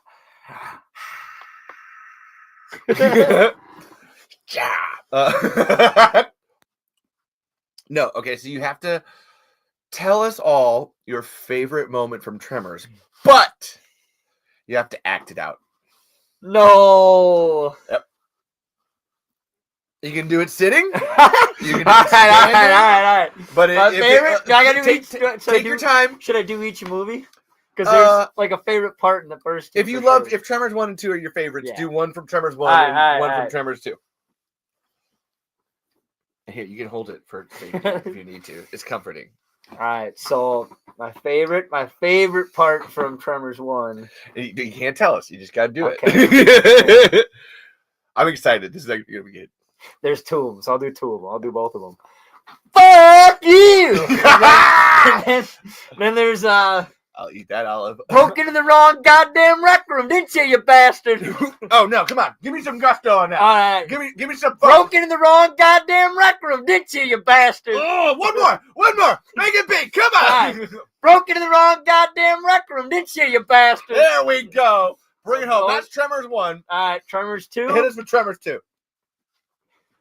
I am completely out of ammo. It's never happened to me before. Yeah, I love the glasses.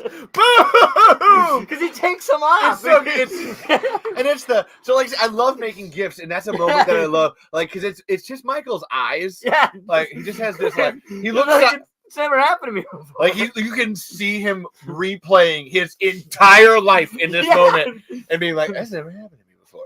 What the fuck? Am I impotent? Am I yeah, nothing?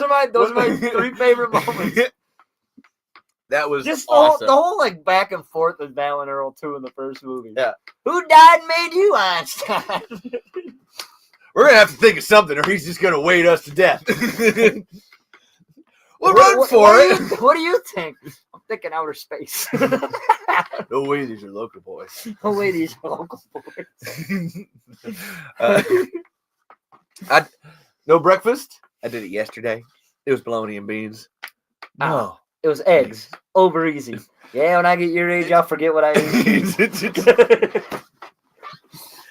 Now, See, we think ahead. So we don't have to do nothing today. Earl explained it to me. Damn it, Valentine. It is Monday, and I'm already thinking about Wednesday. It is Monday, right? It is Monday. All right, so this is great. This is great. Bring it home, baby. We also have to have a Burt off. Oh, okay. I forgot my aviators. Here, you take the aviators, and I'll take the mustache. The mustache, because I got the Hawks hat. All right. Okay.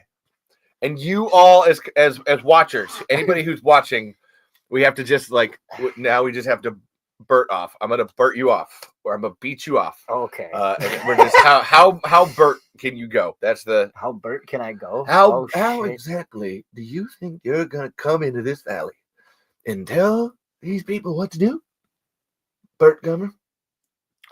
I don't know you well enough to care your opinion. Well, my opinion is the biggest one in this valley. So who the hell are you, Burt Gummer?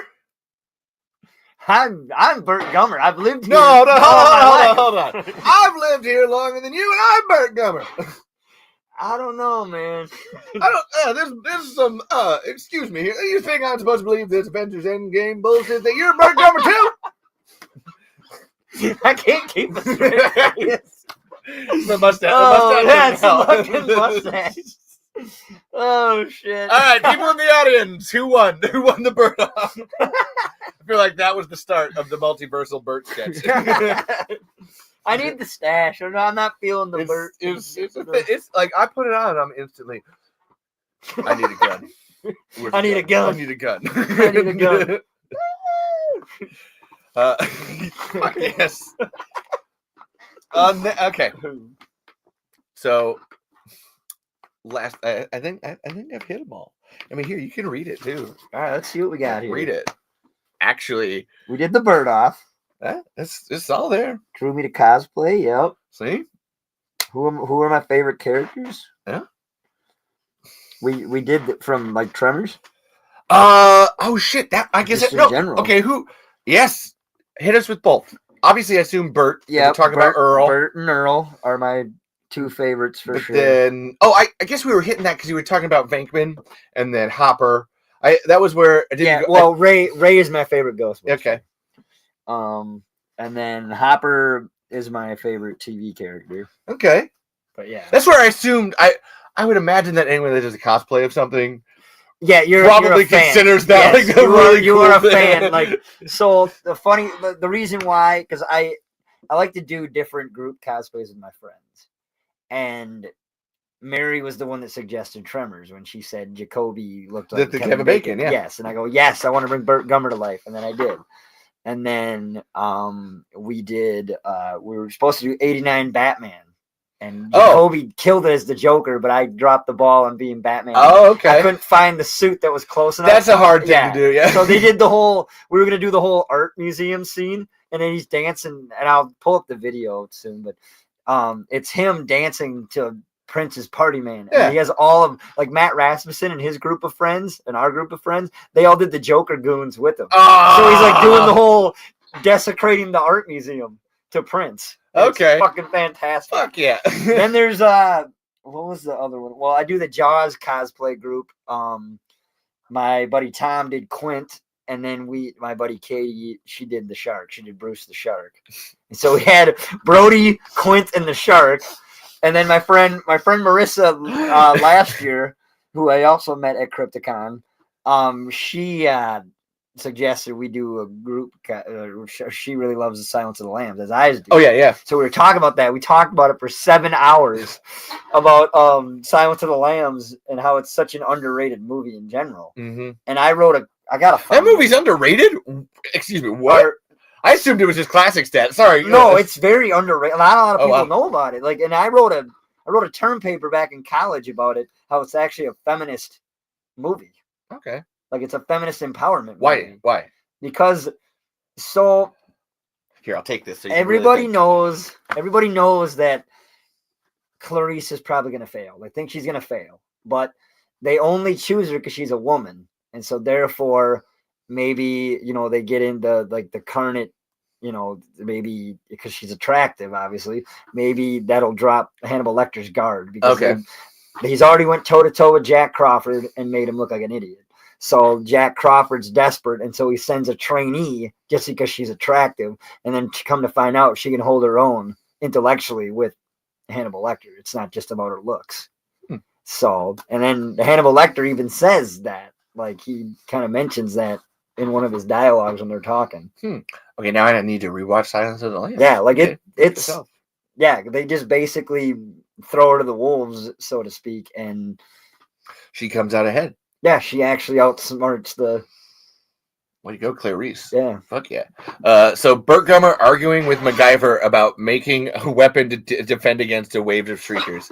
That would be actually the last episode, or one of the ones before, we were talking about Burt Gummer versus MacGyver, or Burt Gummer and MacGyver, and it's like, oh man, that would. I don't know. That would be awesome. Ingenuity versus over preparedness. I don't know. There's two very those Venn diagrams kind of match up sometimes. It's a standstill. Yeah. It's a standstill.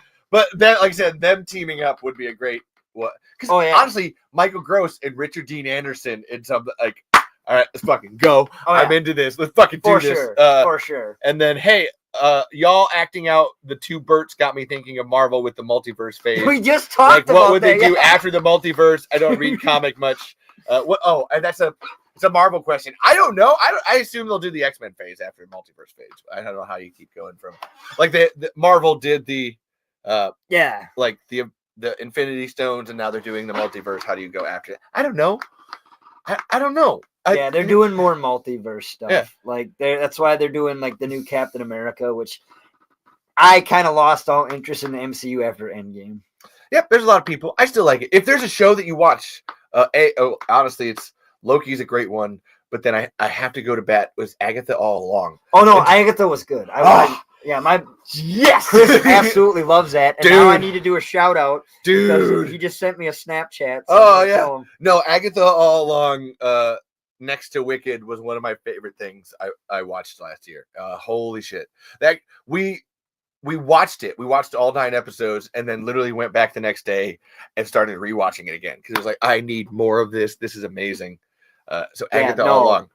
Chris was the one that actually got me into it. So that's the only, like, if you're going to watch an MCU thing like that. Or Daredevil. Falcon Winter Soldier was good. Yeah. That was probably my favorite Marvel show on Disney. Like, Loki was good, but I haven't gotten into the second season. Oof. Talk about a great ending. I love good endings. That's always the Yeah. thing. That's where I like Agatha all along because it was a complete story. And I It love didn't, like, go Aubrey any- Plaza's death. Oh. That's fucking awesome. Whoo! Yeah. Smoking. Awesome. Smoking. Yeah. It wasn't really an impression, but who says smoking without meeting Jim Carrey? Yeah, without being the mask. Damn. Smoking. No, that was a great show. No, like, and I'm kind of like, it's kind of like the Star. I love Star Wars. It's one of my favorite franchises of all time. But I'm kind of like Disneyed out with the whole Marvel, Star Wars. Oh, yeah. It's like rapid fire. It's just, oh man. They have so much, and it's just it's content all the time. It's like, I can't keep up. That's where I know for me, like when it comes to like watching new stuff, like a TV or anything, I almost want it to end before I start watching it, so I know like, okay, did it end or did it leave on a cliff? Oh no, they meant to. Okay, cool. So that's a whole complete package. Yep. I don't need to like worry about. It's canceled, and now I'm waiting. I've only seen 2 Marvel movies in theaters after Endgame. Oh, which ones? And that was Black Widow and oh crap. What was the other? Oh, wow, it was so bad. The latest Spider-Man one. The latest live action Spider-Man. My sister and I, we had a thing like, so my sister and I, we have like a 17-year age gap. We adopted her. Oh wow! When I was like a junior in high school. Hello, Dusty sister. I don't. She's not here. I just mean like in the future. Yeah, okay. Hello. But no. So we had a thing that we'd go to Marvel movies, and it started with. I want to say, it started with. Fuck, what was the one that came out in 2014? Winter Soldier or Guardians of the Galaxy? Both. Okay. It started with both of those, and then we just kept going to every Marvel movie since then.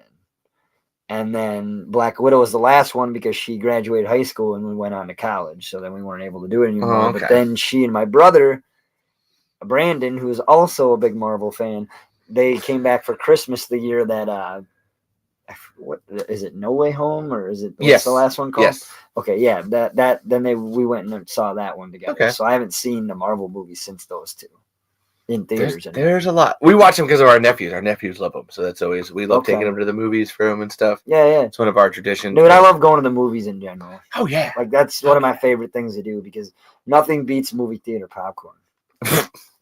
It's just, there's a thing, that old greasy butter, man. All that it builds up over time. It's not even that. It's just it's so good. What is it? It's just the whole nostalgia feeling. Mm-hmm. Like it's something about going to the movies. Like being forced to sit there and you don't have your phone, you can't talk to anybody, and you're just watching just the movie. Like I said, the last movie I saw was Wednesday night. It was Nosferatu. It was amazing. Yeah.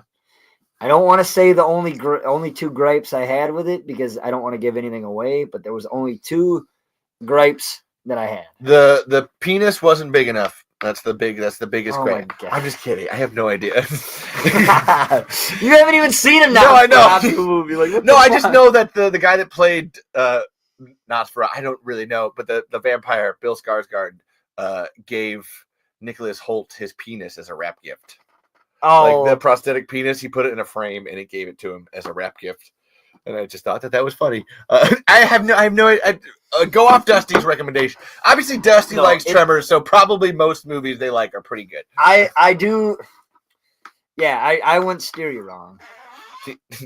You do. Oh, it's fine. Oh, I think the broadcast went too long. People getting caught in 4K. Oh, oof, who knows? Who knows what it is? Did the broadcast go too long? Oh no! Oh no! I mean, we're wrapping up here, or whatever. Yeah. Oh, but it's the whole Midwestern goodbye. And then we haven't even got to that part yet. No. We're still before that. You're eating potatoes out. You're having a little cookie on the way out the door. You're like, oh, hey, hold on 1 second. I got like Tupperware. Let me put some green bean casserole in there. Make sure you take a little ham home. It's going to be good. I want to steal this along with the...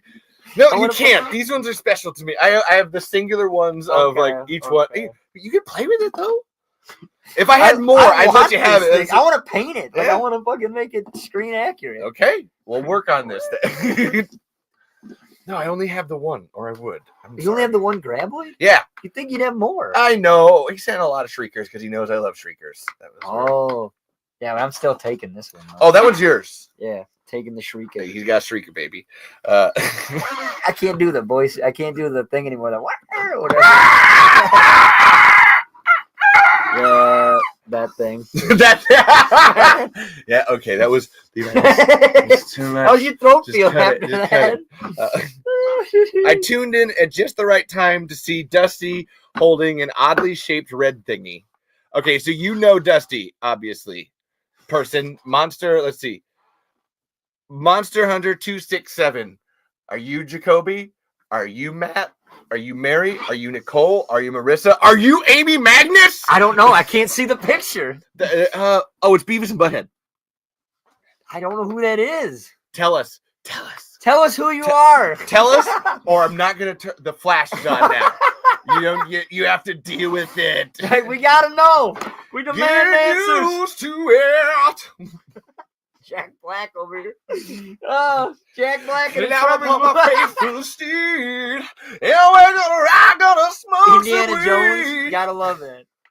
Climb upon my big ass. Did I say Indiana? Oh, Indiana. it's Patrick. Oh, Patrick. Okay. Oh, he's on YouTube now. That makes sense. Okay. Because you were on Facebook, now he went to the YouTube. Yeah. Woo, forever. It's the graboid tongue. Oh, you gotta go up there. That one. Oh God, I just fucked it up. No, you're fine. It's right there. Why don't I have the? Actually, so we used red pantyhose that I spray painted brown. Yeah. For our graboid tongue. I usually have it around us. That's why I do this thing where it comes off screen and it attacks me. Amy Magnus. I hope she shows up. That'd be insane. I will drink olive brine to Amy Magnus. Amy Magnus, you're great. I got to do another shout out though, because my drama teachers, Miss Vidden, Monica Vidden, and Jackie Jane Slamma, they got me into the performing. I did plays in high school, so that got me the acting bug. What was your favorite play? What was your best? Whoa. So Mary Poppins, my freshman year, was fun. Okay. I played Admiral Boom, the guy that his house is a ship and he fires the cannon. Yep. And then You Can't Take It With You was a good one. I played, I don't know if you've ever seen the old Jimmy Stewart movie. No. But it's based on the Jimmy Stewart movie's based on the play, and I played Mr. Kirby. Okay. I kind of play the villain. I kind of play this jackass stockbroker type guy in like the 1930s. And then we did one act competition, and the Dullsville Mystery. I have no idea. So basically, this town is so dull that this girl named Jane gets her gym shorts stolen. Okay. And so I play John, who has a crush on her, but is obsessed with Sherlock Holmes. So I have like the hat and I have the magnifying glass. I'm trying to figure out the mystery of this missing gym shorts. So yeah, and it just becomes a government conspiracy at the end. It just blows out of proportion. But yeah, look it up. Dullsville Mystery. It's a good time. You were saying earlier theater background, so that's like, oh, that's interesting. This cup right here is an Audrey 2 cup from Little Shop of Horrors, because that was one of the first roles I ever did. I did that as a voice. Oh, feed me, Seymour. Yeah. You want to put the quarter in me right now? I mean, feed me. Yeah, that's feed me. I need some blood. That's fantastic. I love that. More. And then I don't know. I did a couple plays in college too, and I'd have to say, playing Van Helsing. Ooh, that would be fun. That was a dream of mine. That was really fun. Cool. But it was a modern kind of retelling of Dracula. All the core elements were still there. It was just set in modern times. Okay. I mean, it was a cool twist. Van Helsing. That would just be a fun thing to do in general. The Monster Hunters. I feel a theme here happening. Yeah. What movie are you looking forward to in 2025? Just in general. That's what the question is. I have to look. What movie I'm looking forward to in 2025? Holy crap! I don't know either. I don't have no idea. I don't know, right? What's coming out? I know Wicked 2. That's mine. That's the mine. new Captain America's coming out, but I don't know if I'm looking forward to it. Yeah. But it does look interesting. Actually, I'm gonna cheat. I'm gonna have to Google what movie's coming out in 2025. Wicked and 28 Days Later. I'm excited for 28. Actually, that 28 years later, yeah. Oh yeah, sorry, 28 years. I That's said a good day. one. Yeah. And apparently Patrick gets feed me stuck in his head all the time. Cause if you feed me some more, I can grow up. Although big and strong. I'm actually looking forward to the new take on the Wolfman, the modern. Oh yeah, with Leigh Whannell, yeah, who did Invisible Man and Saw, because they're rebooting. They're doing a soft reboot of the Universal monster. Yeah, because and I'm glad. I'm sorry. Tom Cruise's The Mummy was trash. Like it, they made it into an action movie. They tried to make it into like a. Well, I mean, the first one is too, but like I don't know. They missed the spirit of what like the Brendan Fraser, Raquel Weisz one. Yeah, like that. They should have kept with that. It's not there. Again. That's one. Why don't just keep making no sequel? I don't need Tom Cruise. What is wrong with you? I mean, obviously the retelling, but it was set in the same time. But what I'm interested to see about the new Wolfman is it's in modern time. Mm-hmm. So that's going to be interesting to see. And I'm looking forward to seeing that. It looks like a really horrific thing too. Like he doesn't turns into a wolf or whatever. But what I see from the trailers is that process is like super it seems it's already a horrifying concept, but I don't like, there's a lot there that they're basically playing on the fear that what if someone you love became something that wanted to destroy the infected. Yeah. Like which is solid for that. I'm not gonna lie, that looks really good. All right, we'll get updates on the Wolfman later.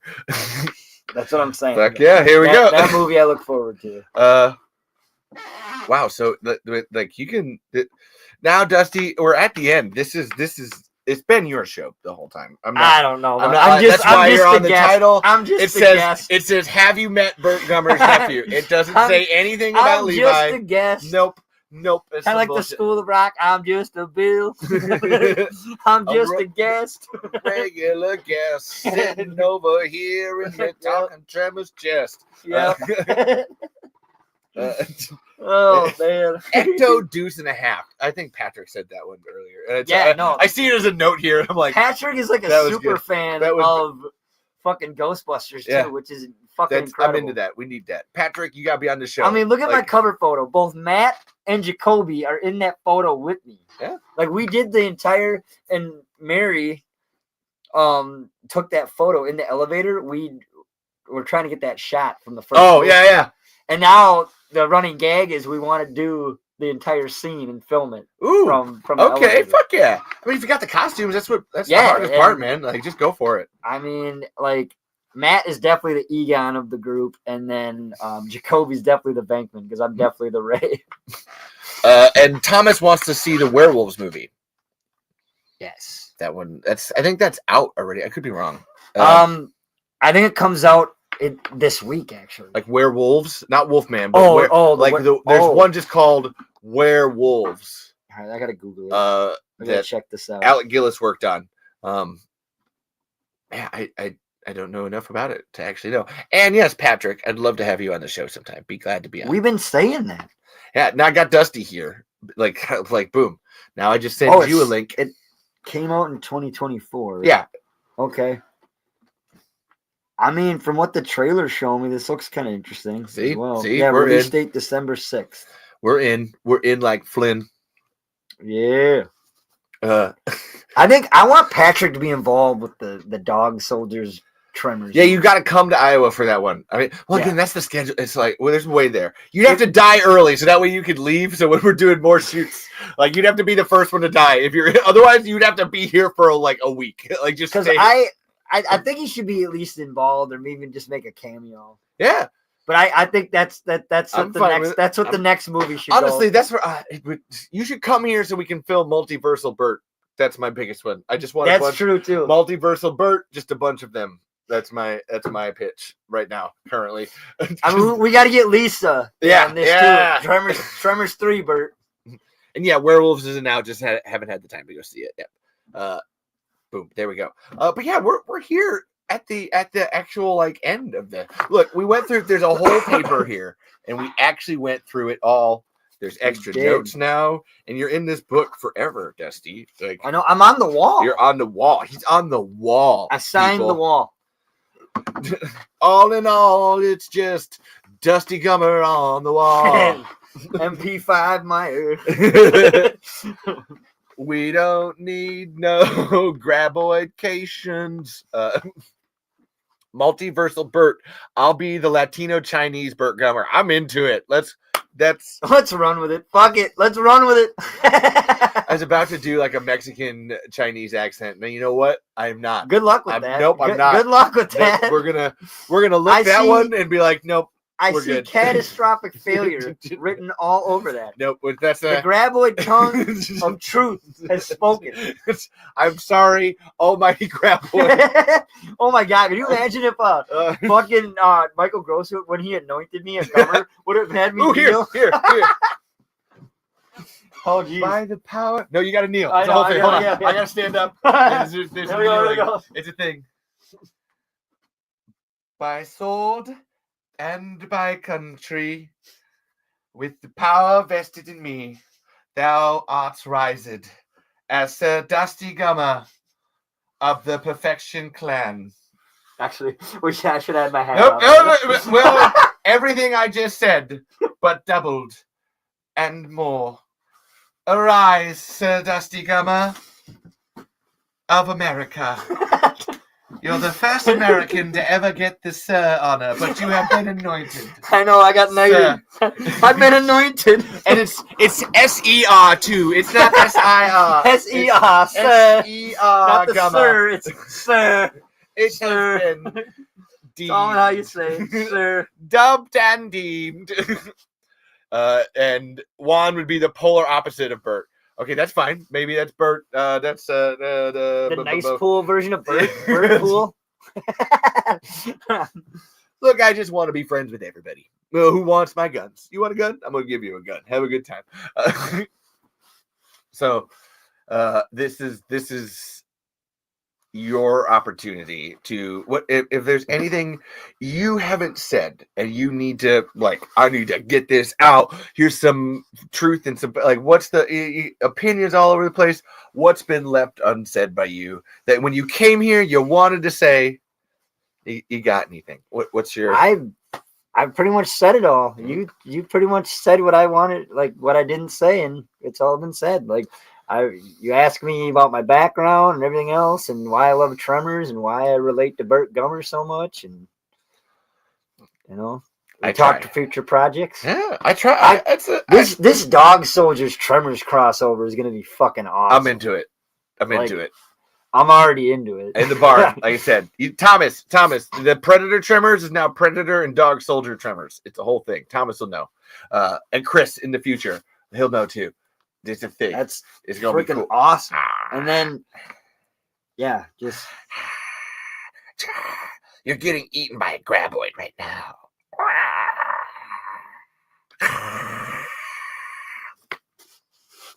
Well, like I said, Dusty, it's been hilarious and fun just hanging out with you. I met Dusty 5 hours ago. That's it. That's how long I've actually known this guy. 5 hours ago.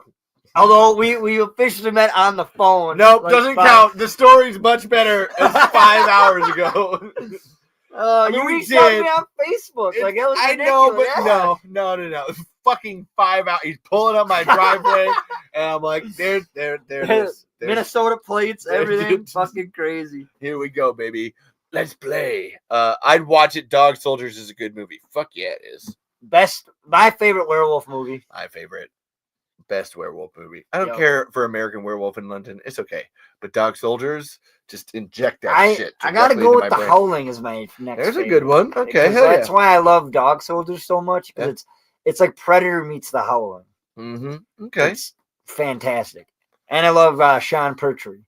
Yeah. He's so good in it. He's the only named actor in it. Everybody else is a nobody. I love the point where he's got his guts open and he's fucking yelling at him or whatever.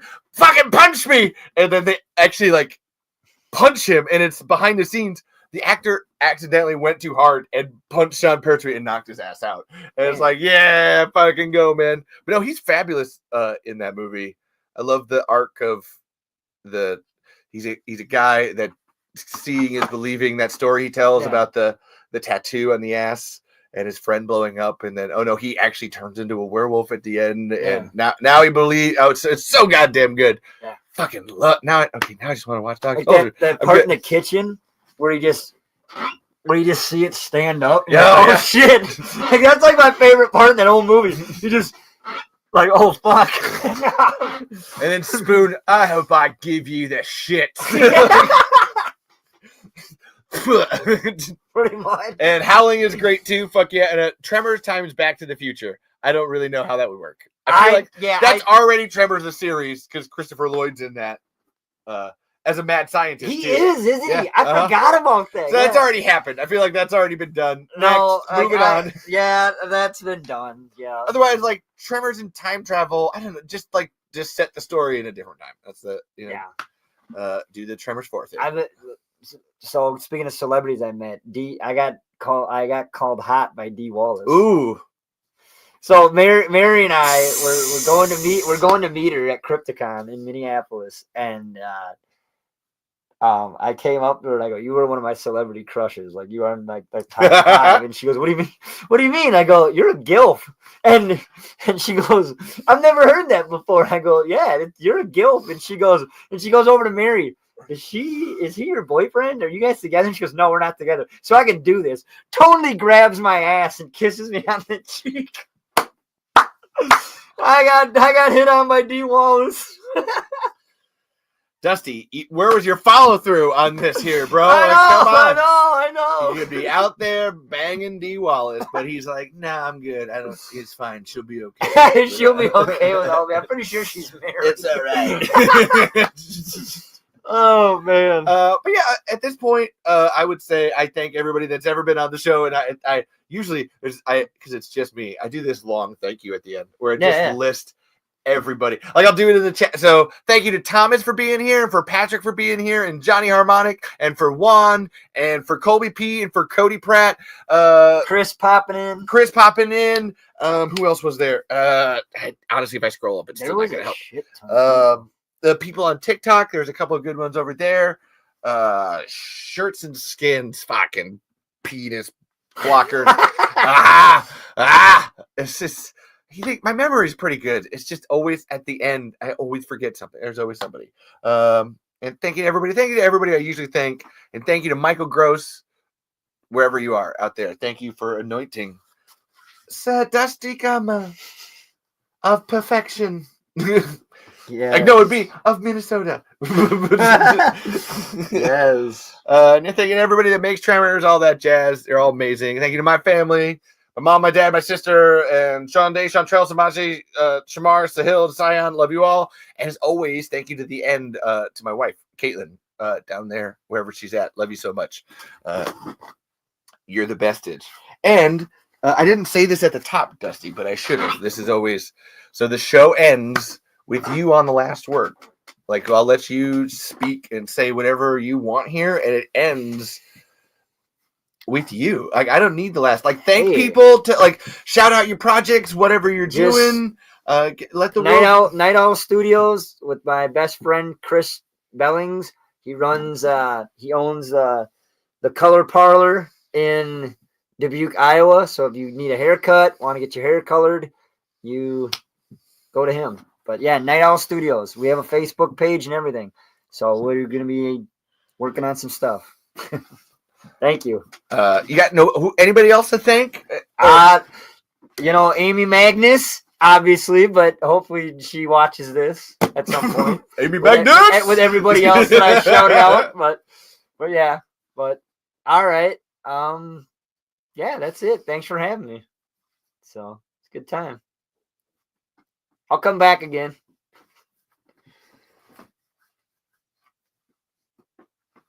Just reading the comments. Read it. I came up with a newer Tremors idea, like different worms revived from dormancy. Tremors What's that? Devonian. Devonian. It's a time period. Yeah, I mean that could possibly work. See, Gummer agrees with you. One that concept could work. Shit. Now we're okay. You still need to leave the last word. All right. No, you're fine. I'm trying to like. What do I do with my hands?